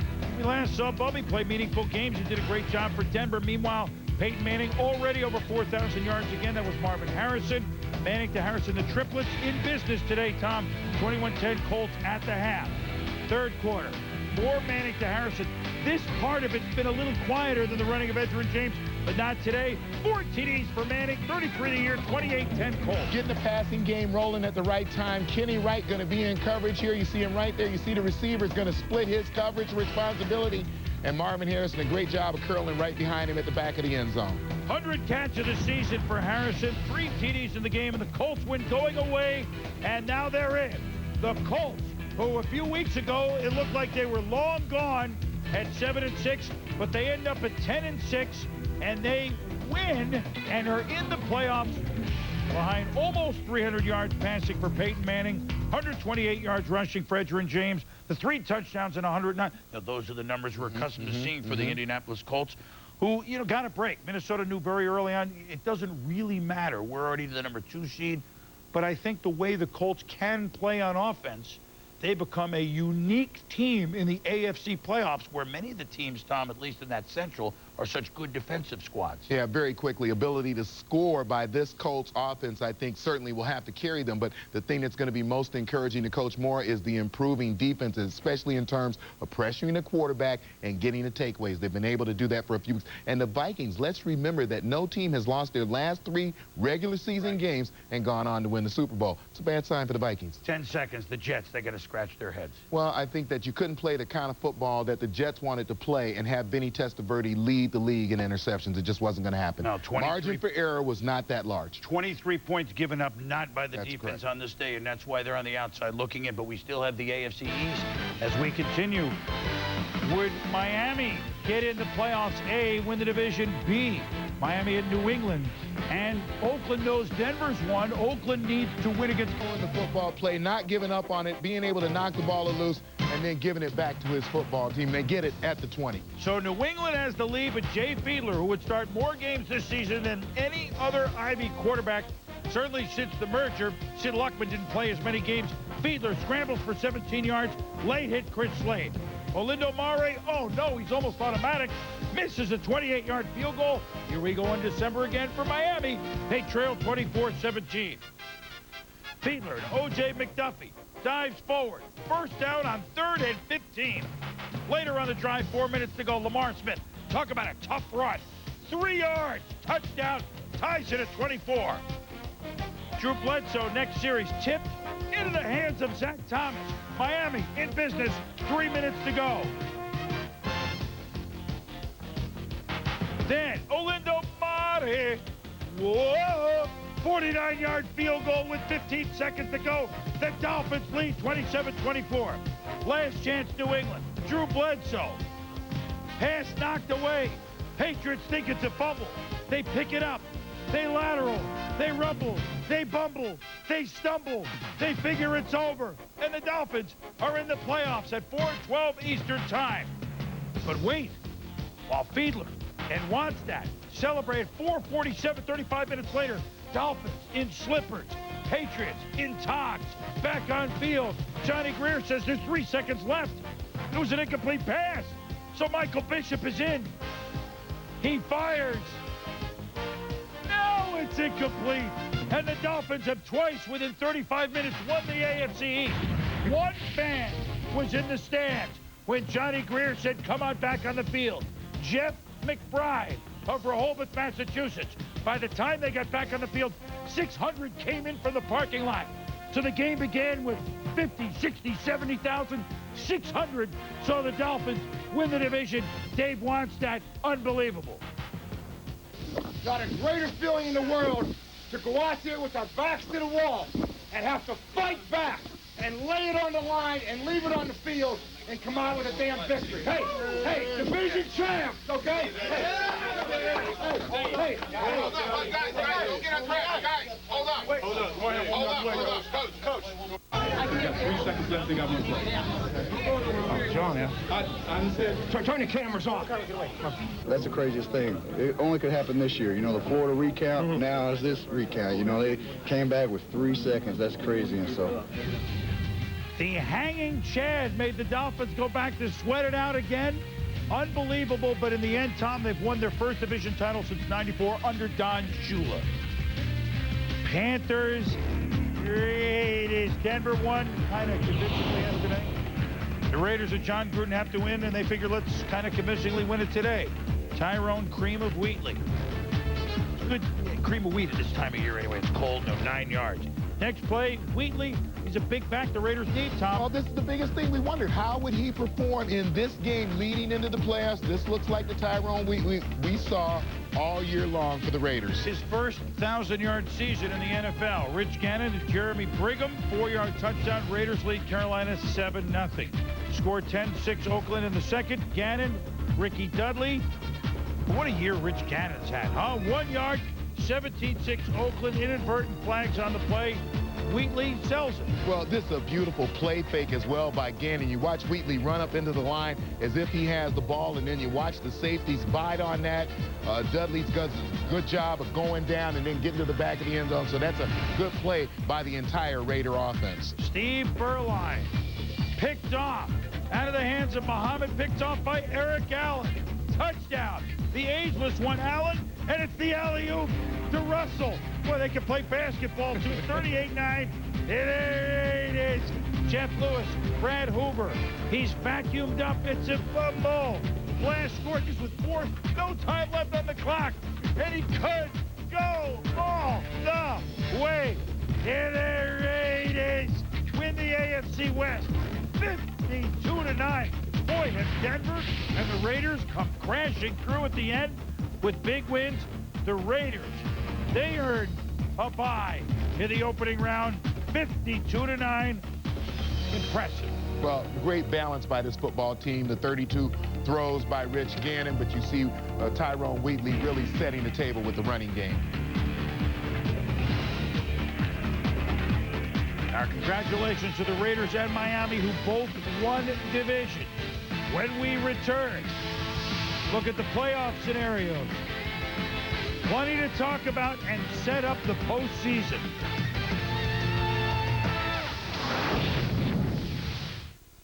It's GMC's year-end advantage. Time on NFL film. First quarter, the game turned when the Giants won the coin flip. Collins, the well-dressed Amani Toomer, missed a couple of days of practice. Doesn't look like it here. 16 yards. Collins, play action.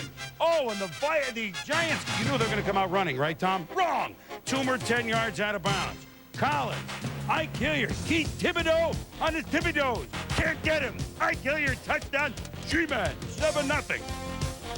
While LT and the Giants look on, it couldn't get any better than this. Mo Williams, Troy Walters, it's a loose ball. Mo, Larry, Curley, they all fumble it. Lyle West is on there for the Giants. Next play from the 18, and you go for the jugular. Collins to Greg Camella. We've been talking about that Collins-Camella combination all year long. 14-0, G-Man. A great play call on the shooting up. You're going to see Dwayne Rudd in coverage right there, arrowed. Trouble keeping his footing right there around the 10-yard line. Camilla, nice catch, good footwork. Still first quarter on their own, what, 1? Collins, 2. Tom, is there a Viking playing pass defense? Where are they? 3 plays later, 3rd and 13. Is there a Viking playing? Well, let's play prevent defense and give him 20 yards. Collins to Hilliard, 15 yards. Look at Kerry Collins. A bit of bad luck here as the ball is tipped at the line by a Viking, Hobam. Off the face mask of Ron Dane. And here comes Minnesota, the turning point of the game. Robert Tate has the interception. As you said, Hoban gets the tip at the line of scrimmage. Ron Dane lost track of the football, hits him in the helmet right there, and Tate with a fairly easy interception. And you thought this might be a turning point for the Vikings. Some of the great Giants like LT introduced before the game, and so he's trying to inspire his defense, and boy, were they inspired. Dante Culpepper looking for Chris Carter. Emmanuel McDaniel with a big pick in the end zone. G-Man defense. And what a great playoff Michael Strahan is having, working against Corey Stringer right here. Look at the power rush, throws him off at the end, and that pressure helped cause the pick in the end zone. Well, he did it to Runyon last week. He did to Stringer today. And here's more defense. Yeah, Cedric Jones coming around the corner on Culpepper. Michael Strahan coming from the top of the screen just beats Corey Stringer around that corner. Boy, the defense was fired up for the Giants. Michael Barrow right there, and LT applauding the D. Later in the second, it's the offense of the Giants. And what an offense this was. Collins to Ron Dixon, who had that big kick return last week. Oh, what a catch he makes. 44 yards. 2 plays later, another Giant back at the wideout. It's that famed Collins to Joe Giravicius combination. That's beautiful. Fernando Smith couldn't catch Collins. 24-0. G-Man. Good play coming from all areas defensively. Jason Sehorn on Randy Moss out in the flat. Limits the yardage there. 4 or 5 yard gain. 2 plays later, 3rd and 1.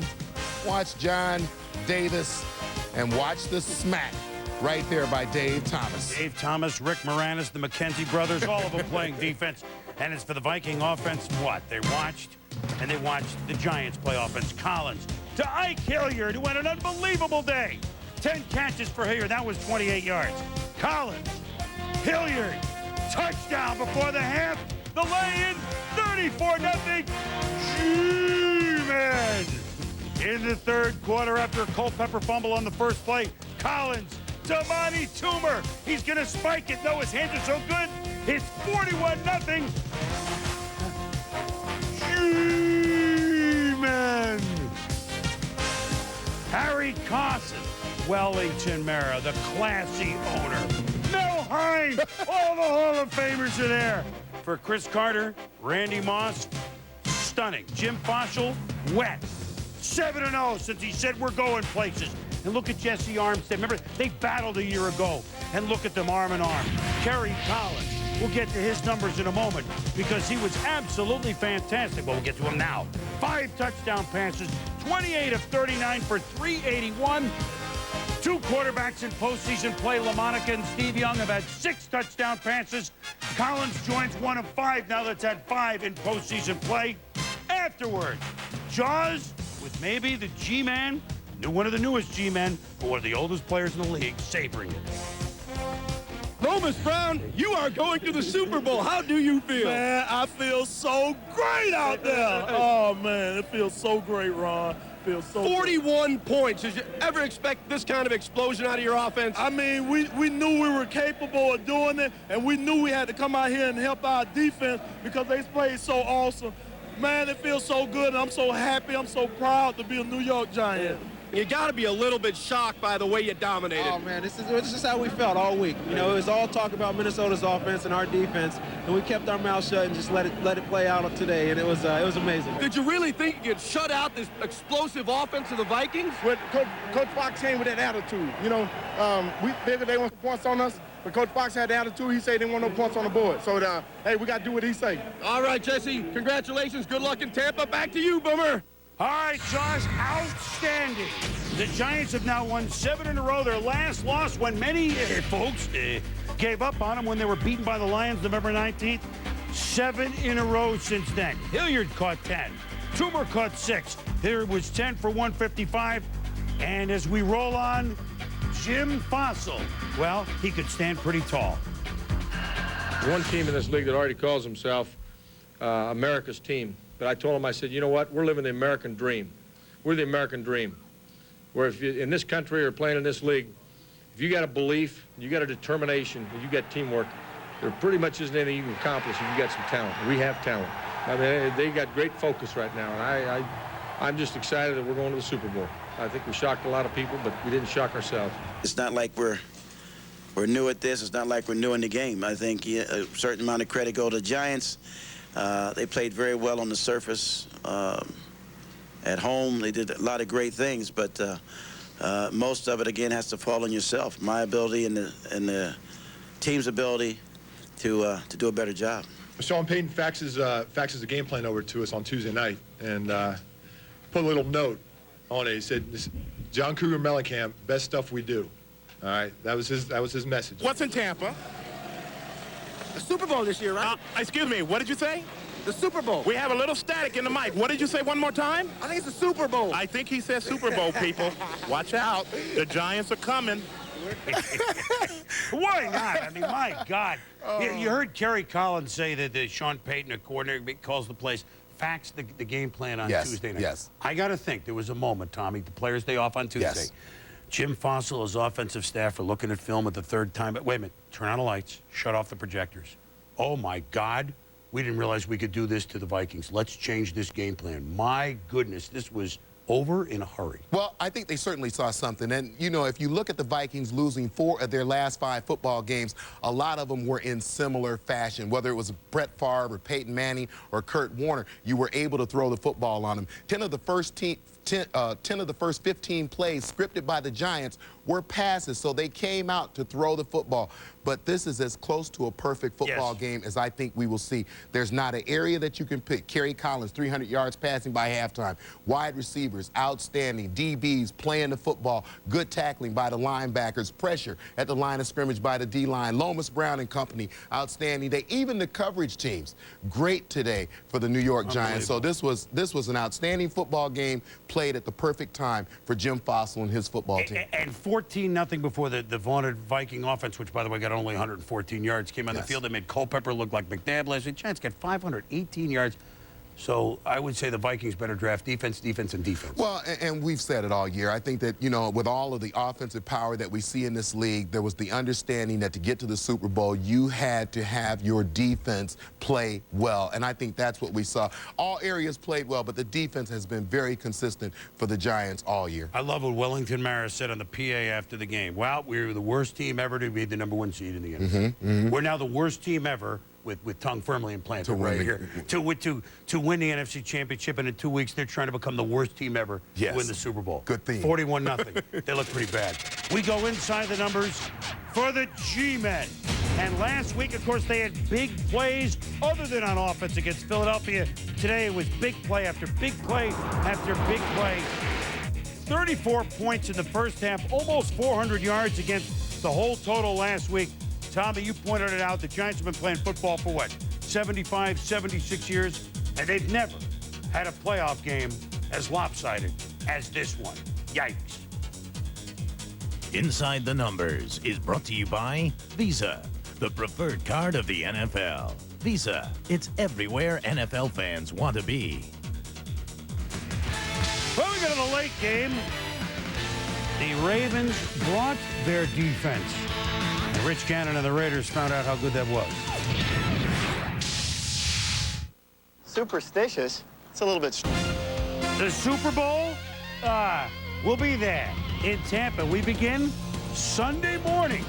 Tommy and I will be there with our NFL Countdown gang, appearing on SportsCenter at 10:30 a.m., and then reports from Tampa every SportsCenter.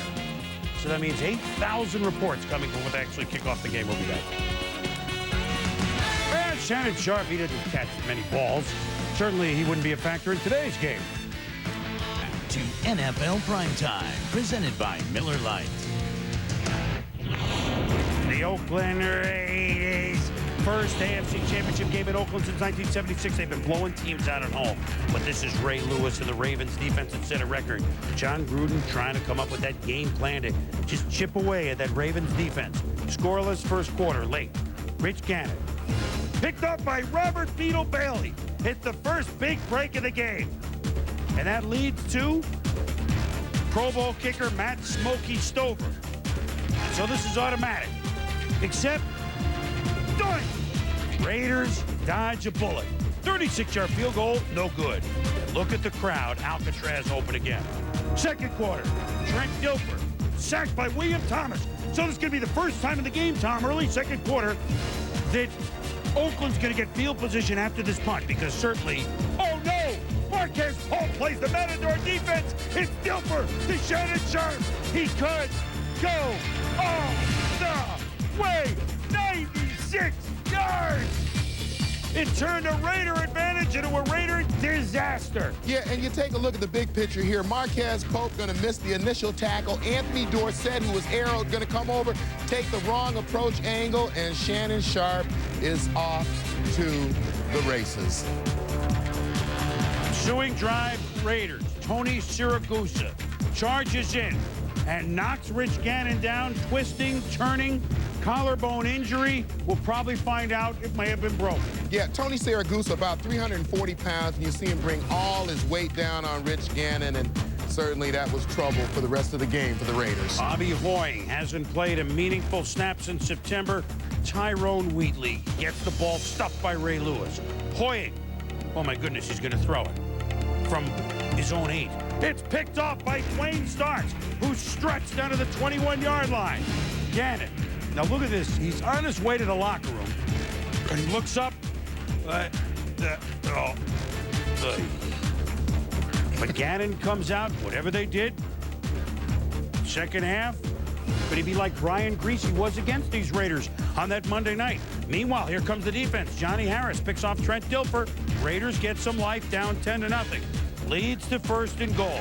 But Tyrone Wheatley ran it 12 times for 7 yards, Tom. Yeah, this defense stuffs you at the line of scrimmage, and you realize when you get down in short yardage situations where things get very tight, it gets very difficult. And then this is Gannon being dragged out by Jamie Sharper. So 3rd and goal began at the 2, now they're at the 7. And a little behind, but Randy, oh, he had a touchdown, baby. But the Raiders have to settle for a field goal, and who would have known that was about it? 10-3 with the score 13-3 after a Stover field goal. Jamal Lewis hits a fumble. The Raiders have a Pope, and the Ravens have a priest. This one, it was Marquez Pope that recovered. So it leads to Gannon. It really does. We're going to freeze this play for a moment, maybe a few moments, and he's going to go back to pass, and he's going to be, see, it's amazing the protection he got on that play. He's going to be picked off by Dwayne Starks, his 2nd pick of the day. You could tell Gannon was not right. That was obvious. Return to the 49-yard line. And then if you really didn't know he wasn't right, early 4th. Hit, fumble. Ray Lewis is there, and the Ravens are in business again. Yeah, Ray Lewis is always around the football. Unfortunate set of events here. Lincoln Kennedy's foot kicks the ball out of Gannon's hand, and again, Ray Lewis always around the football. Later in the 4th, with the Ravens owning this game 16-3. One of the few big gainers is Hoying to Terry Kirby. But it's a fumble! And guess who? It's Dwayne Starks edging ahead in that .com poll again. And he recovers. But the Raiders are going to challenge.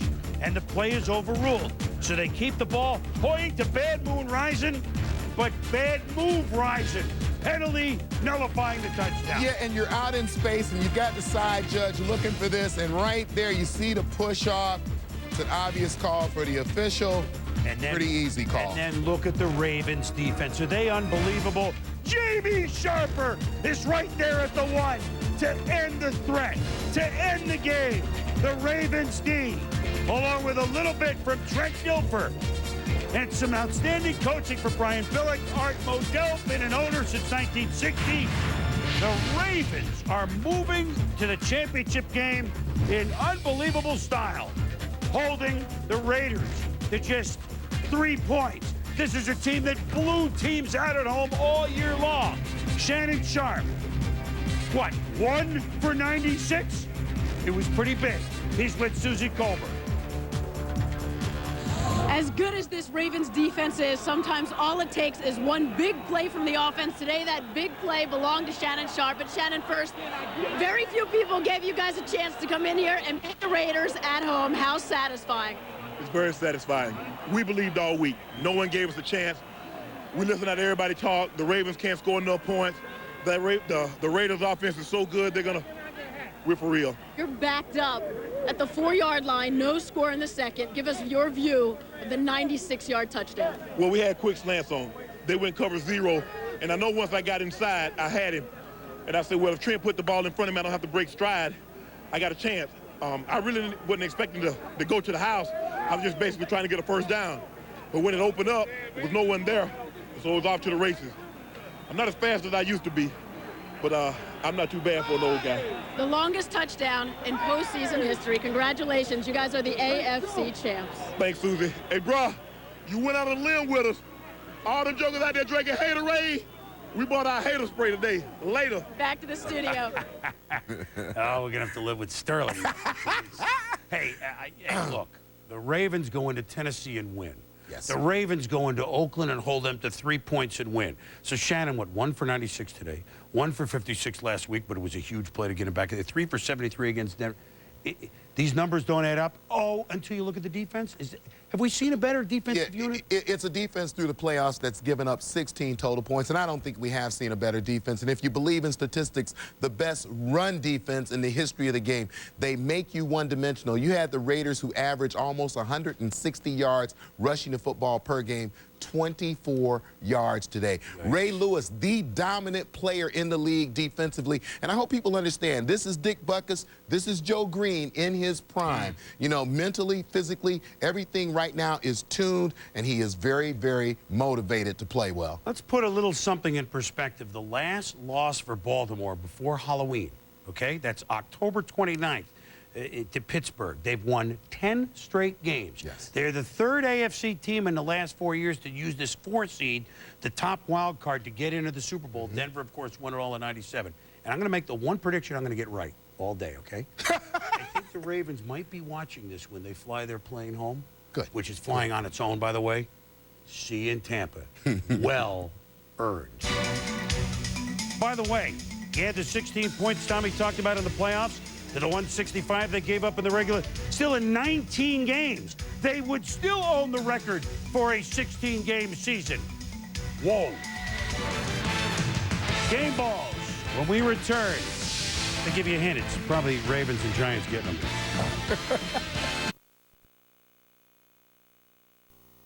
Jackson.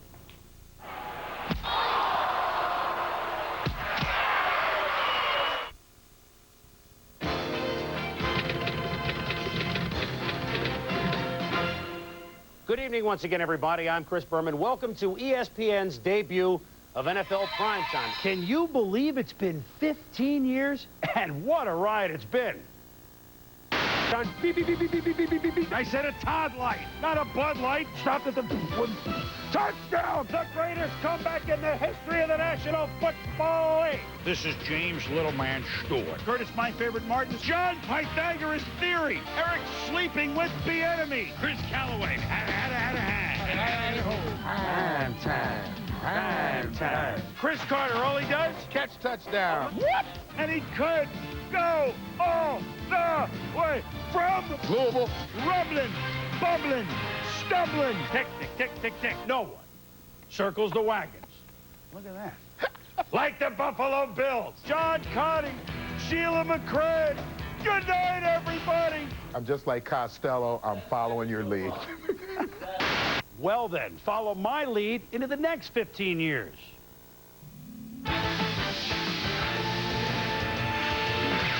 The quest for Super Bowl 36 starts on Primetime. Elvis gets Raven reviews from Ray in his Baltimore debut. Writes Rain in his, with rookie Minnis snooping around. Malcolm Carter, what else is new? What else is new? Winky